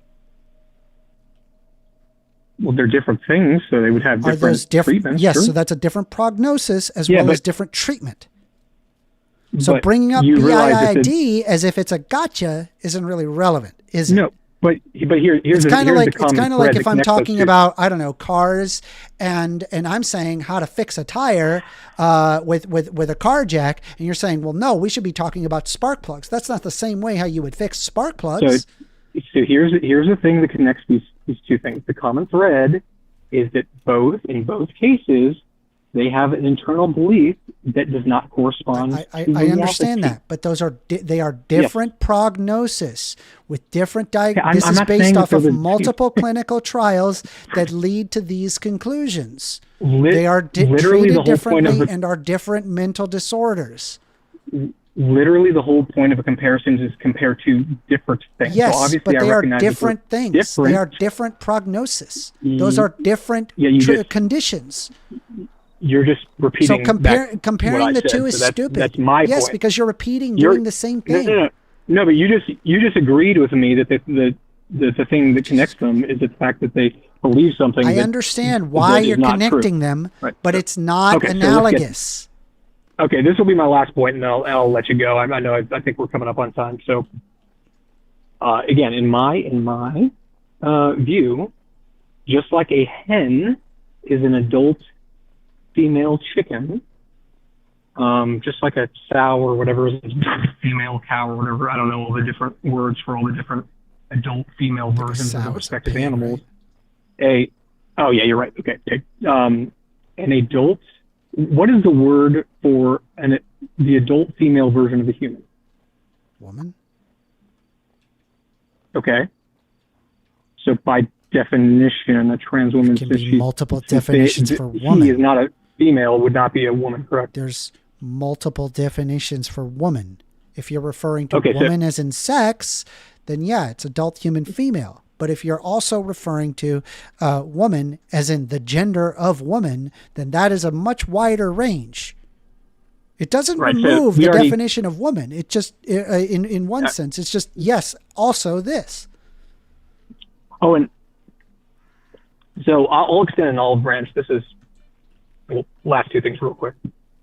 I'll bounce in a minute. So number one, I am actually willing to concede, like if I was steel manning the trans activist argument, I would say the best analogy I can think of for their argument is just like the word parent has parallel definitions, right? You can be a parent in the biological sense and in the social sense, in the fact that you raise a child, right? Okay. And both of those definitions are parallel and they're just as valid. Like a parent who adopted a kid and raised an adoptive parent is just as valid definitionally as a biological parent, right? So in my view, that is the strongest argument for the social definition of the word woman. So do you think that's a fair I don't think it's analogy? The strongest argument for the social understanding. I like to use the biological imperative, and I think it's there. I think it's observational, and I think it's interesting, and it's often ignored a lot. And it's probably, honestly, like the whole trans topic is probably one of the most misunderstood things among the right. Well, and this is just one example of like, I don't know. I really like the neural, but I like your analogy. The problem with the biological argument is that you could probably do brain scans of like butch lesbians, and they're probably going to look very similar to the brain scans that you were referring to earlier. So like, worthy of study. But the point is, if you go down that route, then then we're replacing biology with like weird like neo like phrenology, where we're like studying people's brains to determine what gender they are. Neurology commonly measures the sizes of people's brain sizes. Yeah, I know. You get the cases. point. I get what you're Don't saying. You think it's problematic? I'm just pointing. Don't you think it's problematic to define gender? So the reason why is because a lot of this stuff, it kind of gets like thrown in with sociology, and I myself don't have a problem with sociology. A lot of right wingers have a problem with sociology. Let's be honest; they don't find the sociological argument very convincing, and they rail against it pretty heavily, and they say that it's like owned by the Marxists, and I believe that if it can be assigned at a more empirical level, it would be better. It would be more acceptable, right? And I can show that it can be exhibited at an empirical level, and that's why I bring up the neurological papers. Well, the problem with that though is that if you could let's just say this is not realistic, obviously, but let's just say that everyone, once we all get our frickin' Elon Musk chips in our head or whatever, everyone could have like a brain scan that determines what their gender is based on like their neuro whatever architecture, right? So you're assigned your gender by your brain, right? If people decided to say, hey, no, I don't want to be associated with the gender that my brain scan is based on, my guess is that you would say, no, that's totally fine. I would respect their identity. So all roads lead back to identity and self-ID. So it's just, to me, it's a red herring. I mean, that sounds great.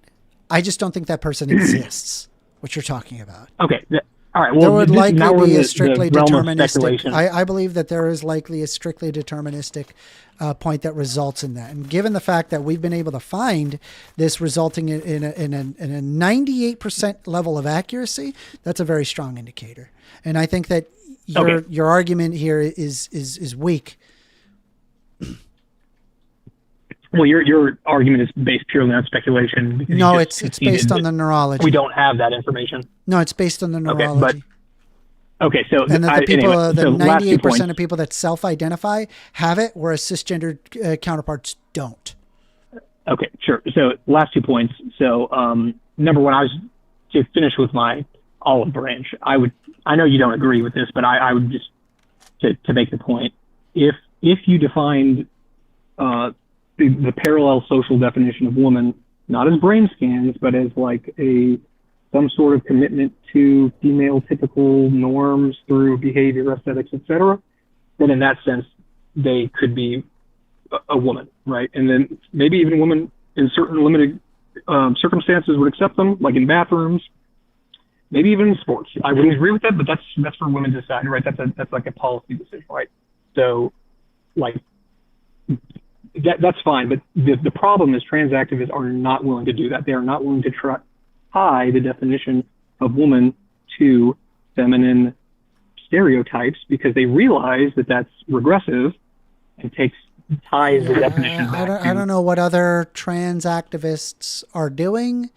That's I can only say what I'm arguing. Yeah, and that's fair. Like, I don't know that's what, I mean, I'm sure I could find some, I don't know if you voted Trump. I'm sure I could find some crazy Trump voter, assuming you voted for Trump, and then attribute those values to you. It's probably not fair.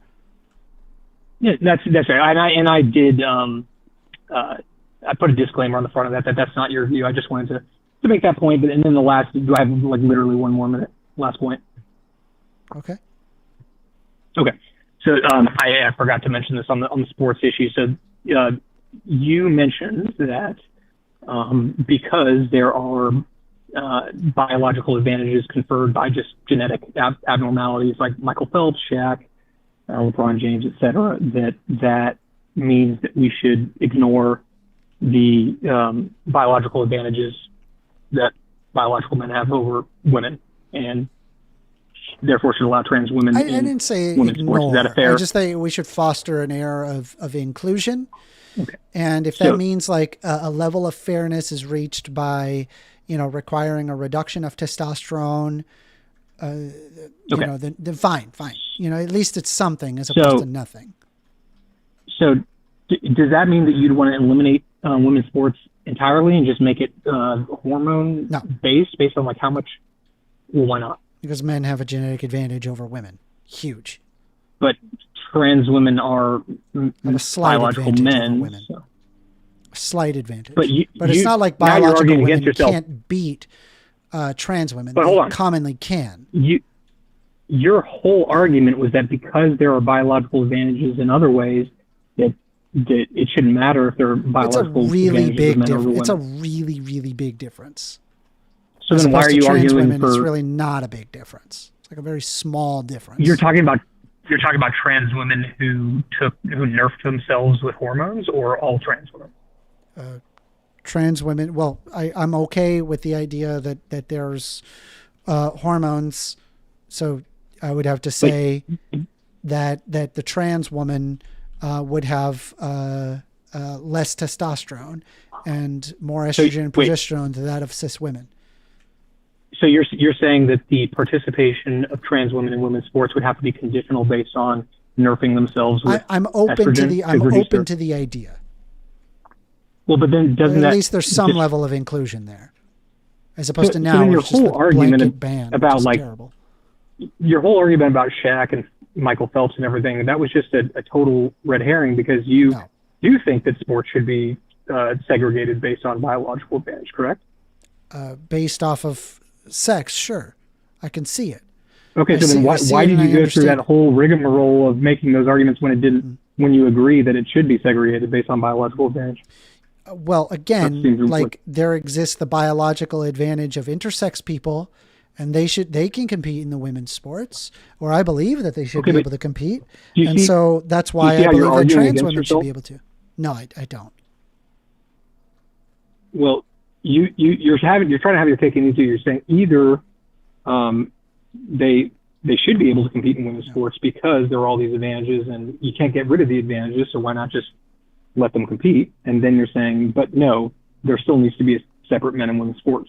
So, which is because like there's a lot of women's sports where there's a lot of discrimination against women.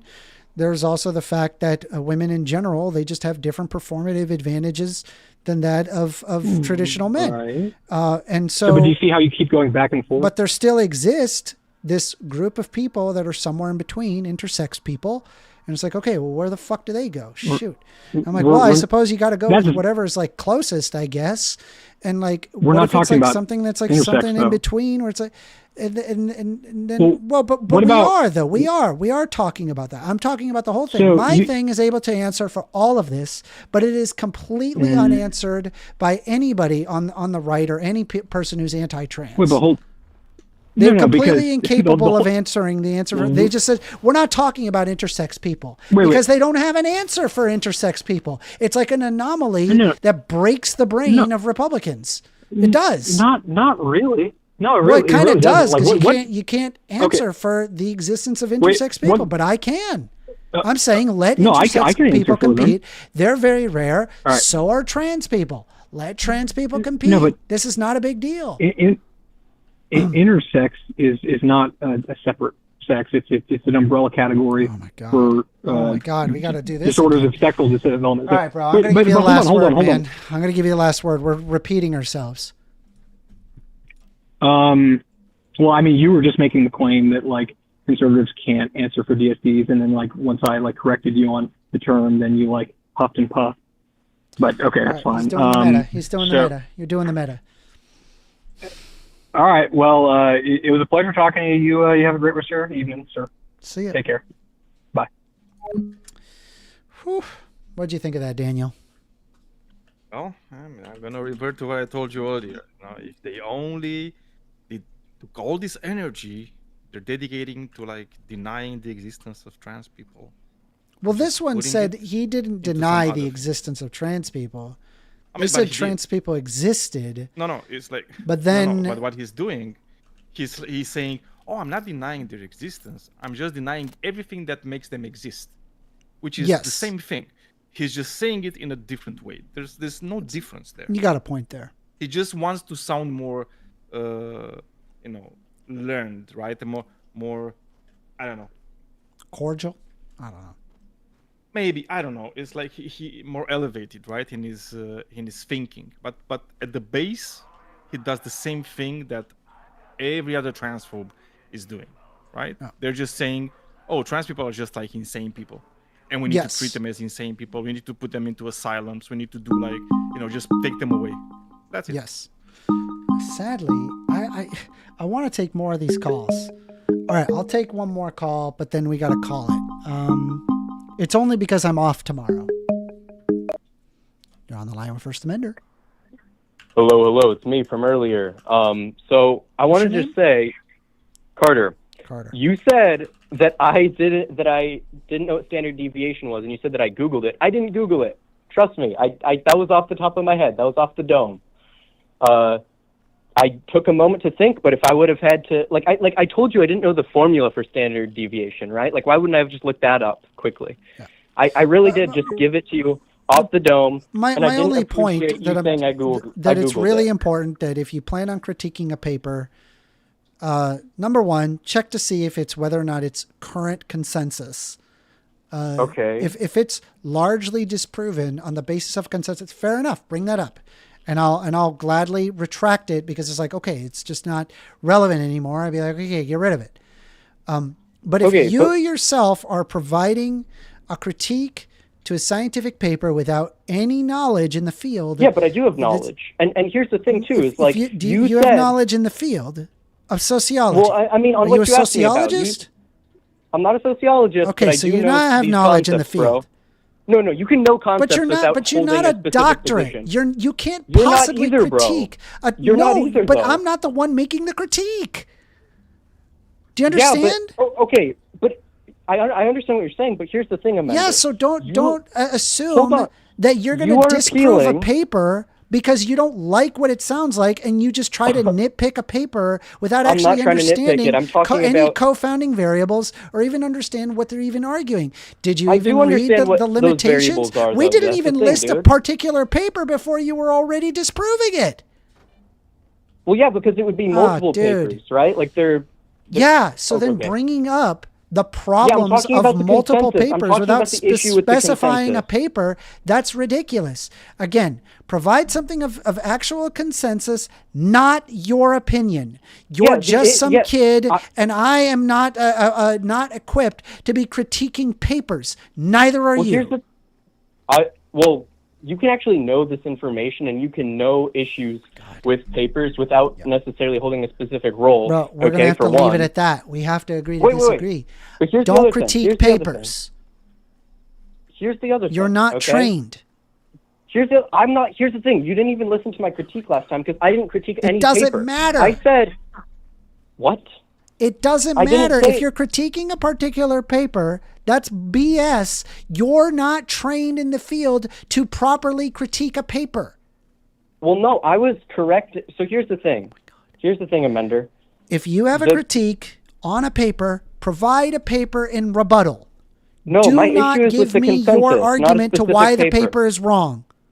So right? Because what's wild is that, for example, there was the guy, Brett, just recently sitting there talking about paper, disproving my paper, but then when I Googled the actual paper, rebuttals showed the opposite of that. Okay, cool. Here's what I was going to say, though. I didn't even say that there was an issue. My point is not that the consensus is wrong. I'm saying that the consensus doesn't mean what you think it means. That's my point. So the consensus is that consensus are we referring to? So the consensus that DEI improves workplace outcomes, including things like innovation, profit margins, etc. That's true. If you study that, that's absolutely true, and I agree with the scientific consensus there. The thing is, though, is it's only a correlation. The research on the actual causal relationship between DEI and these various. I don't know where you're getting successes. correlation. There are causal mechanisms. If you think that they're not addressing so they're co-founding causal variables and getting causal mechanisms out of DEI, they absolutely are. If you think that these people are like sitting there like, oh well, we don't understand the difference between correlation and causation, but I just happen to have a PhD in sociology that I somehow don't understand, but correlation, causation, and the guy on Discord or the guy who's calling with zero experience in this field then saying correlation doesn't equal causation is going to disprove the paper, you're out of your mind, dude. Come on, get real. Here's the thing. Here's the thing. Wouldn't you agree that that's ridiculous? Is that ridiculous? It's ridiculous to argue causation, I don't know, man. correlation You said a lot of words. arguments, right? When you're talking about PhDs in the field who are sitting there explaining their argument and that somehow they don't understand the difference between correlation and causation, but you do. I'm not saying that they don't. I'm saying that that's not even what they're purporting. So there are some... It wasn't even correlatory. It was causal. They literally identified causal mechanisms regarding DEI and whether or not that it led to greater innovations. They're able to observe that. Oh my gosh. Positing a causal mechanism is not the same thing as actually proving it. Okay? All right. There are theories. We're going to leave it at that. You're going to kick me off, yeah, huh? We're done. Okay, so you don't understand how these studies work. You haven't read any of them. What? I have read them. You don't know what you're talking about. Okay, have a good day. Oh my gosh, are you going to let me talk? Dude, if I am so... Daniel, these people. Well, I mean, apparently... I mean, I love how, he was caught lying and he had to come back and say, no, actually, on the top of my head, but it's like, I just didn't know the formula. When you didn't ask him about the fucking formula, he was the one saying about formula to give himself time to actually fucking look it up. Dude, this motherfucker thinks that I'm like the 1 second on this earth. Dude, I've been around the block a few times. I know, I have 2 kids. I know when kids are lying. He's a fucking kid. I do want to listen. I do listen. I want one more caller, new caller. Come on. Call in 202-998-5218. I'll be a lot more patient with you, I promise. AWOL says, wow, first, shameful. Whatever, man. You could hate me as much as you like. Listen, I heard him talk and he's bringing up more. We haven't even listed the study. He's already disproving it. Dude, he can proceed. We haven't listed the study. What are you disproving? It's like Nostradamus. He's like, I've already disproved it. Disproved what? What study? All right, come on. This is exactly what people that have their mind made up. There were 2 people that were calling at the same time. I'm hoping that I can get that last caller. And here what we got. And then I think that'll be it. What should my video of the week be? I don't know if I'm satisfied with any of the. Maybe I suppose the one where the guy was combative. What do you think? Maybe it's like a bit more fun. I don't know. Anyway, we are taking calls 202-998-5218. I do want to hear what you have to say. Call in. If you have not called in yet, please do call in right now.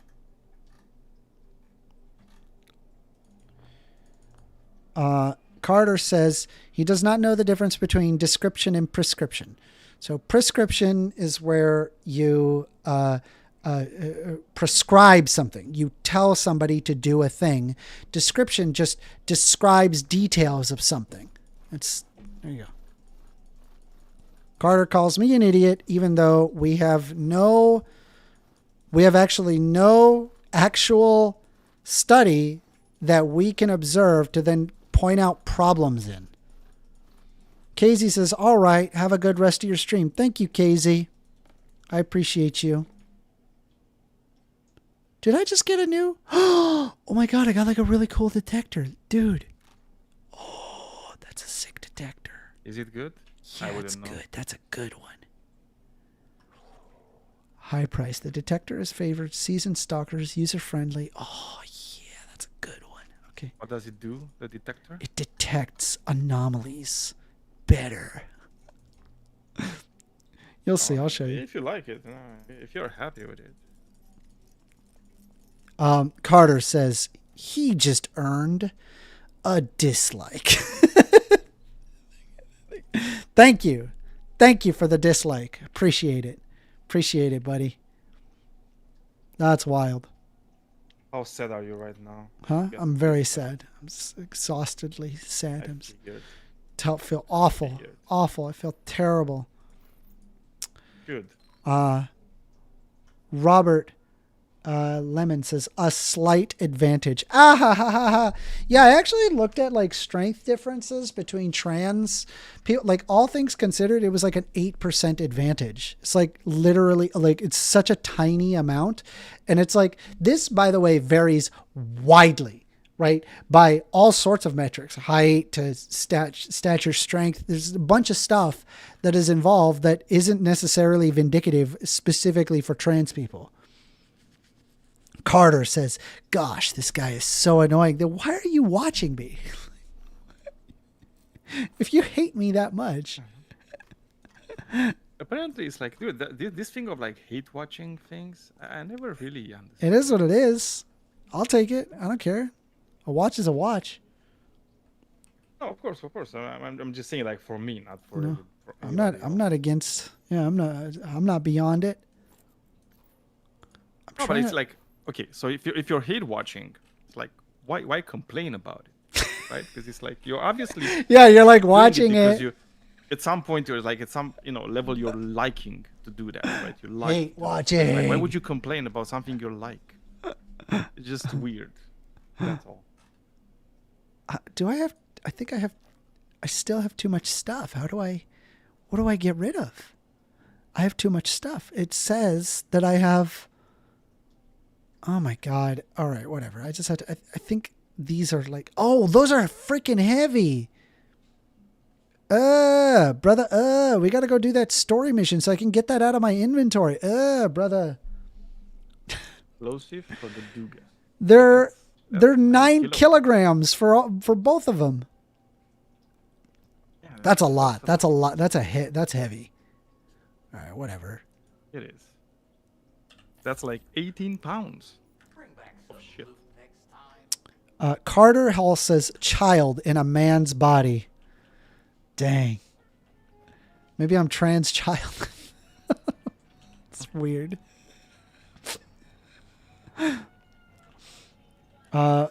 Rain says, let's not pretend to be dumb unless you are. Carter says, I might not call anymore. This is so dumb. He needs to stop throwing tantrums. I didn't throw a tantrum. I was just not going to tolerate what you were doing there.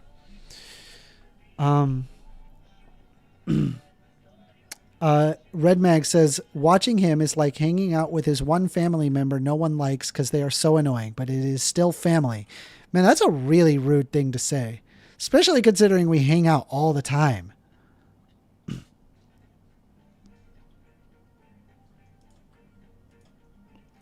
We are still taking calls. 202-998-5218. You want to call in? Carter says, actual brainlet. Hey, man, whatever you want to think, I guess. You're the one that is sitting there saying why a study is wrong when no study was linked. You're on the line with First Amender. Hello, First. I'm back again. Hey, AWOL. How you doing? I am good.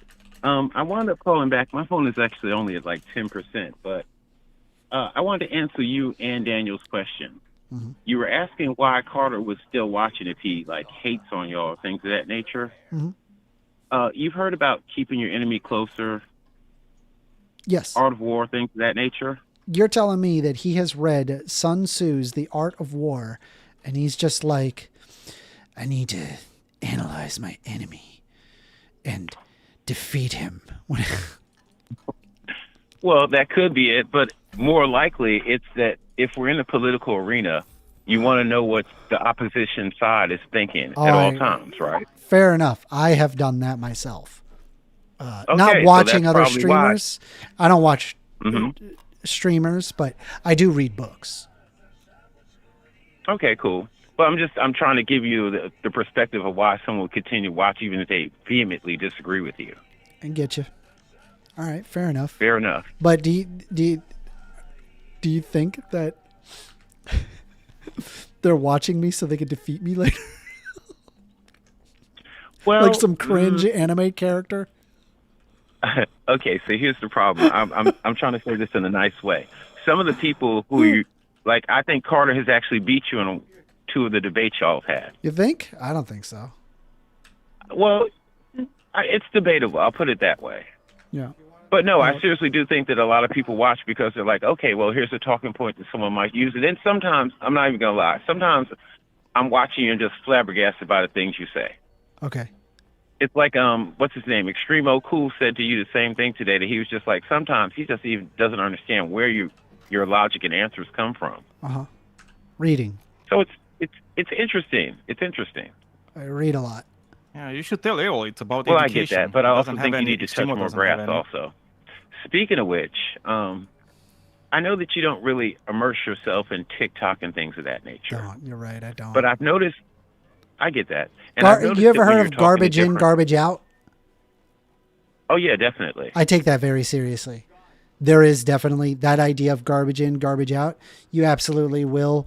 If you put garbage in your brain, then all you're going to get is garbage. That's why I spend all that time, instead of me watching like sensational headlines, I'm reading AP News, Reuters, PBS NewsHour, and I just read books, just books after book. And I can give you my books list.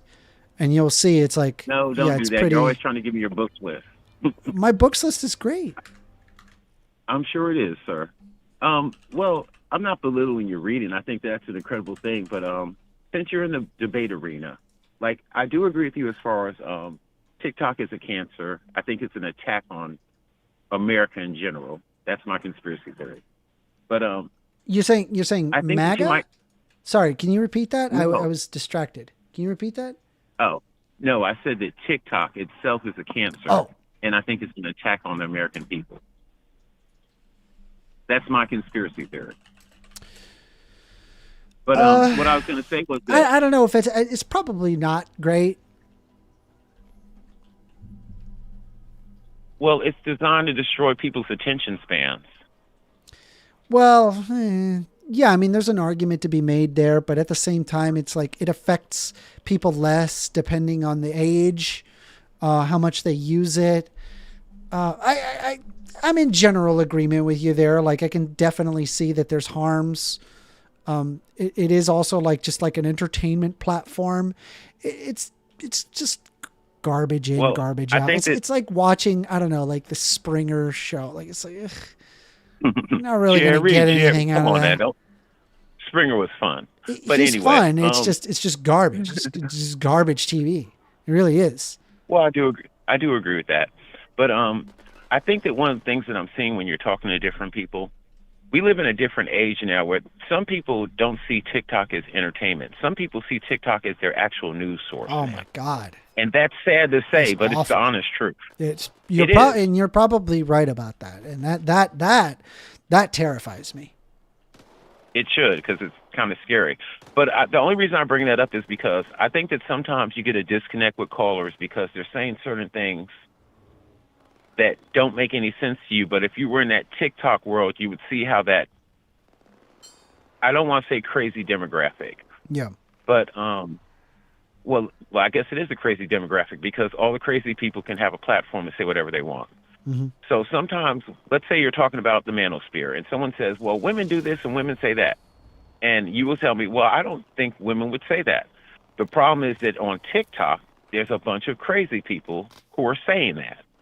And since you're not watching TikTok and it's not coming across your stream or anything like that, you're not seeing that part of our society. And that's also pushing a lot of people's political points of view, too. Okay, so you're saying that I should watch TikTok so that way I can understand opposing political views? Not really. No, not real. Well, I mean, you might want to glance at it once in a blue moon, but again, it's addictive because it's so much garbage to it. But it would help you. It would help round out how you see people present their arguments, because a lot of times there's so many crazy theories on TikTok that go viral, and then it's stuck in someone's head even when the facts like the come out. rapture. Yes, things of that nature. Yeah. which I You kind of might have laughed a at that point. too. I don't know. Maybe I gotta watch like a distilled version of like just somebody summarizing it because I hate TikTok. Yeah, well, that's a good idea. I've looked at TikTok multiple times and my brain reels against it. Like I hate it. I just that's good. Like I look at like there'll be like some kid just like doing some stupid dance or whatever, and I'm just like, oh, swipe. And then there'll be like, I don't know, just like that robot voice where it's like, yeah, I eat 11 grapes, but I told him I'd eat and I'm like, oh my God, fuck, dude, this sucks. Holy crap. I'm like, people like this? And then they're like, yeah, this is like the most popular thing ever. And I'm like, I hate this. This is awful. I hate it. And yeah, I didn't spend a lot of time on TikTok as a result. And there's just not a lot of anything we're in intelligible. agreement on this first. I agree, but I watch a lot of different YouTubers also, so they might be watching things on TikTok saying like, well, here's the social commentary on this, or here's the social commentary on that. And they'll watch several TikToks to prove the point of how crazy people are thinking. So I'd suggest that for you. Wow, holy crap. I'm watching Carter. What, is Carter still mad at you? Yeah, he he's is. just spazzing out. And he's making fun of Daniel's accent. And he's saying, I don't need to speak an inferior tongue. Jesus Christ. Oh, he cannot speak any other tongue. Look, man, now don't go banning Carter. Oh my God, dude. That's so racist. And look, let's be honest. Daniel's tone is like, his tone is just so, what is the best way for me to put this? I love Daniel's tone. What's wrong with his tone? I know you do. I know. Okay, let's put it this way. If I was going to make a stereotypical movie and I wanted a voice for said movie, I would probably use Daniel. Stereotypical for what? Now, you can say that's racist if you want, but I think he has what movie? What part? You're just saying you would put him in a movie? Somebody he's in Romania, right? A vampire hunter. How about that? So you'd be a vampire hunter? Not me, him. He would. He'd be a vampire hunter. Why not a vampire? He has a. Why not a vampire? That's a good question. Because he doesn't have the charisma to be the vampire. That's why. Did you see the movie? Did you see the movie? Yeah. Did you see the movie Nosferatu? The original? No, or the new one? The new one. I haven't seen the new one. Oh my God. But I do love vampires. And plus, Daniel will know this because we were talking about it on another one. You got a wife? Yeah. Watch it with your wife. You'll thank me later. Fair enough. I'll take that under advisement. I'm serious. Some stuff goes down in that movie, and you guys are gonna love it. Cool beans. I'll take an advisement. But What We Do in the Shadows is a vampire comedy, and Daniel sounds exactly like one of the characters, and he will contest that himself and say that that's the truth. Well, if it makes it feel like, I think Daniel's accent is charming, and one thing that I like about Daniel is that he's not a moron. And that's rare. I find very commonly people are not too bright. And when I hear Daniel talk, I can hear that he's very intelligible. He knows what he's talking about, and he has a chemistry background, which I do not have. And so he's perfect. Fair enough. For discussion, I think. Well, okay. He has the tone and the accent, but he has such a lack of charisma. I'm just being real here. Daniel, it's nothing personal if he's still there. But he's boring as hell, man. I'm sorry. Is he boring? I don't think Daniel's he's boring. Chat, what do you think? Is Daniel boring? Dude, I didn't even speak with him. It's like, and I'm speaking very little. Daniel, Daniel barely talks. He just fills the air. I'm the one that talks. No, he steals the air, man. He just puts people to sleep while he's talking. I'm just telling you the truth. You can ask the chat, ask your Discord. All right, it's not chat, what do you think? Personal against them. Let's see. Wait, is Daniel still here? I need to not not hate watchers, because they're all going to say Daniel sucks. All the hate watchers are going to say Daniel sucks. You know. Well, I don't personally. None of the things I said was about him as a person. I think he lacks charisma. Rain says Daniel has a soothing voice. He's saying that I lack charisma, but it's not. Oh, about you know what's another word for soothing? Boring, sleep-inducing, tiring. Why do you think he sounds does. boring? Then he should do those I don't think he sounds ASMRs where boring. people go to sleep. I don't think he sounds boring. Well, I think he's fun. And you are welcome to think that. I'm just giving you a different opinion. Okay. I don't have anything against him personally. I'm I going to have just think to he's agree to disagree with you there. Yeah, that's fair enough. He's your boy, and that makes sense. That's like my catchphrase now. All right, well, that was just it. No, you want to meet my boy. My boy is Orca. That's my boy. Orca? Yeah, Who's Orca? my buddy Orca. We hang out on Discord all the time. Does he debate also? No, he does not debate. He just hangs out. Oh, okay. In fact, I think he's actually listening in the stage right now. But yeah, he's my boy. We've been through thick and thin together over Discord. Oh well, shout outs to him then. The Briscoe says, so disregard the majority of your chat, Amender. Yeah, I was saying no haters because I know the haters. I know the haters. Talk to him, Briscoe. I get it. There's haters. Amanda Thomas says, I personally really don't care. I just come here for you, Amanda. Thank you, Amanda. I appreciate you. Thank you. But first, you have to admit something. Haters can be telling the truth sometimes too, right? I could see that. But let's be honest though. Like if the haters had their way, right? They would pair me with whatever makes me look the worst. Like they would be like, yeah, that's a perfect one. They don't want to see me do well. Or I don't know. Maybe they do want to secretly see me do well. I kind of agree with that. You know, or I don't know. Maybe some of them do secretly are like, well, you know, he's kind of fun to listen to, and I wouldn't want him ill.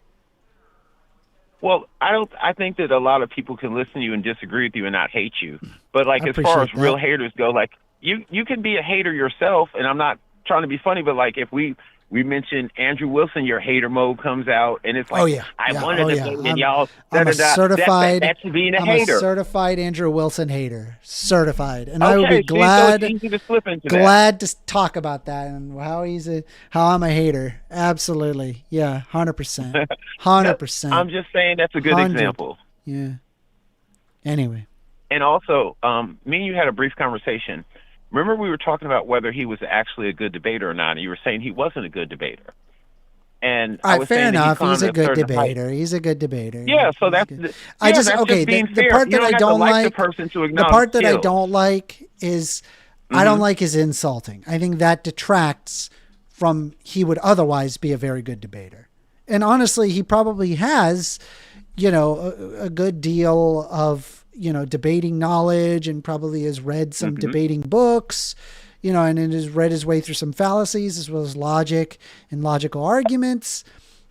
Likely he did all of those things. Why you got to insult? You don't got to do that. He's just doing a rhetorical insult that a bunch of people like to be insulting on the web nowadays. And that for whatever reason resonates. And if I could just imagine just Awolthoughts, just clutching his pearls. If I did even a quarter of the insults that that guy does, like, come on. I mean, you could try it. You never know. It might work for you. But I would say this. I think it's dirty. I think it's gross and dirty, and I don't like it. Okay, I'll extend the olive branch. I would say this much, because I am an Andrew Wilson fan as far as his debating goes, but I don't agree with him on every subject. For me personally, I think that sometimes he deflects from points as far as concentrating on a single word, and it will derail the whole debate. And I think that's one of the only weak spots I see in his actual debating style. Now, the insulting thing, again, clickbait, whatever, it gets views, and also, if it gets under his opponent's skin, then they start to lose some of their wits, and next thing you know, they've gotten off their point, their tangent, and he wins the debate. So it's tactical, too. Yeah, terrible. I think it's really dirty to work that way. I mean, it's a very dirty way to fight, very blood sportsy. And honestly, like genuinely speaking, like I like to do debates because I learn from people. Because like, take for example, even the guy that I just vehemently disagreed with and I ended up getting into an argument with, they presented something that I've never heard. You know, they said, well, hey, your study is largely disproven, you know, because of X, Y, Z. And I was like, really? That's disproven. Okay, let me look it up. I look it up. I don't actually find that information, but I find the opposite. But now I have that portion of information added, right? Whereas before I did not know that. Okay. Well, I mean, that's why you should be in this arena. That's a good thing. Yeah. All right, first of all, that was it. I was just calling in to clear that little part up with the Daniel thing. Yeah. Joachim says, you mute, you lose. No, bro, if you're like belligerent, you're getting muted. And no, you didn't win because you're a belligerent asshole. Like, fuck off. All right, anyway. I kind of agree with that, but the muting thing is kind of, I don't know, it's kind of subjective, man. No, if I, dude, just don't be combative and when have I think I muted you once and we got into an argument. Yeah, only once. You know, and you were wrong then too, but it's cool. Otherwise, I don't really mute you. Like, as long as you're cordial, we're not gonna have a problem. Anyway. Yeah, I get that, but I will say that you have to stop using the whole meta example where it's like, don't be meta, don't be meta. Yeah, no, I don't like meta. No, I don't like meta. You can't mistreat people. But I'm not mistreating them by saying don't talk about meta. No, I'm saying they're not talking about. This is an obfuscation tactic that a lot of people like to use. It's not just the right, but even people on the left like to do this. When there is a question that provides a lot of cognitive dissonance, what they try to do is obfuscate what the question is, and then, you know, try to bring up the meta of the discussion. Oh, you're interrupting me. Oh, if you just let me say my point. Well, if you just let me talk and not interrupt me, then, and it's like, bro, just give me your point. Stop wasting time. The only reason I push back on that, okay, first, you got to look at how the situation is.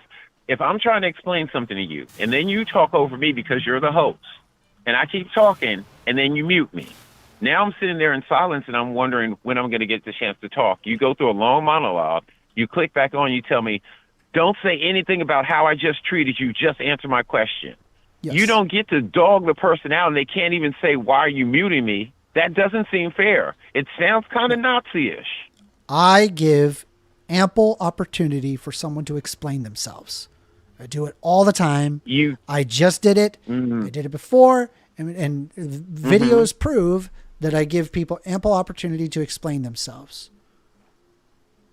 Fair enough. That's your opinion. Like I said, other people think differently, but it's cool. All right. All right. Well, first, I'm finished for the night, man. You just have a good night. All right. I've been streaming for about 5 hours, and I hope if you guys enjoyed this stream, or maybe you just hated the stream and you want to see more, consider a subscribe. I'm a really small YouTuber. I'm freaking tiny as hell. But we're on the road. We're on the road to 1,000 subs. I'm excited. Are you excited? I'm excited. Actually, I want you to get to 1,000 subs. Yeah, I appreciate it. All right, well, and go enjoy your night, man. Thank you. See you later. Later. Okay. Meta discussion. All right. What should the video be? I don't know, man. I don't know. It's a hard one. There's no clear. The Gerald was really good, but it's short. That's my only downside of it. But it's good. It's a good one. Yeah, maybe you can put the Gerald one. The Gerald one? Even if you it's think? shorter. It's short, but it's good. It's a good one. Dude, it's quality over quantity. All right, we'll do the Gerald one. Do this one. Yeah, Gerald was a particularly good one. I enjoyed Gerald.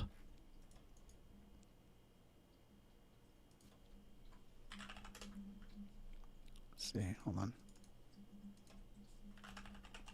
All right, y'all. I appreciate y'all very much for joining in. I see Neuralist has their hand up. Are we going to do one more? Yeah, he's on the Discord. They're on the Discord, and I've never met them. Why not? Why not? Why not? I'm up. But I'm going to go. All right, I'll talk to you later. Laters. All right. I'm not free today. Neuralist, you're my next. You're my last call for the day. I didn't see you. Let me put my thing on Do Not Disturb. All right. Give me 1 second. Hey, yeah, take your time. All right, Neuralist, what do you want to talk about? Well, so a buddy of mine, thanks for taking my call. I know this is last minute. I kind of jumped in a little bit late. A buddy of mine actually had a chat with you recently about the nature of socialism. And he hit me up after y'all's discussion and said that me and you should chat. And, you know, I thought, well, I don't really know what we would chat about, but maybe I would like to maybe gauge your intuitions or your sensibilities on what the nature of woke is. Now, before we go on real quick, the person I'm talking about is a guy named Master Eratosis. Do you remember him, or Meister Denker? I don't. It was recently, but, you know, of course, you don't remember everybody you chat with. You're, 5 hours into shit chatting with 100 people. But what is this? So, like, whenever you say you're a woke liberal, like, do we mean liberal in the classical sense, and what do we mean by woke? So I do like the liberal in the classical sense, but I also believe in like things like positive rights. Woke just means that you're aware of societal ills, implications that push people down, and to try to correct those societal problems. So woke is an idea that's like we're contextualizing where people, specific groups in society, are kind of behind the curve in a certain sense, either economically or something like that, maybe educationally. And that there's systemic issues with that, like it exists at a systemic level.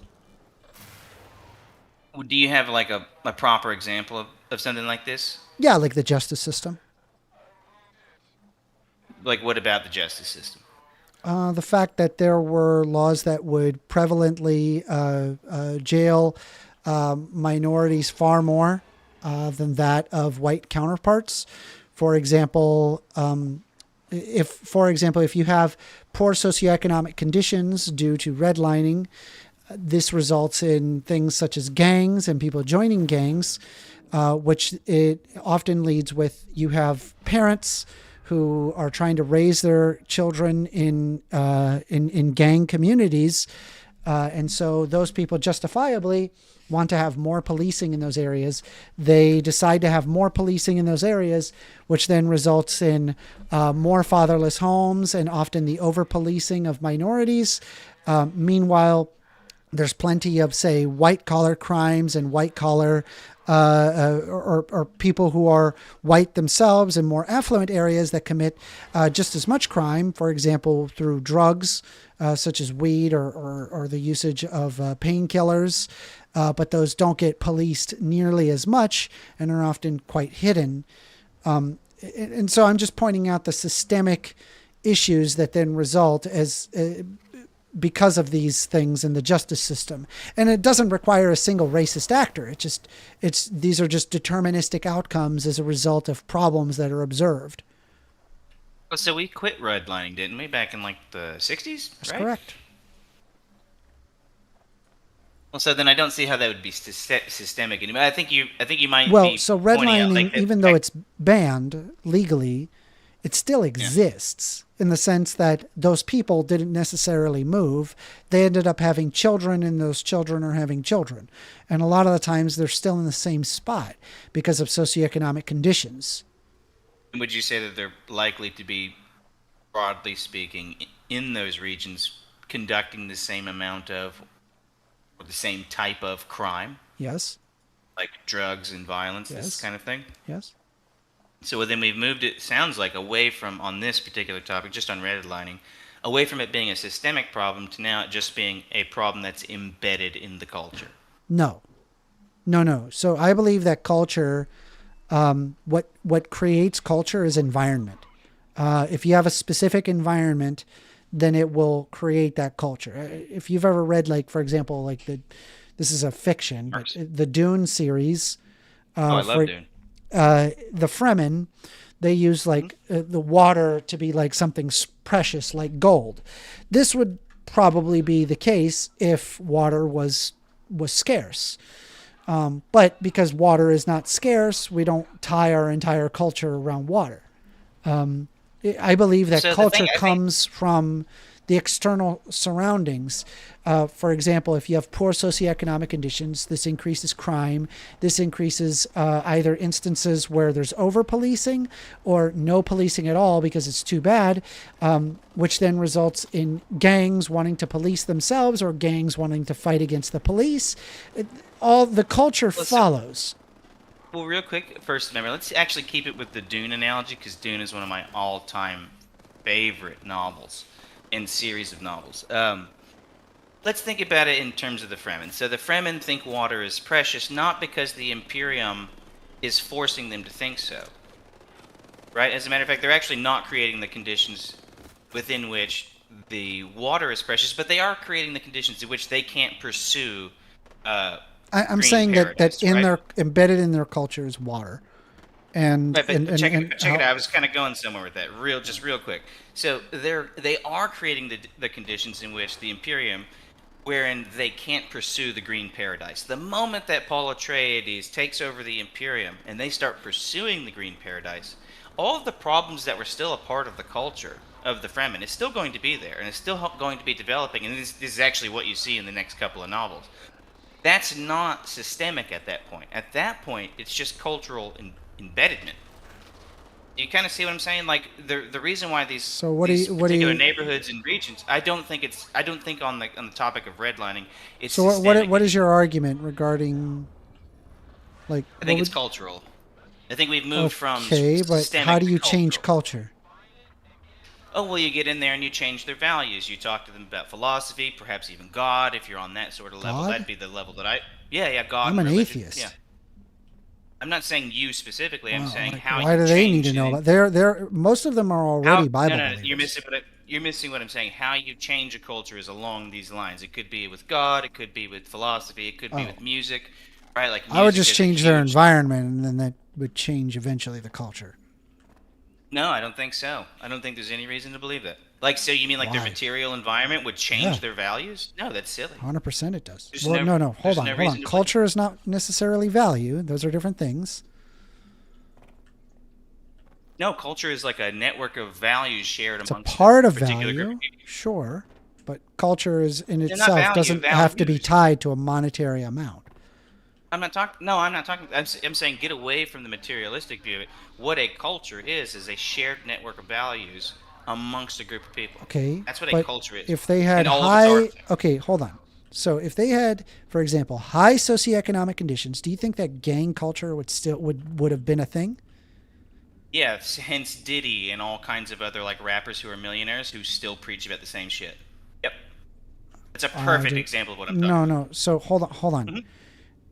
Why are you mentioning Diddy for starters? You could have just said any rapper. Why Diddy? He's a rapper because he's like the premier rapper. Him and like Jay-Z and some of the other.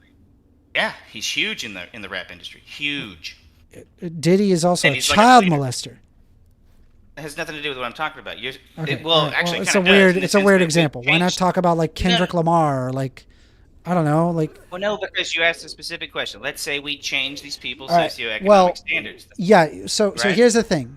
All of those people, I get that they themselves are rich, but they're obviously going to be speaking to their demographic, which is going to involve people who are poor socioeconomically and go through the gun violence and gun crime and all of those things. Right. Why would that be their demographic if the culture wasn't because we made it that way.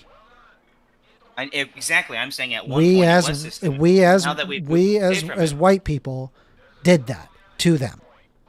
Well, no, some people in the past. We did. We specifically created redlining laws and instilled poor socioeconomic conditions. They even during the time of segregation, there were black people that went out of their way to make their own businesses, to make something of their life, to become successful. We burned their shit down to the ground because we did not like them being successful. No, not they.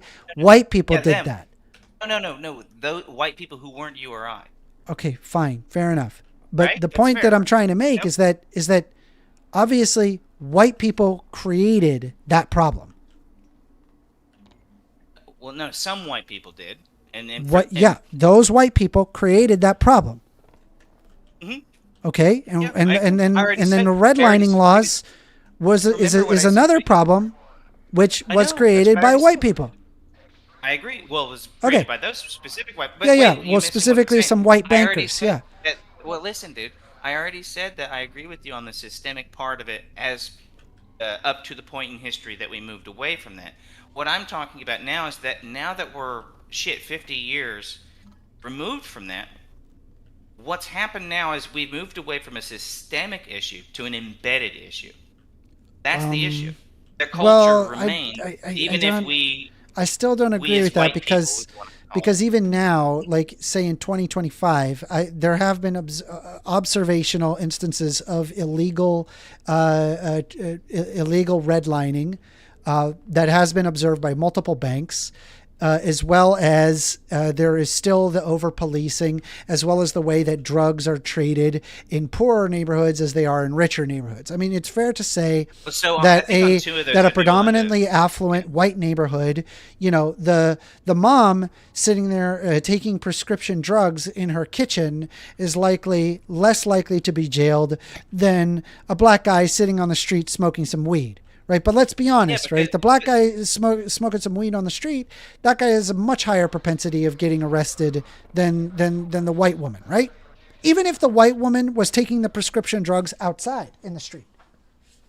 Because the neighborhoods that you're talking about, like you said, they're affluent. They're not really neighborhoods where you have a lot of crime. They have less policing. They have less policing. So as a result, they catch less people. Crime. No, there's less crime there. That's why there's less policing. I mean, to be honest, the solution that I would have is to provide better socioeconomic conditions. I would have social safety nets. I would involve the community. I would eminent domain houses and businesses that have become houses. No, hear me out.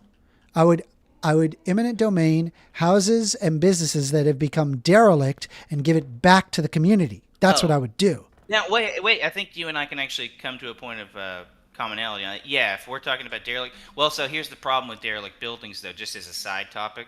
I actually come from a place in deep southern West Virginia where, derelict buildings stand erect. Almost all of them are condemned or, filled with horrible shit. I don't really... As much as I sympathize with, giving that back to the community, I think you and I can get on board with that. However, we should probably take an account of what we're giving back to the community, if that makes sense. Yeah, again, I would involve the community, and once again, I would provide funding for the community to be able to build itself back up and provide exactly what the community needs, not what some politician thinks that they need or what some state representative or Supreme Court thinks that community needs. I would involve the community directly, and I would ensure that whatever is being built is something that actually does impact the community in a positive way. We've actually done this, by the way, in the past, and it's worked fabulously. There was the Dudley Street Renewal Project, which was basically a community-led effort, but it required the state to effectively step in and provide eminent domain clauses over the derelict buildings. They also prevented, what was it? They prevented, they used to have open trash areas where people would just people from other neighborhoods would just dump trash there. They made that illegal. Which both are a health issue. Yeah, so I think I agree with you. So would you agree with me that I think if we wanted to contend with the issue that you're talking about, let's minus $1 billion from the defense budget, just $1 billion, right, and redistribute that to the cause that you're talking about. Would that be cool with you? I don't know how much. You may not even need $1 billion. That's a lot of money. It is, but depending on the size, you may not even need that. Yeah, but the defense budget is huge, bro. I right? agree Just with say you. we, Yeah, it's we ridiculous. deduct $1 billion. Okay. Right. We don't cut into Social Security. We don't cut into children having food at schools or anything like that. Let's just take it from the defense budget. $1 billion. I think that we could get away with what you're talking about. I don't think there's anything wrong with what you're talking about. As a matter of fact, I think it's rather noble. Here's the problem, though, is I'm not entirely sure that if we did that the material conditions being changed would be sufficient for the change that we're hoping to affect. Well, so we did that in the Dudley Street neighborhood. They had crime out the wazoo. Crime had reduced substantially as a result of these rebuild projects. Again, if you improve socioeconomic conditions, crime drops like a rock. So let's say we deduct $1 billion, right, from the budget, and we say we're going to give this to Harlem. You think that's going to change? If I gave it to, do again, I would UBI involve a community-led effort. I don't know exactly what is Bingo. necessary in Harlem, but the would community-led involve effort is absolutely required for it to work. Right. That's the necessary condition. Now, sufficient. It depends on how big the community is, how unified on shared values they are to contend with the rebuilding of Harlem. But just changing the material, like let's just say we don't have a community, we just send that $1 billion out to every member of Harlem. Do you really think that that's going to change something in Harlem other than spending? I don't Yes, think so. it would change Harlem for the better. They'd probably all move out of Harlem. No, I disagree. Yeah, they would. If I took $1 billion and I gave say all that for money example, to the people you in Harlem, have, they'd leave Harlem. listen, if you have, well, it would be focused on a revitalization effort, not just take the money and leave. That's not what it would be for. It would be a revitalization effort of derelict streets and neighborhoods and making public utilities where they're just, available. And there would likely be schooling projects and things that would actually help build up K through 12 educational outcomes. These are all things that can be implemented, and by getting the community involved with the resources they need, it could be quite beneficial. I mean, no, I'm saying, look, my friend, I think that your heart is straight up in the right place. I think it really You just is. think it wouldn't work, even though it worked in I Dudley. think well, just because you have isolated incidences of something working, It's not an doesn't mean isolate. it will work. I bet you if you did it again, it would work. Well, real quick. Just because you have an incident of something working doesn't mean it's always gonna work, right? Like AA works for a lot of people. It doesn't work for everybody. Same thing as at CBT or any other kind of therapy. That's not the point. The point is I don't think you're getting meta enough. And now I know you mentioned this earlier, and I'm not trying to box you into some hole where you got to get meta or some shit, but you have to really think about what is the nature of community organization. It's shared values. You have to have a culture that overrides the existing culture to gather them up and push them toward a purpose, push them toward a goal. If I drop $1 billion on Harlem or South Chicago or the Southie projects of Boston, and I just dispense it all equally to everybody that's there. I didn't Without say a to do shared that, goal? nor is that my suggestion. I agree. I'm just hearkening to the idea of material conditions being the necessary and sufficient condition to affect change. I do not think that is the case. As a matter of fact, I think the thing that you would change is population. You would have a flight from the Southie projects if you dropped $1 million on a guy's lap All right, in Southie. great. That's good that I'm not arguing that. I know. Well, you were kind of. You were saying Not if we really. change the material condition. Well, you were. Yeah, At yeah. first By you were affecting saying the material conditions, it does impact in a positive way. But obviously, if you just give them a lump sum of money, that's not really what I'm looking for. We take the lump sum of money, and we involve the community in building the community. Right, you're doing something extra, which isn't just Yeah. changing the material conditions. You're changing value. I mean, that is changing the material conditions. It's the same thing. It's just It is, but more you're not direct and just more, and would actually impact the community in a positive way, as opposed to just, Well, I don't know, look, people leaving with their money. Well, look, before I let you go, I just want to see if we can analyze this properly. So material conditions would be I dropped the $1 million on a Southie project. That's not what. Guy's lap, right? I don't think it. That I also that would don't be even think that material this conditions. matters. I've explained what I mean by material conditions, and I feel like But let's try you it, saying, though, "Well, that's together. but I think extra you're fucking- steps." No, I think you're an upstanding guy, and I'm saying I think we can actually get somewhere if we try this. If I look at material conditions and I say, let's drop, $1 million on a Harlem, whoever's in Harlem, and I change their material conditions, and I don't give them any direction. I don't say, hey, with this $1 million, you go do X, Y, and Z. What they're going to do is they're going to do their own X, Y, and Z. Yes. I've changed their material conditions. That doesn't actually change the nature of the community's Explain outcomes. what I would say, what I meant by material conditions, There's not just giving them $1 million. I don't know why you. Well, you're no, stuck on I that. think that what you would explain by changing the material conditions is the thing that I was talking about, which was affecting culture, which is laying the $1 million giving on people everybody's the hands material and conditions giving them the necessary to purpose. impact their community in a positive way is not changing their culture. You're not going to want to do that I if think you don't. culture changes. Culture changes on its own, just with time and effort and changing the environment. That's what changes culture.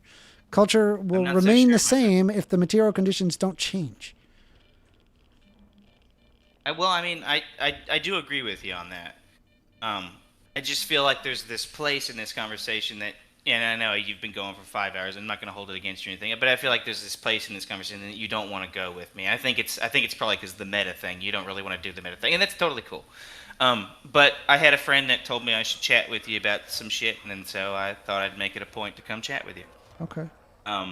But I won't keep you any longer. Maybe we'll have some follow-up chats, down the road. Sounds good. It was nice to meet you. I don't know what your name is. My name's Garrett. Just First Amender. First Amender? Yep. Garrett, First Amender. You Thanks, have a Garrett. good night, brother. You too. Bye-bye. Bye-bye. That was Garrett, Neuralist.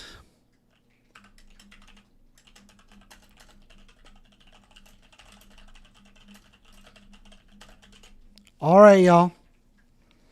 Woo! That was a fun conversation. That was good.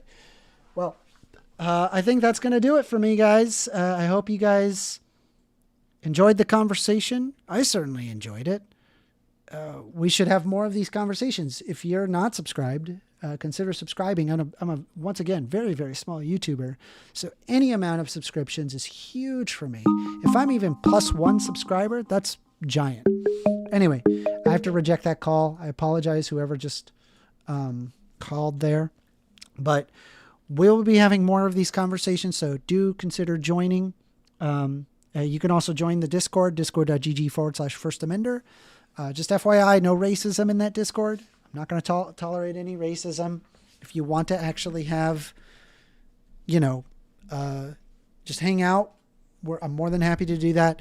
But if you want to argue some racist argument, then don't do it here. You can call the show. Anyway,